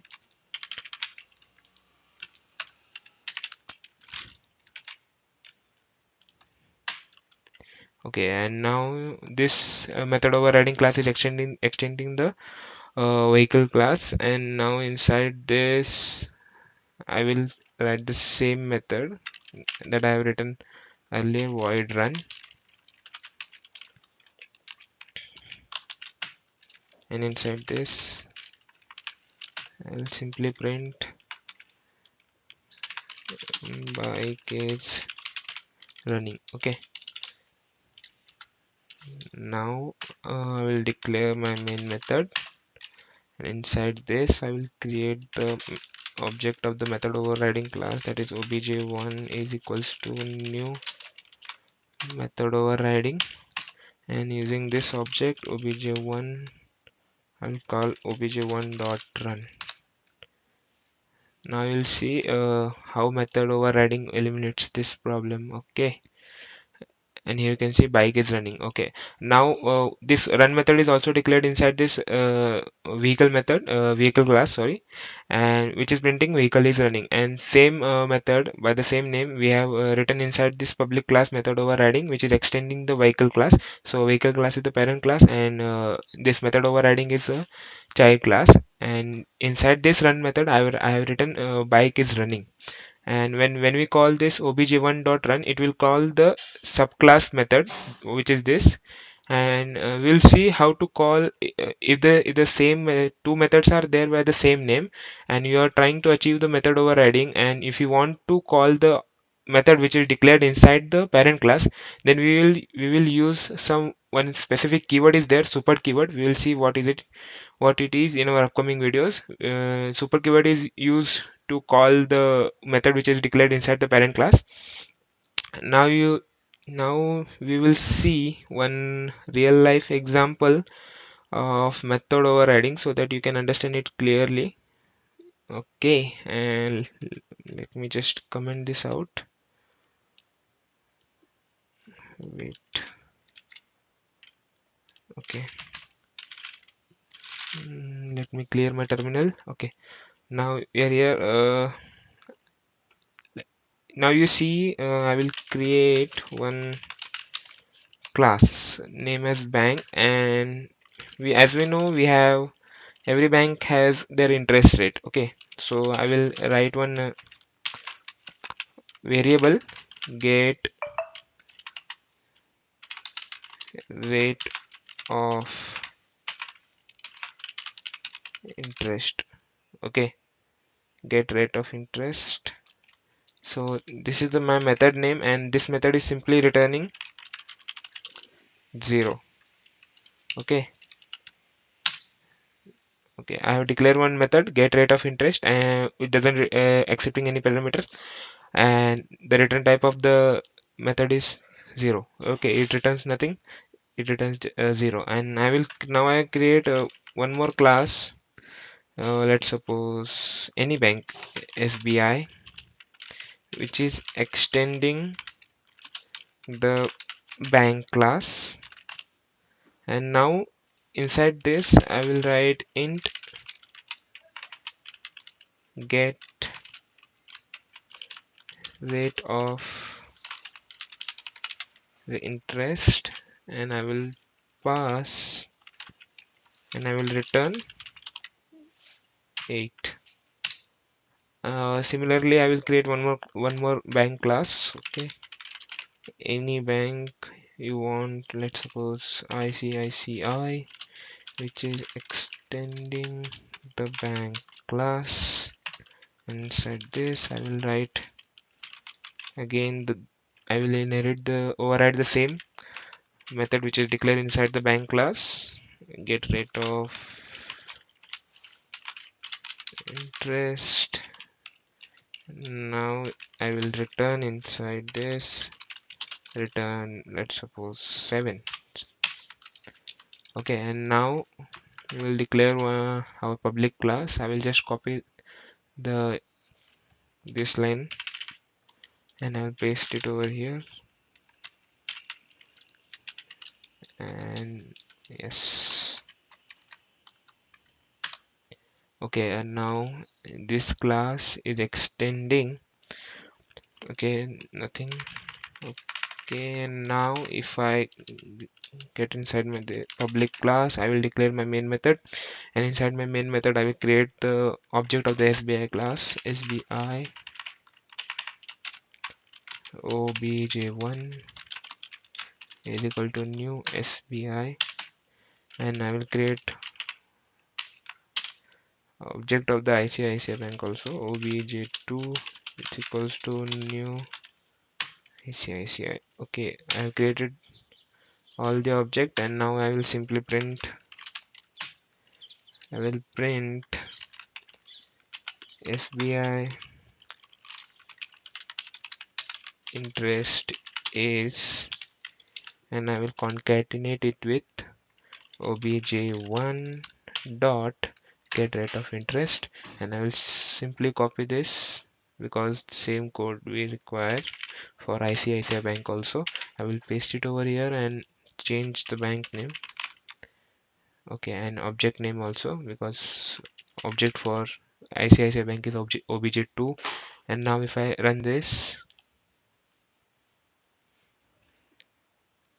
here you can see SBI interest is 8 and ICICI Bank interest is 0. Why so? Or I sorry, I have written interest spelling wrong. Interest. Okay, now it's okay. If I run this class again, it should print SBI interest is 8 and ICICI interest is 7. Okay, now it's correct. Now here you can see one base implementation of the rate of interest for the every bank is there. We will just inheriting extend overriding this methods each and every time for the different banks. You can create n number of the banks over here, and you will simply override this method, get rate of interest and return the particular rate of interest for that bank. Okay, and now we will see some popular questions which are asked for method overriding. That is, can we override a static method? The simple answer is no. A static method cannot be overridden. It can be proved by runtime polymorphism, so we can learn it later on our upcoming videos.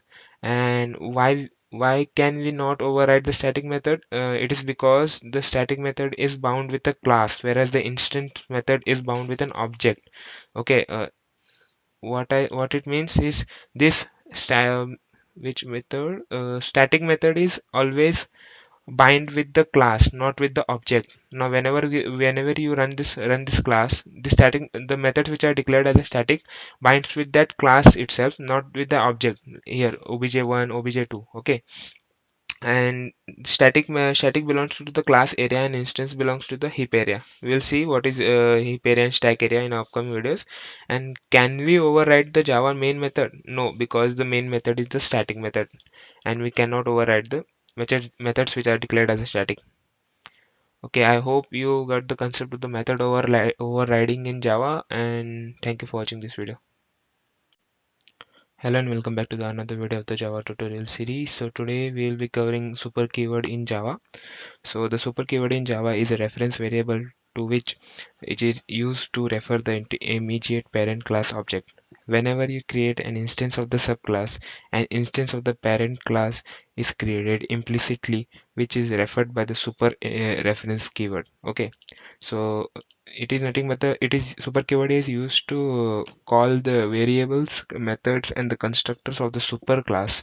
Okay, so the uses of this Java super keyword is, so this there are three uses. It can be used to call the immediate parent class instance variable. Let me write it over here. Instance variable, and it is super keyword is can be used to invoke the immediate parent class method. Parent class method. And again, it is super can be used to invoke the immediate parent class constructor. Okay, so these are the three uses of the super keyword. We'll see one by one each of them. Okay, let me decrease the font size. Okay, so first we will see how we can use the super keyword to refer the immediate parent class instance variable. Okay, so let me get into my IDE, and I will create one new new Java class. I will name it as super keyword. Okay, now let me increase my font size, and I will import my main method. Okay, so let me take one example so that you guys can understand how we can use the parent class variable as in child class. Okay, let me declare my parent class over here. I will write animal, declare one class name as animal, and I will write this. Okay, now inside my animal class, why I'm getting error, duplicate class found. Okay, wait. In our previous code we have used this animal class, I guess. That's why we are getting error over here. Okay, let me change my class name to something else so that we can. Okay, now it's okay, fine. Inside my animal class I will declare one string color, quit string color color, which is equals to white. Okay, so this is my parent class, and now I will create one class name as dog. I guess you can take any animal you want. Okay, dog, which is extending the anim animals class. Now inside this class I will write string color, which is equals to black. Okay, now wait a second, I'm getting. Okay, dog is also let me create it as dogs. Okay, now I will write one method void print color, which doesn't accept any parameters, and inside this method I will write simply system.out.println my color. Okay, now, and I will write one more print statement, and now this time I will write super.color. Okay, now you will see what is exactly difference between these two statements. Let me just create the object of the dogs class, dogs obj1 is equals to new dogs. Okay, and inside using this objects I will obj1 dot print color. Okay, now if I run this, you will see the difference between these two statements. One is printing black and one is printing white. Why so?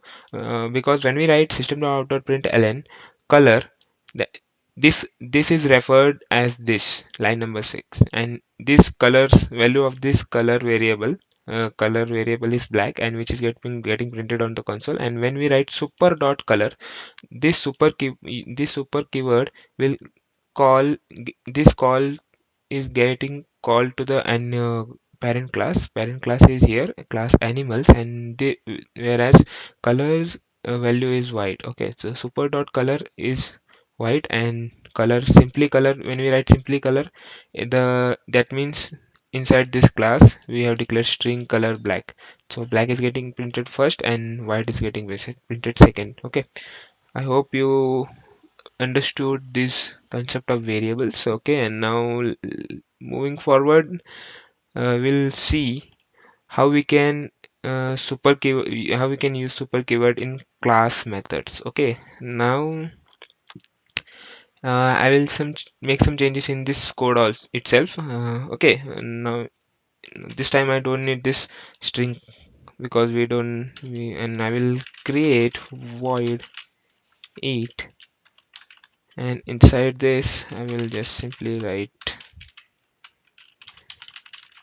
eating. Okay, so this is the parent class method, and now inside my dogs, which is extending the animals class, extends the animal class. I don't need this variable right now, and I will declare this print. I guess this also don't need anymore. Okay, now inside this I will write void eat, and I will print dog is eating such a random string. Okay, and I will write bark. Okay, and I will simply print barking, and I will declare one more method work. Okay, and inside this I will write super dot eat. Okay, and now after this work method is done, I will write bark. Okay, wait a second, let me write this inside this. Okay, now it's okay. uh, we have declared one dogs class which extends the animal class, and inside this we have written void eat. So this is the example of the method overriding as we have discussed in our previous videos also. So this eat method will print dog is eating, and this bark method will print barking.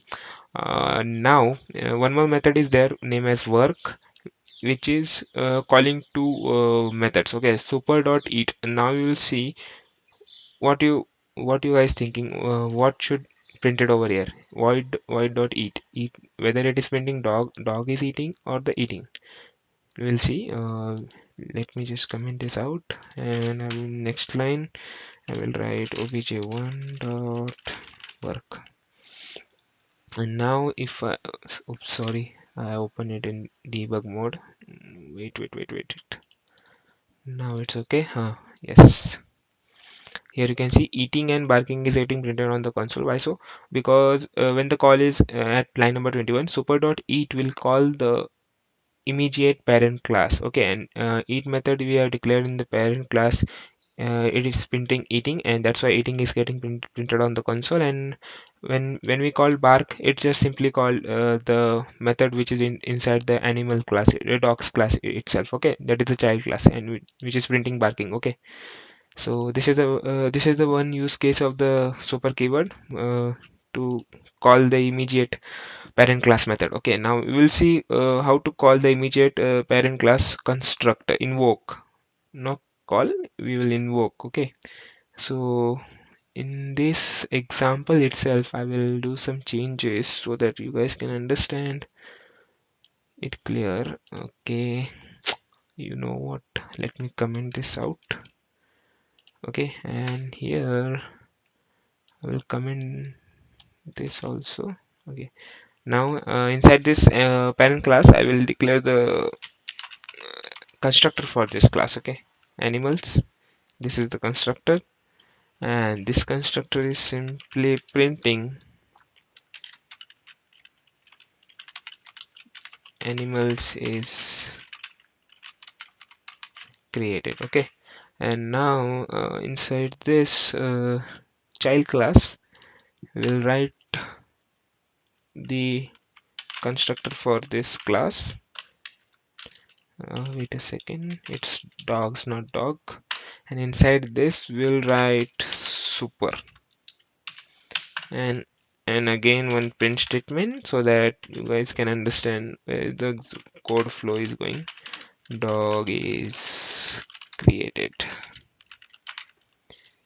Okay, and now if I comment this out and I will simply run this, because here you can see I have not used that object and called any method, and still now something is getting printed on the console. That is because when as we have discussed in our constructor video, the constructor will get called automatically whenever the object of that class is created. Okay, so here we are creating the object of the class, so that constructor will get called automatically. Okay, so what is happening over here in the line number 37, whenever we create an object of that class obj1, the call is passed to this line number 28. Okay, now this line number 28 is executed. Line number 29 we have written super. Okay, and if you hover over this, it says that animals class is there, and this call is passed to this animals class constructor, and this constructor will get executed first. Okay, and it is printing animals created, so the first line is animals created, it is printed,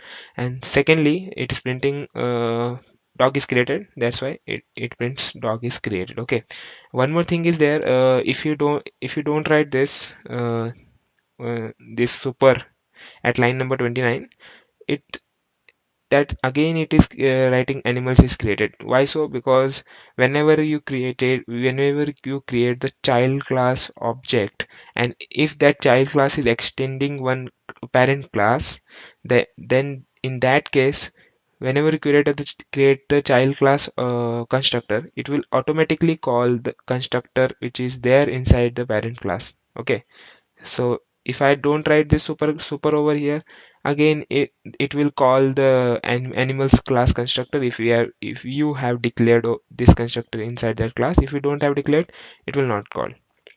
Okay, so this is the idea behind the super keyword.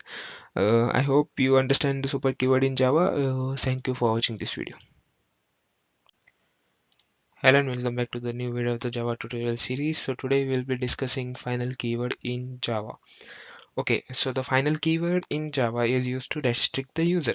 Okay, the final Java keyword can be used in many contexts. Okay, the final can be a variable, a final can be a method, and a final can be a class. Okay, the final keyword can be applied with this variable. A final variable that have no value is called as blank final variable or uninitialized final variable. Okay, and it can be initialized in a constructor only, and the blank final variable can be a static, also can be initialized in the static block only, and we will be detailed learning of this. And let's first learn the basic final keyword. Okay, so what is the use cases of the final keyword in Java? To stop the value change, and to stop the method overriding, and to stop the inheritance. Okay, we will be using final keyword for these three reasons. Okay, so we'll discuss first what is Java final variable. Okay, so let me get into my IDE and I will create one more class name as final keyword. Okay, and let me increase the font size.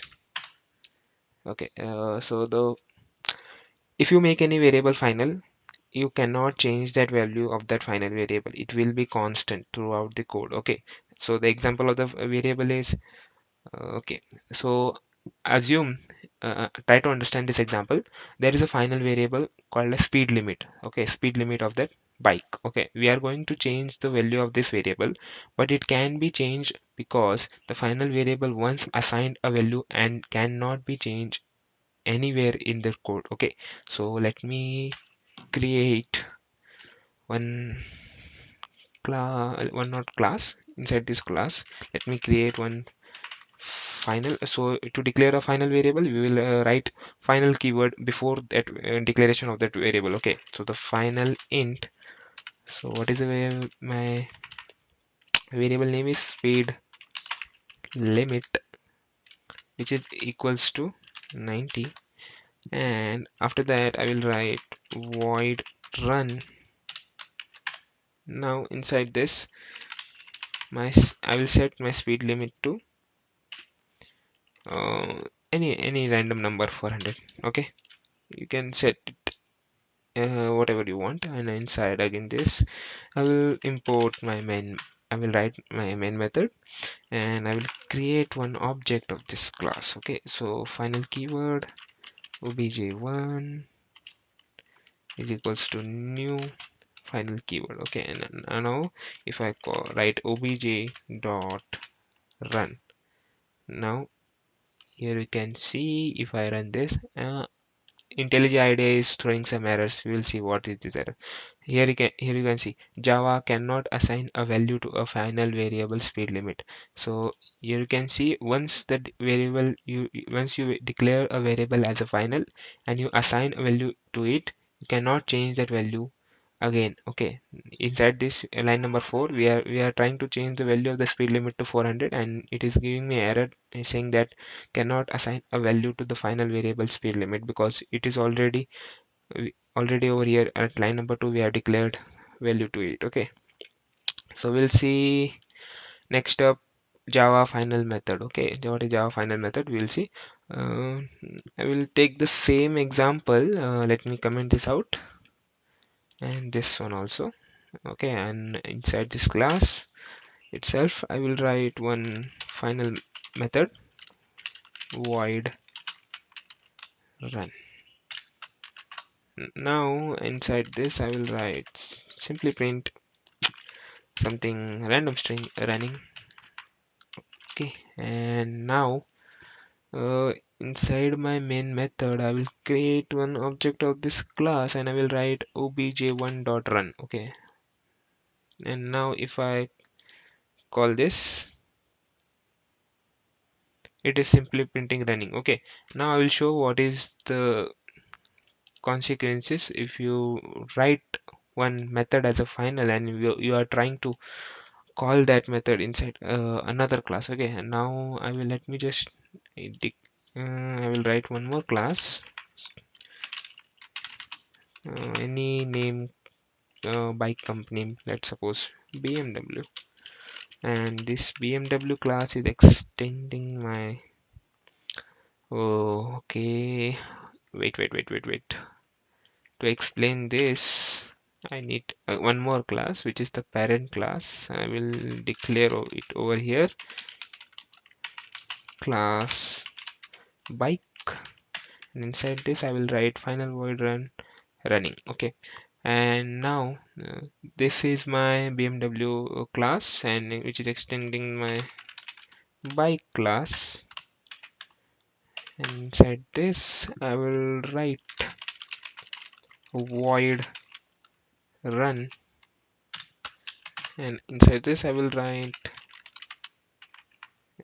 so south BMW is running. Okay, and now if I create the object of this BMW class,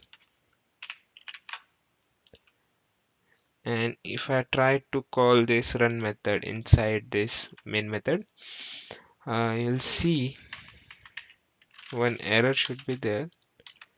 We'll see what is that error.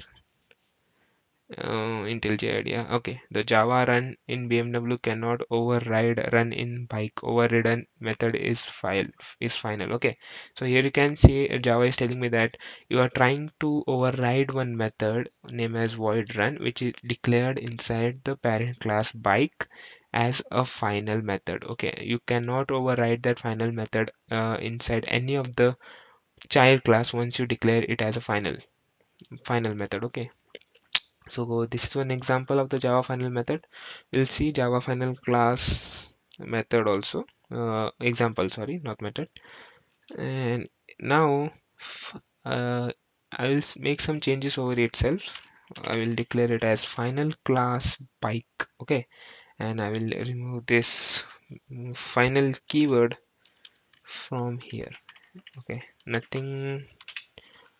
Okay, and now if I try to run this code, I should get one error. Yes, cannot inherit from final bike. Okay, you have declared this bike class as a final, and you cannot inherit this class inside any of the child class. Okay, in line number 19, we are trying to inherit this bike class inside this BMW class, and here itself IntelliJ IDEA is telling me that cannot inherit from final bike.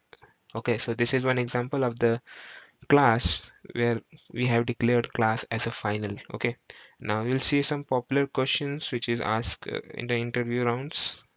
Okay, is final method inherited? Yes, the final method is inherited, but you cannot override it. Okay, as we have seen here. Okay, now one more question is there. What is the wait, let me take can we initialize blank final variable? Yes, but only in the constructor. If you want to initialize here, I will give you an example. Here we have written final int speed limit and we have assigned it value as 90.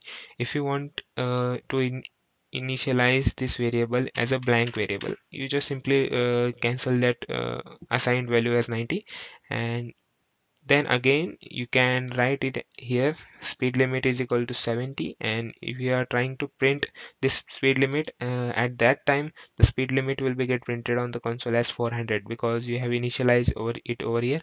But the only thing is you have to initialize the speed limit value inside the constructor of that class, not in the method.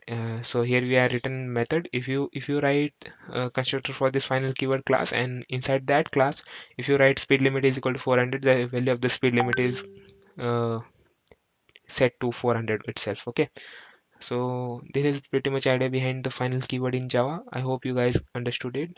Thank you for watching this video. Hello and welcome back to another video of the Java tutorial series. So today we'll be covering abstract classes in Java. So a class which is declared as an abstract keyword is known as the abstract class in Java, and it can have abstract and non-abstract methods and methods with body. Okay, so before learning the abstract class, let's understand the abstraction in Java first. Okay, so what is abstraction? Abstraction is a process of hiding the implementation details and showing the only functionality to the user. Okay, so it's nothing but the another way to it shows the only essential things to the user and hides the internal details. For example, sending SMS where you type the text and send the message. You don't know how the internal processing about the message delivery is done. You just only see one tick that tells you that the message is sent successfully. So abstraction displays the very important role over there. So there are several ways where you can achieve the abstraction. First one is the abstract class, and second one is interface. So in this video we'll be covering abstract class, and in our upcoming video we'll be covering interface. Okay, so abstract class in Java, a class which is declares an abstract is known as the abstract class. It can have the abstract and non-abstract methods. Okay, so there are some points that you need to remember while learning the abstract class in Java. An abstract class must be declared within an abstract with an abstract keyword. Okay, if you want to declare an abstract class, you have to use the abstract keyword before that class implementation. Okay, and it can have abstract and non-abstract method, and inside the abstract class you can declare uh, abstract as well as the non-abstract methods, and it cannot be in instantiated. Okay, what is instantiated we will discuss. And it can have constructor and static methods also, and it can have final methods which will force the subclass not to change the body of the method. Okay, and what is final keyword we have discussed in our past videos. And there are some rules for the Java abstract class. An abstract class must be declared with an abstract keyword as we have discussed. And now we will see one abstract methods in Java. One example, we'll try to understand it by example. Let me uh, create one class, abstract class. Okay, let me increase my font size. Okay, now I will create one class, abstract class bike, and inside this I will create one abstract method, abstract void run. Okay, so now inside my this public class I will write uh, before that this class is extends the bike class. We are trying to achieve inheritance over here. Okay, so inheritance also we have covered in our past videos. If you haven't checked that video, go and check first inheritance, and void run, and inside this I will simply print running my bike. Okay, and now I will declare my main method. Now inside this I will create one object of that bike class obj1, which is okay, not Honda, it's abstract class. And now if I try to call that run method over here,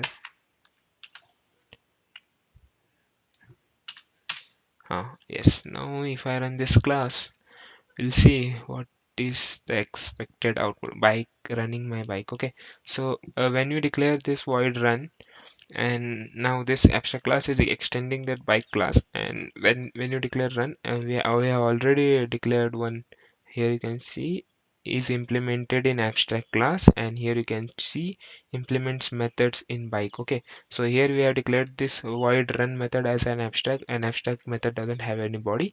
We have to declare that body inside one of this child class, and that's why here it is right, it's written as is implemented in abstract class. If you click here, the cursor will come here, and if you hover over here, it implements method in the bike. If you write here, yes, that's why my running my bike is getting printed on the console. And next up, we'll see one real life scenario of an abstract class.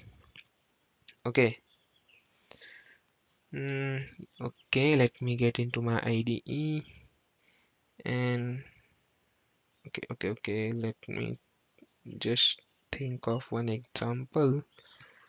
Okay, we'll see one example. I will just comment this out because I don't need this and this one also. Okay, now this is not extending the bike class anymore. Okay, now I will create one abstract class name as shape. Okay, and inside this I will write abstract void draw. Okay, and now I will create one more class over here. Sorry, class rectangle, which is extends the class shape, and inside this class I will write the implementation part of that uh, draw method, and I will simply print what should I print? Rectangle is drawing. And okay, and now if I come inside my public class and I will write my main method.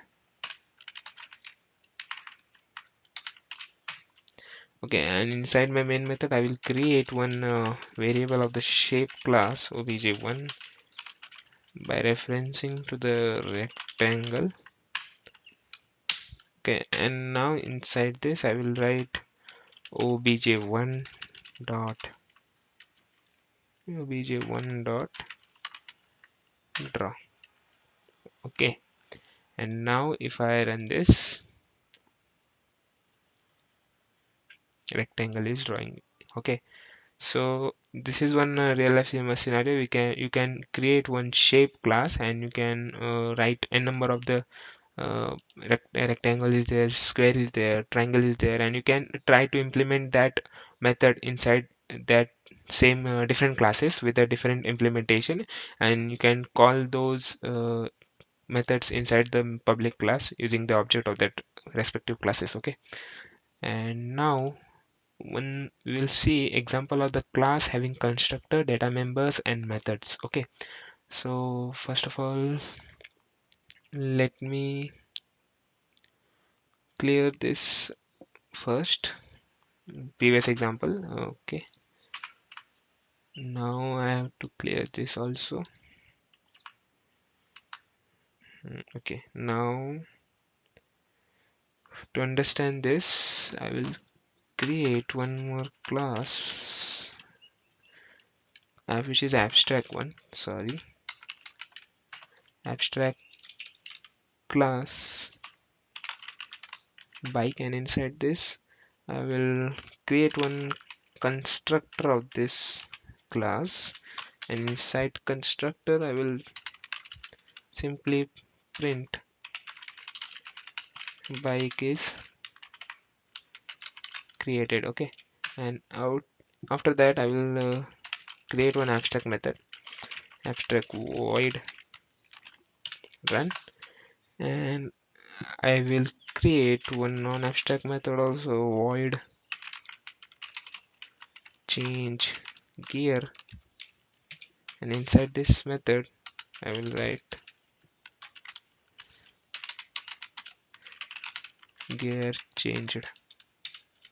Okay, and now I will create one more class, any BMW random, extends the bike class, and now inside this I will write, I have to implement. Here you can see it showing some errors. What is the error? BMW class must be either declared the abstract or implement the abstract void run method in the bike, because when we declared a method as an abstract, we have whenever that class is inherited by any of its subclasses, then the implementation of those abstract methods should be there inside the child classes. So we have to implement this run method inside this.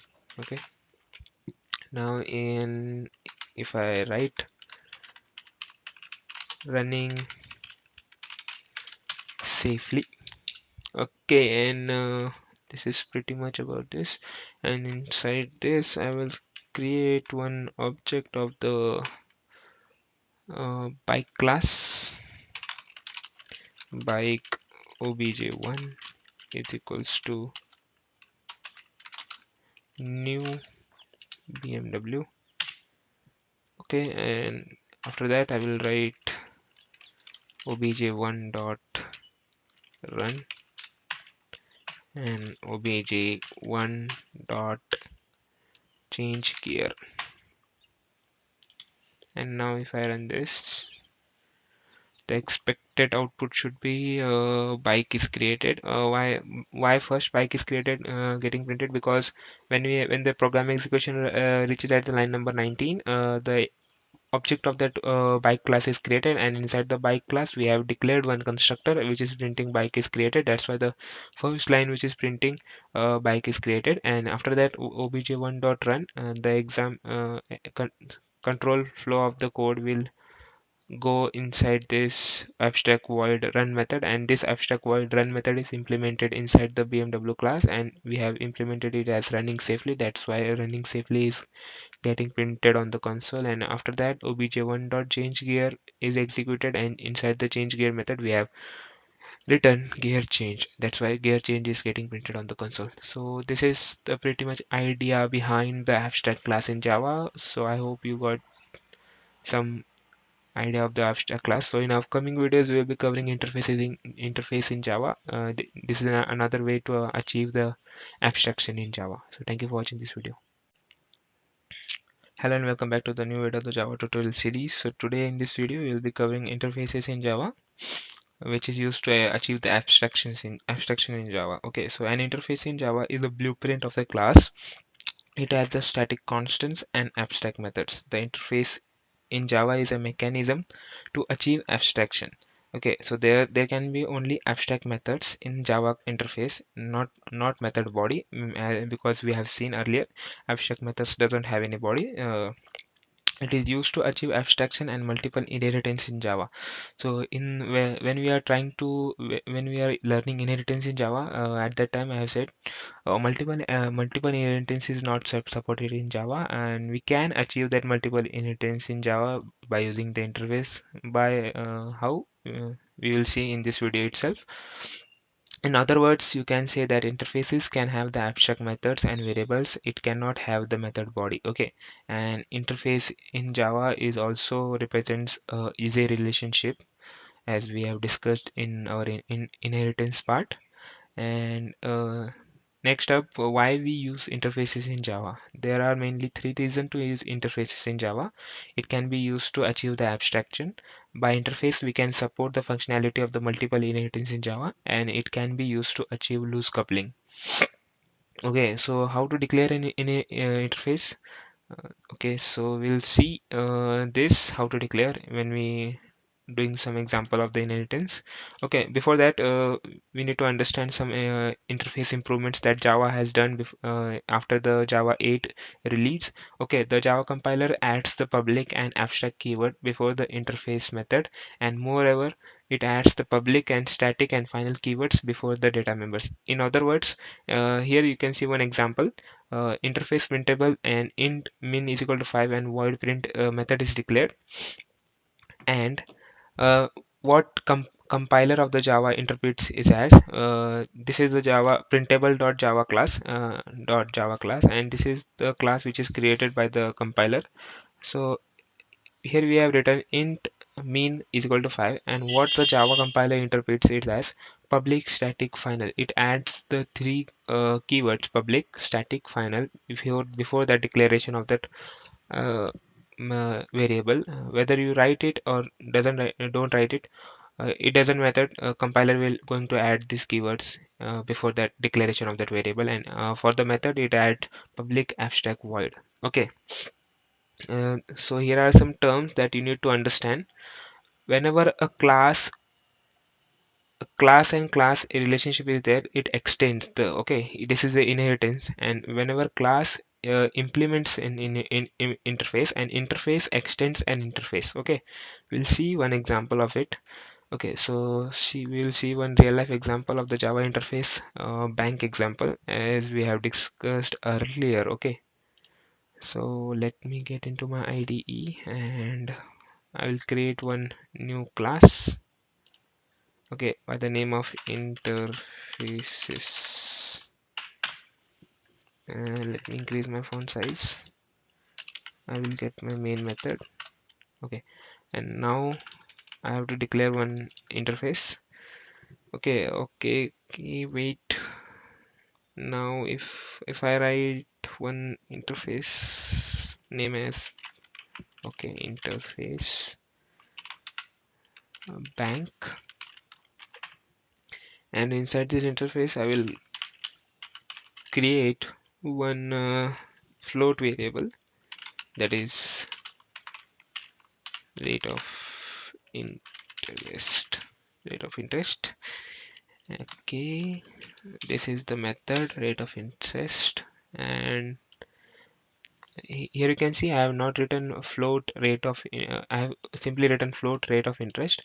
So what Java interprets this method as, here you can see I have discussed earlier also, public abstract. Okay, so it adds two variables, two keywords. So before that, public abstract float rate of interest. This is what Java interprets it interprets as. Okay, and now outside this interface, I will write one class, any class SBI, which is implements bank interface. Okay, so and inside this, wait a second, why I'm getting error? Duplicate class watch. Okay, I will write banks. Now it okay, banks. Okay, and here IntelliJ IDEA is throwing some errors. Let me check why. The class SBI must be either declared as abstract or implement the abstract method rate of interest. Okay, so this is, here you can see we didn't write any abstract keyword before it, and still the Java is throwing some error telling that this is an abstract method. You have to implement this method inside this class. Okay, so let us implement that method public float rate of interest, and for the body of this method I will simply return a float value 9.15f. Okay, now it's not throwing error, and inside my main method I will create the object of that banks interface. Oops, sorry. Banks obj1 is equals to new SBI. Okay, and now here I will just simply print SBI's rate of interest is, and I will concat it with what is the object name, object1 dot rate of interest. Okay, it was throwing some errors. Duplicate class found. Okay, SBI's we will write SBI's. Now it's okay. Okay, and run interface sys.java. Here you can see SBI's ROI is 9.15, 9.15. Here we have declared it. So this is how interfaces works in Java. To implement that interface, we have one keyword is there, implement, and to achieve the what we can say polymorphism, we are writing extends keywords. Okay, so these are some differences. Don't get confused inside this. When there is a relation between class and class, extend keywords is there. When there is a relation between class and interface, implements keyword is there, and when there is a relationship between interface and interface, extend keyword is there. Okay, so let's discuss how we can achieve the multiple inheritance in Java by using the interfaces. Okay, so let me comment this out, this code, or else I will just remove this so that you don't get confused between the past code and current code. Okay, now if I create one interface, okay, interface, and I will name it as printable, and inside this I will write void one method which doesn't return anything, and this is an abstract method because everything we return inside the interface is an abstract method. Okay, and after that I will write in again one interface, showable, show showable, showable, and inside this I will write void show method. Okay, so these are two interfaces, and now inside my this interfaces class, which is public class, I will create public void print. Okay, now before that I have to write one keyword which is implements, so that Java knows that we are trying to implement those interfaces inside this public class interfaces. Okay, so the name of the two interfaces are printable and one is showable, and IntelliJ IDEA is showing some errors. We have to, okay, we have to declare that show method also inside this, because that method was abstract method. Okay. Okay, now it's not showing the errors. And inside this print, I will write simply one random string. Let's suppose hello. And inside this, I will write world. Okay, and now inside this main method, I will create the object of this interfaces class. Interfaces, sorry,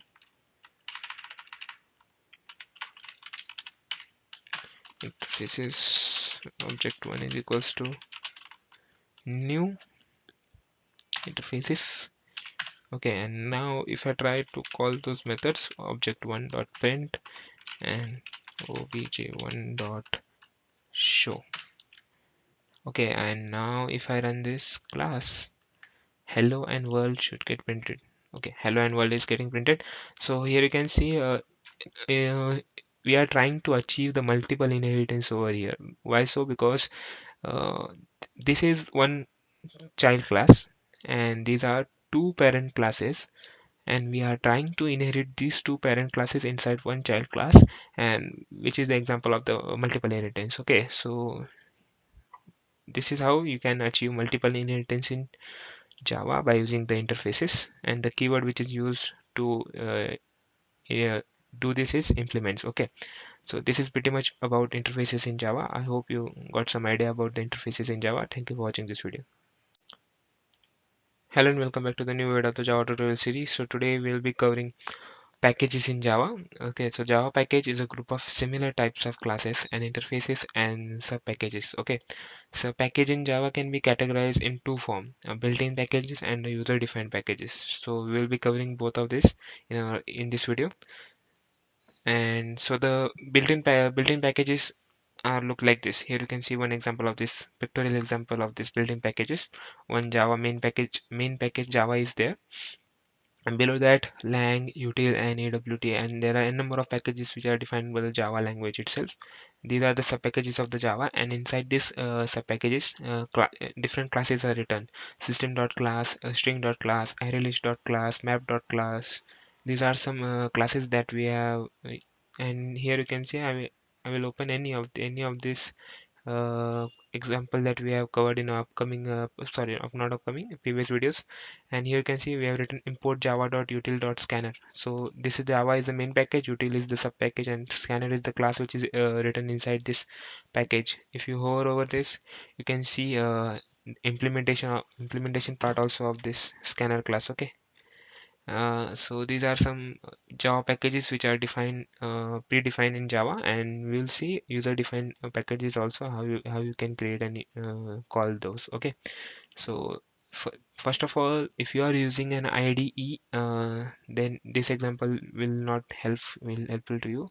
Those people who doesn't using any IDE, please look at this example, simple example of the Java package. Package name, and package is the keyword which is used to define a package, and my package is the package name. And inside this package I have created one class name as simple, and inside this class one main method is there, and inside main method welcome to package is the string that is printed on the console. Okay, so to compile this Java package, Java C minus T, the directory or the folder where you are currently storing these files, the path should be there in place of this.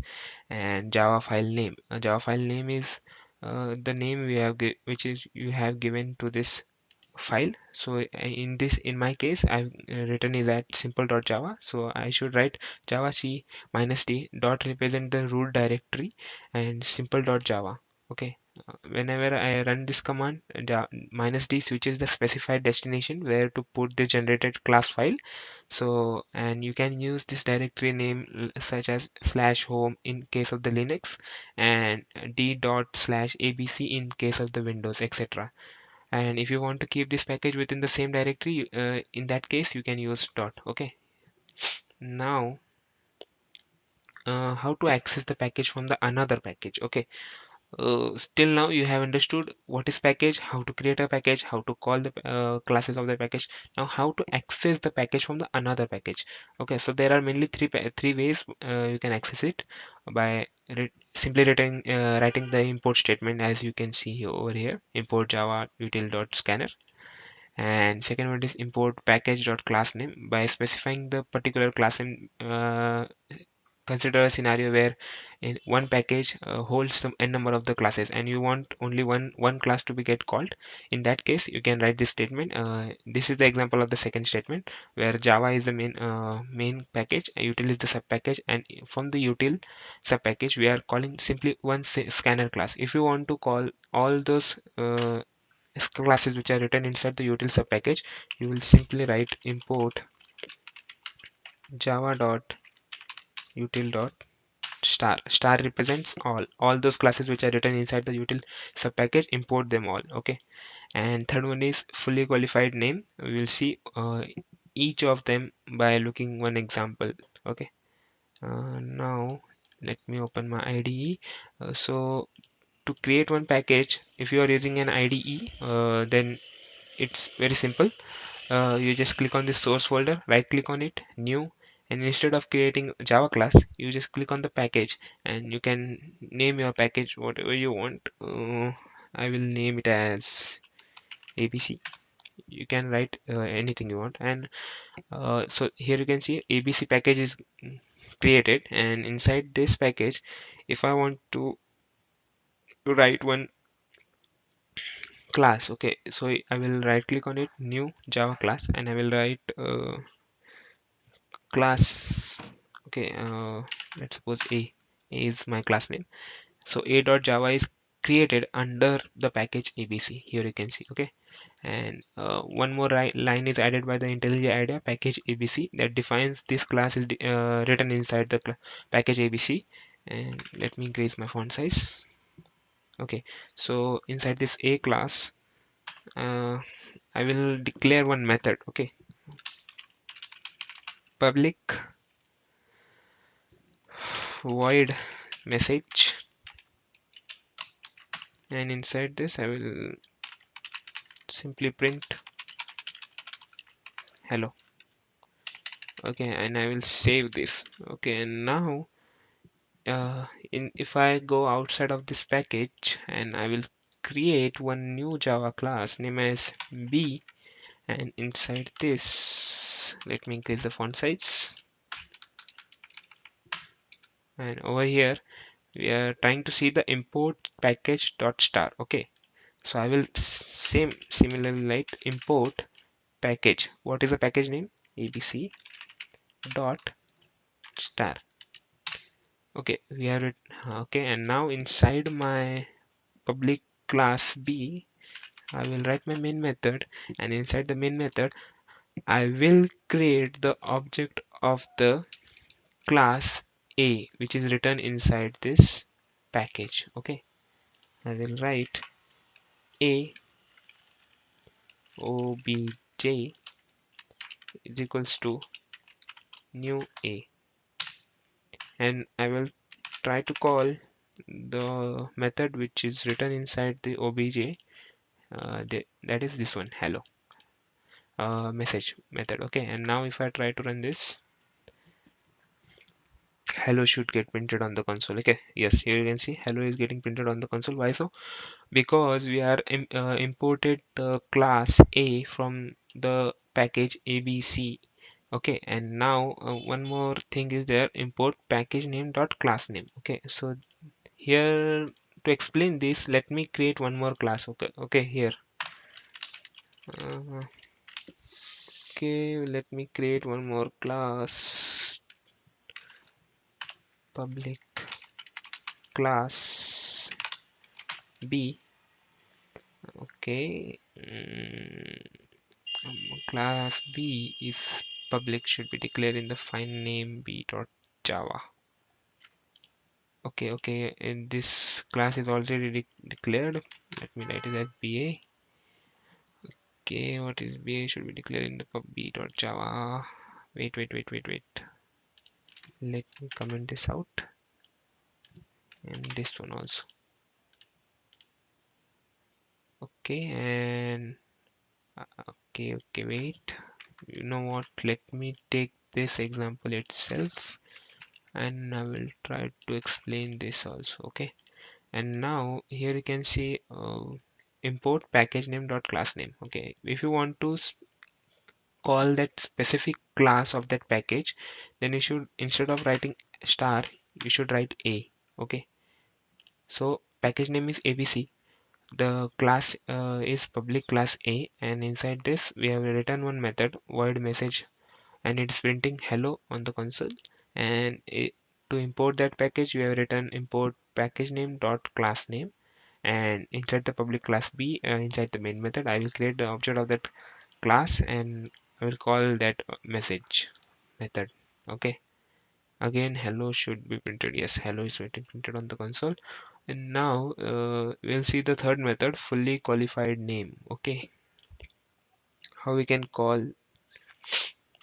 Okay, so if you don't want to write the spec, okay, in this line, and you still want to use those classes which are written inside the package, then you can simply write the package name. What is the package name? abc dot a, and here also you have to write abc dot a. And now if I try to run this, again hello is getting printed on the console, because fully qualified names defines as one class here. Class A is declared inside the package, and one method is there msg, which is printing hello on the console, and we are trying to access that class by using the package name dot the class name, and by creating the object. And again, if you want to call that method, object name dot method name is the simple we can call this method. Okay, and hello is printed on the console. So this is the pretty much idea behind the packages in Java.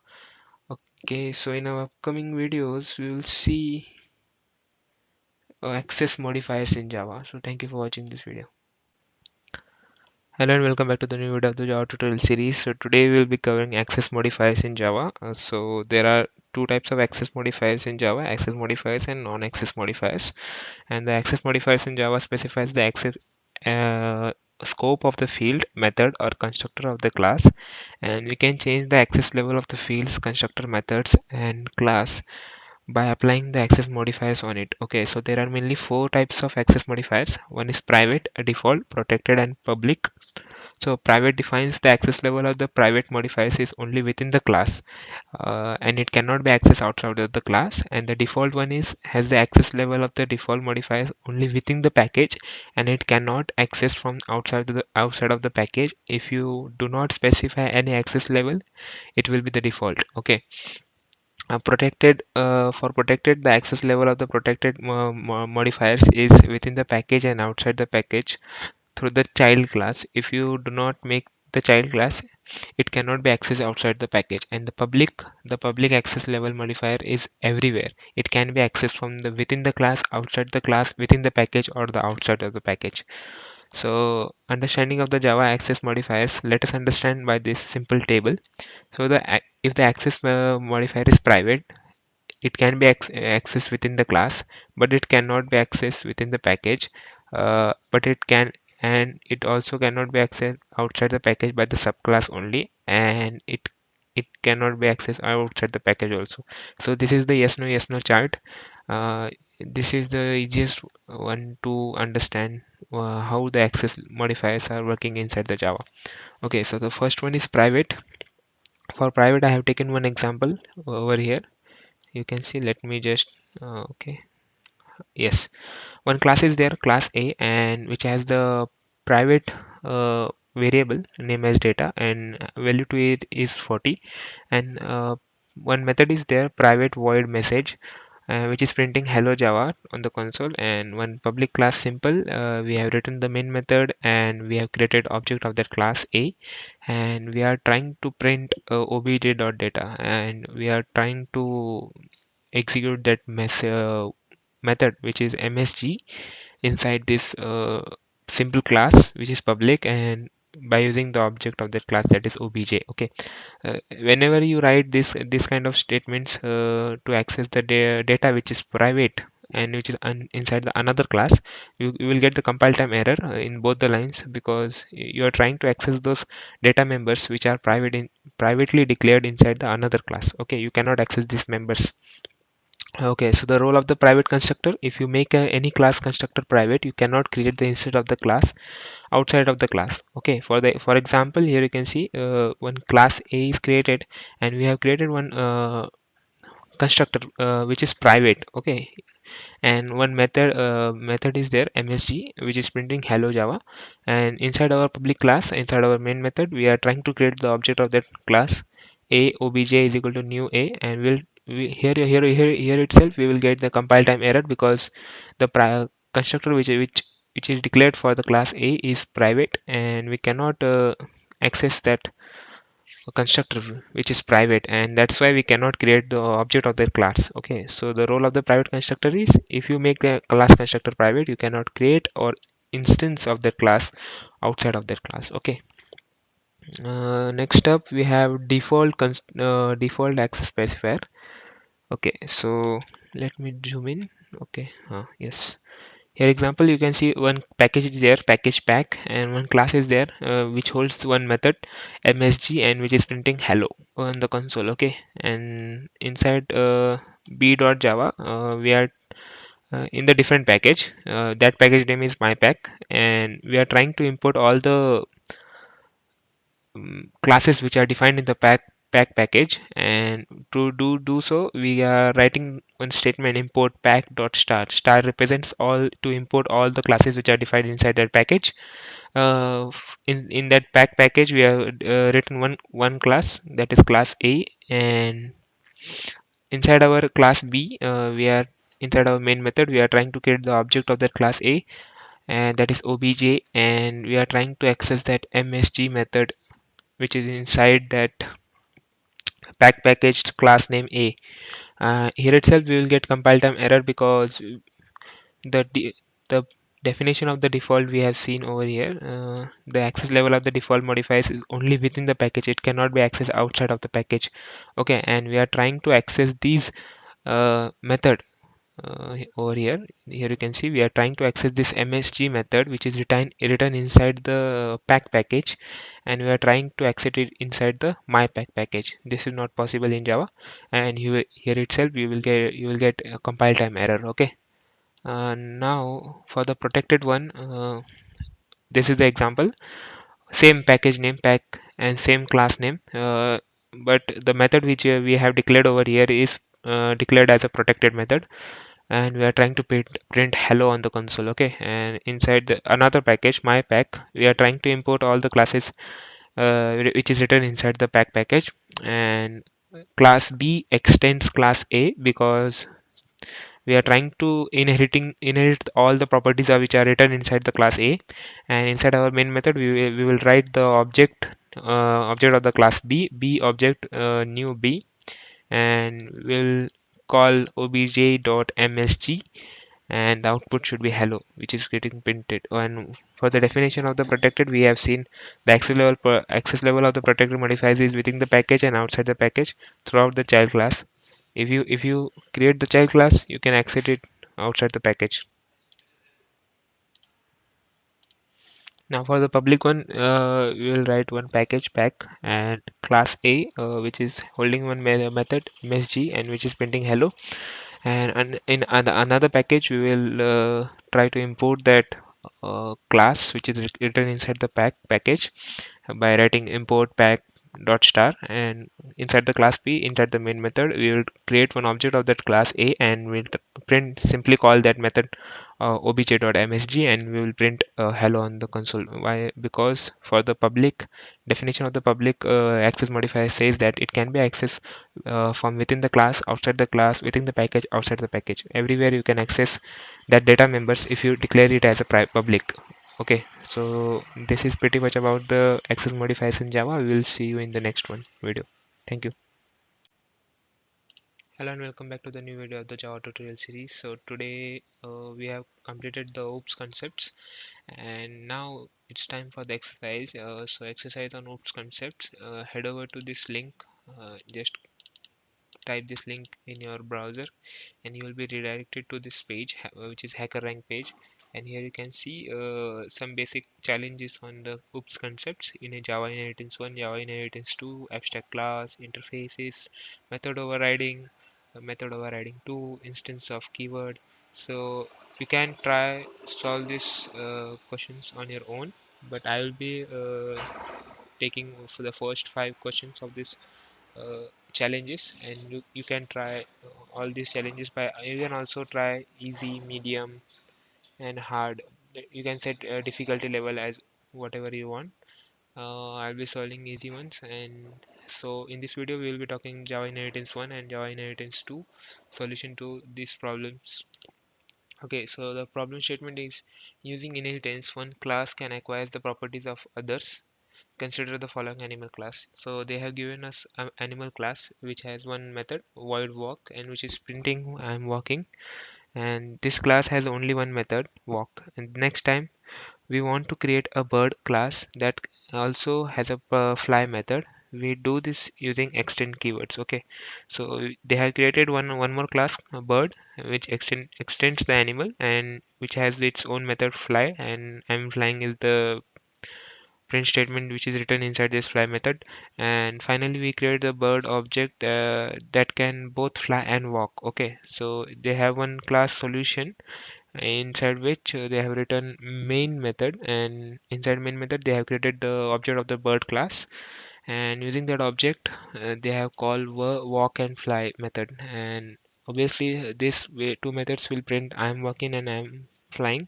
This means that a bird object has all the properties that animal object has, as well as some additional unique properties. Okay, the code above is provided for you in the editor. You must add a sing method to the bird class, then modify this main method accordingly so that the code prints the following line. Okay, so the expected output should be I am walking, I am flying and I am singing. Okay, so they have provided us this code editor. Okay, and we are expected to write one more method for the bird class, which is sing method, as you can see over here. Okay, so we will write something void sing, and inside this method we will simply write system dot out dot println, and inside this method I will write what we have to write. I am singing. I will copy this string and paste it over here. Okay, this is the method that they has to write. Okay, and then modify the main method accordingly so that the code prints the following lines. Okay, so I have to modify the solution class also, and here bird.sing is there. Okay, now I guess it should print I'm singing. I'm submitting the code. Before that I will run the code. Okay, let me just log in through my Google account.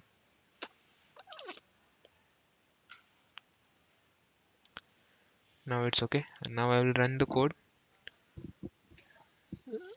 Okay, sample test case 0 is passed. I'm walking, I'm flying, I'm singing, and the expected output should was also the same. Now I will submit the code. Yes, compiler message success. Now we congratulations. So you have solved this challenge.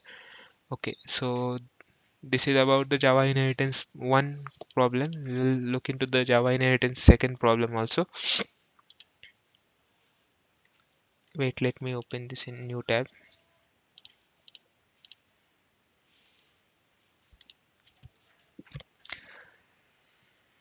Okay.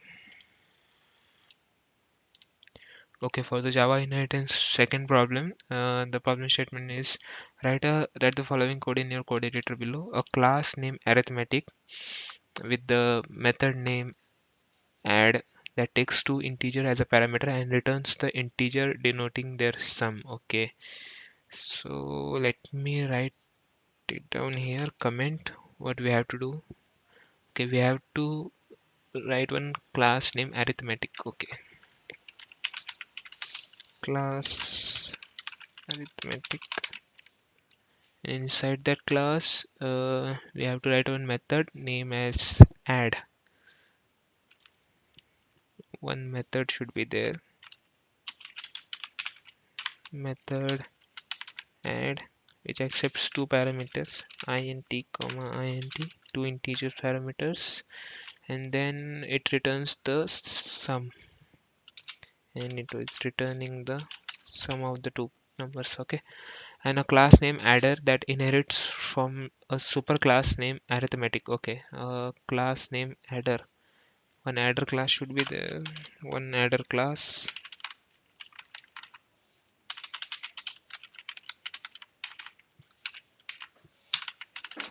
Adder class which inherits the properties of the arithmetic class. Okay, so we have inherits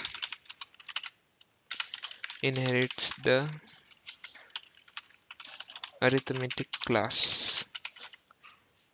Okay, and your classes should not be public. Okay, so we don't have to write a class as a public because one class is already declared as a public, which is solution. Okay, the input format is you are not responsible for reading any input from this stdin. A log code stub will be test your submission by calling the add method. Okay, this is the normal, and output format should be you are not responsible for printing anything to std out. Your add method must return the sum of its parameter. Okay, the sample output they have given as my superclass is arithmetic, and 42 13 is 20. Okay, okay, so write your code here. Okay, so first of all let me create one arithmetic class. Okay, abstract arithmetic abstract class class arithmetic, and inside this class I will write public abstract int add, and this is going to accept two parameters final int a and final int b. Okay, so this is the abstract method, so I don't need to write the body of this method. That's so okay, and now I have to declare another method or class. Okay, inside this solution class I will just wait, I can't edit inside this solution class. Okay, let me create my own class in IntelliJ IDEA. I will name it as inheritance 2. I will get my main method and I will simply copy my arithmetic class that I have written over here. Copy, paste. Okay, now we have implemented the arithmetic and we have also implemented the add method which returns the sum, and now we have to override this method inside our public method, that is public class, sorry, inheritance 2. So we'll write public int add, and which accepts two parameter final int a comma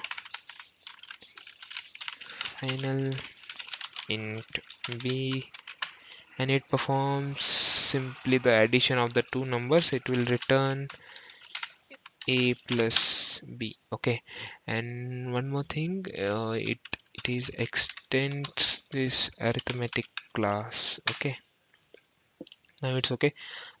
Now inside our main method we will simply create the object of this add inheritance class inheritance2 obj1 is equals to new inheritance, and using this object we will call this add method.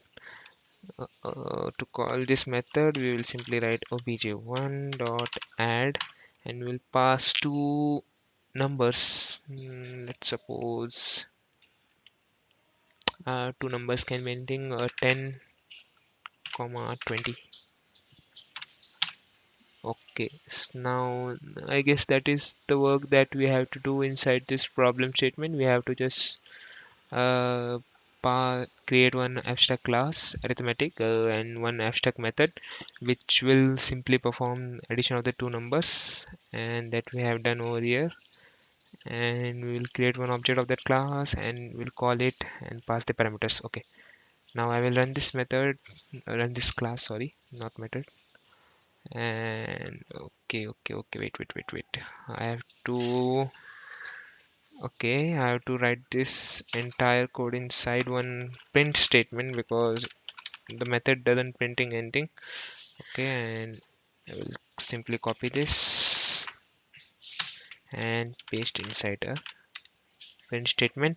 And now if I run this question class, Java class, 30 is getting printed on the console. Yes, because the addition of the 20 and 10 is 30. So this is pretty much about this problem statement Java inheritance 2. Okay, so we'll discuss other problems also, Java abstract, Java interface, Java method overriding 2 in our upcoming video. So thank you for watching this video. Hello and welcome back to the new video of the Java tutorial series. So this is the continued video to the exercise that we have started in our previous video. So we have solved the two problems, Java inheritance 1 and Java inheritance 2, in our previous video. So in this video we will be talking about abstract class, Java interface, and Java method overriding problem. Okay, so for the first problem, Java abstract class. Abstract class is a okay. This is the formal definition of the abstract class. You read it. We have also done it in our previous video. Okay, the following is an example of the abstract class. So they have given one example for the abstract class. Okay.